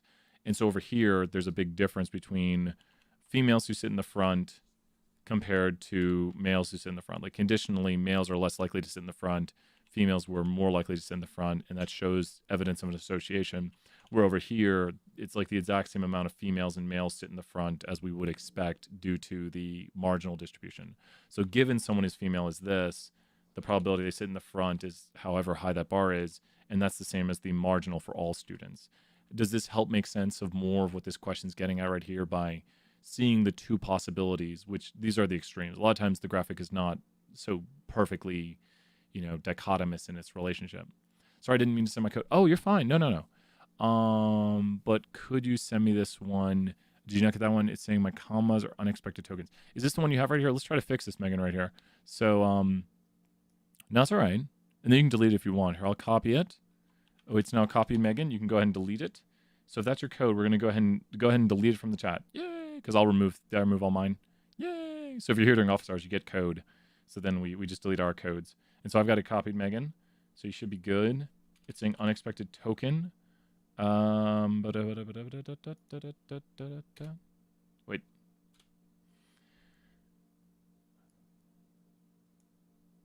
Okay, where? Yeah, these commas are, it's getting mad. Up. I see it right here. It's this right here. Also, is there a way to replace the ones with back, front, middle varies? Here's my code. Oh, whoa. Never seen this. Paste bin. Whoa. Oh, yeah, I've seen this before. I have seen this. Wow. Okay, let me grab this code. Thank you. Cool. Man, Alex, you got some cool stuff going on there. 20 points Alex and 20 points Megan. So Megan, the one issue, it was that. It was that. And notice if you hover over this, it shows where it closes. So that was the one issue. It's mad about the graphic. Yeah, it's fine. Yay, that was it, Megan. It was the one thing. Did you see it? And thank you, Alex, for moving another 20 points, Alex. Crazy office hours points today. It was that one thing, and now we go here, and this is creating it. Does that make sense, Megan? Your code closed right there. And if you notice how we're hovering over this, do you see this right here? It's showing that it closed right there. So you had one extra parentheses. It was just this one little thing right here. That little thing caused it to break. Just that little tiny thing. So we're going to do Alex's thing right here. Great job, everybody. Let's see right here. So since they're similar across the board, there is an association. There is not. There isn't. Yes, Alex. So I saw the isn't and I didn't read it. I can't read. So, yep. Good job, Megan. Good job, Alex. Excellent. Great. I'm so glad you guys are here working hard. You guys got this. You created a matrix. Oh, wow, Alex. Great job. Matrix are like my Achilles heel when it comes to making things. Column names, row names, and then you turned it to a data frame. That is awesome. That is probably one of the best ways to make this. Amazing job. And then you did for I in location. And then you went here, I in location. And then you went and you got the levels. So you're going to go through, so in location. Location has, because you're doing it for each element. Let me look at location. So will that go, I've never really done it on a matrix this way. Well, I'm guessing it works. And you printed the sum. So you printed the sum right here. So it's going through 183740. It's going through the 4 spots of it. Oh, and it's getting the percentages. It's getting the percentages. That's what it's doing. So, and then the first time it runs, here, I'm going to take this out of the for loop right here real quick. I'm going to just take a look at it. So I'm going to run it outside the for loop just so I can see, because I think it's doing each column, isn't it? It's doing each column if I'm correct. And then, but can we save at any point without messing? Yeah. Hit Control or Command S and watch this. Save. You got it. You can save at any point. Sometimes I'll create backup files if I've like made things all crazy. So I'm going to save into here 1, and I'm going to view what's going on right here. So let me save I into 1. I'm viewing this. Levels is null? What? Sum. In location. Oh, what am I doing? My brain is breaking. Oh, location needs to be. Is that not location right now? Some location. Sum of I'm missing parentheses. Okay, that's the sum of the whole data frame. There we go. Round, and you go into position right here. So, you round to 2 decimals. Rounding 2 decimals times by 100. So you're concatenating the level. So wait, we didn't get 2 things when we printed this off. Let me look at the loop again right here. What did I do? I broke it. Oh, wait a minute. Oh, because that's the last element. And I'll look at what you wanted it to do, but oh, and it's concatenating, but it's not concatenating this. Levels I.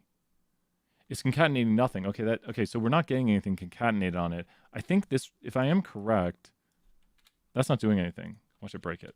Yeah, it's not doing anything. Okay, that's why I was confused. So that wasn't doing anything. Does that make sense there, Alex? All right. 1 second. Be right back.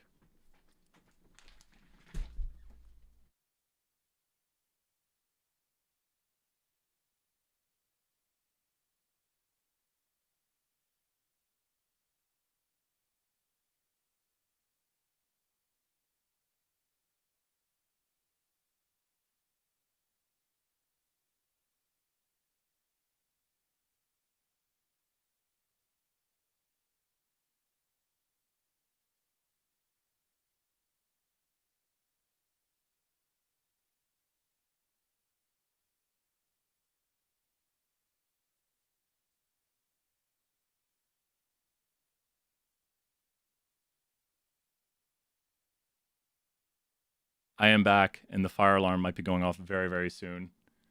Who all is here? You went back, front, middle, varies, though. So did we go over 6A? I think we did 6A maybe yesterday, and I've got a meeting in 25. Sorry, I'm still vanished.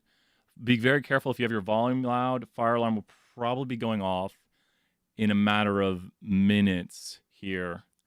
And so they're being very nice because I said, don't come in. COVID. I don't have it, but I don't want, random people, especially if they're going into multiple places. I don't want them, you know.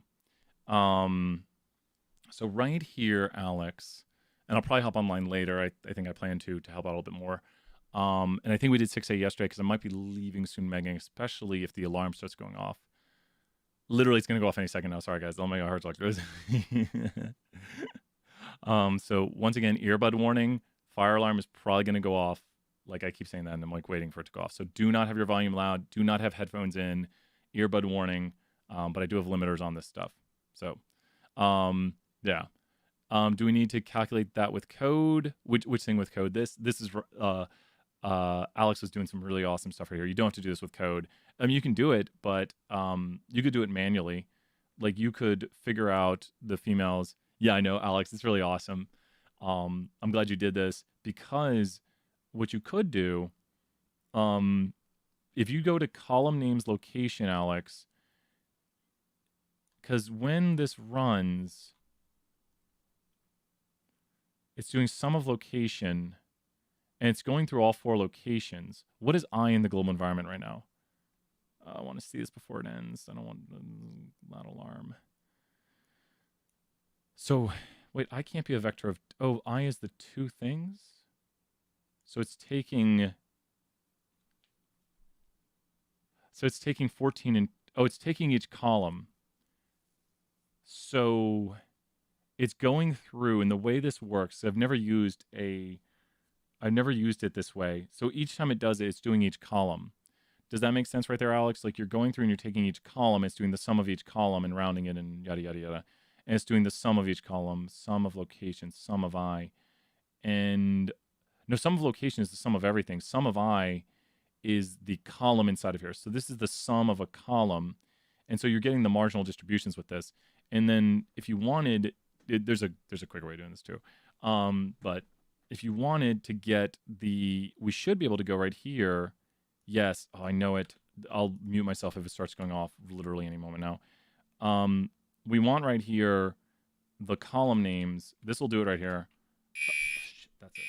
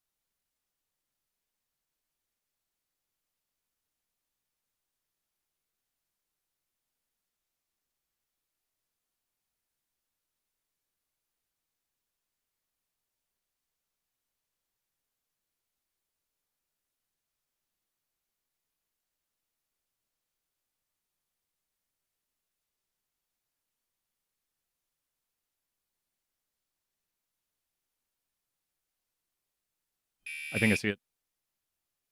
I think I see it.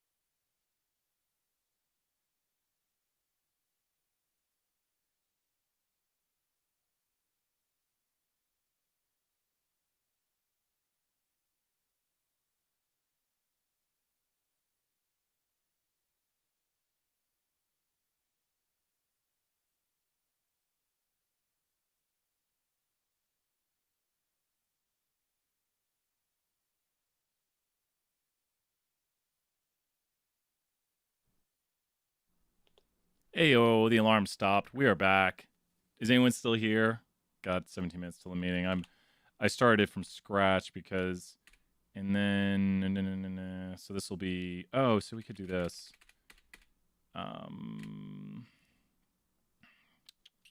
This is the so call names of location position I. So that should do it right there. I think that'll do it. I think that's got it. There we go. Like I said, I would like do it a completely different way. I've never done the. So let me draw. Are you still here? Yeah, Alex. Yeah, I was like my brain was just like not working on. You did a really cool way, and I'd never seen it done that way. So this is the way I'd do it. Let me drop in the chat for you. Thanks for hanging around. We don't need this right here. This is me just checking it. So there we go right here. Amazing work, Alex. 100 points for hanging out. So Alex, and I think, have you been the one adding all the bonus questions and stuff? Thank you so much for that. I think you are, like, potential questions. You've been rocking it out in that. So thank you, Alex. I think potential questions. I think you've been posting a lot. Yeah, that is you. Thank you so much, Alex. I noticed that you posted a bunch of potential questions, and I really appreciate that. And I want more and more people to do that. You're welcome, Jordan, and thank you, Alex, for like saying how can we do this in a for loop. And if you notice, names of location I, it's just getting the names of the location matrix and it's storing it in there and overwriting. So is I currently equal to 1? Oh, because I overwrote it. I overwrote I at the end of it. When the for loop runs, I should equal to 4. So that's why I was like, wait a minute, why is it saying back? It should say varies right now because I is equal to 4. When the for loop runs, it finishes after goes through 1 through the number of columns. So that did it. And thank you, fire alarm people, for. I was like, don't come in. And I was just waiting to hear them like bust in through the door, be like, where did you check the fire alarm? I'm like, no one's been in my apartment ever. I take this stuff way too seriously. But excellent work on that. We'll probably hop back online later. Can't tell. I wanted to make the for loop work. And I like the organic questions like, and Alex, great job. Is there a way to print? Print how? Like print the answer as it goes through? In the for loop? What you would want to do is you'd want to go to cat. So if you wanted to show the answer each time that this was doing this, you could cat this, and cat will print it to the screen. So it sounds weird that you'd use cat instead of print, but I would put this inside of a cat right here, and then the for loop, when it runs, will actually print that to the screen. Cat displays the message, so it did store it, and it catted it to the screen. It looks all crazy, though. We need to add in a... Maybe we could just print it. That might work better. We'll see. Yeah, look at that. So it prints it every time. And this is where you want to do things like cat paste. And this should look better now. \n. This should look better. And this is just the different ways to print stuff. And did it? I broke it. If you have this error, please hit escape. Oh, yeah. Yes. Here, wait, I'll put it outside the door. Let me do that. Sorry, quick things going on. 2 seconds. I'll finish up the stream right here and just giving away the weighted vest. Let me go find it. Let me put it outside the door. Just a second here. We'll finish this up. Oh, it's 1 parentheses.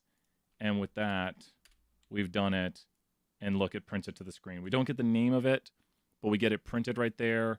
That's got it. I'll see everyone later. Let me hop offline right here and get everything ready and give it away right here. Good stuff. See everybody.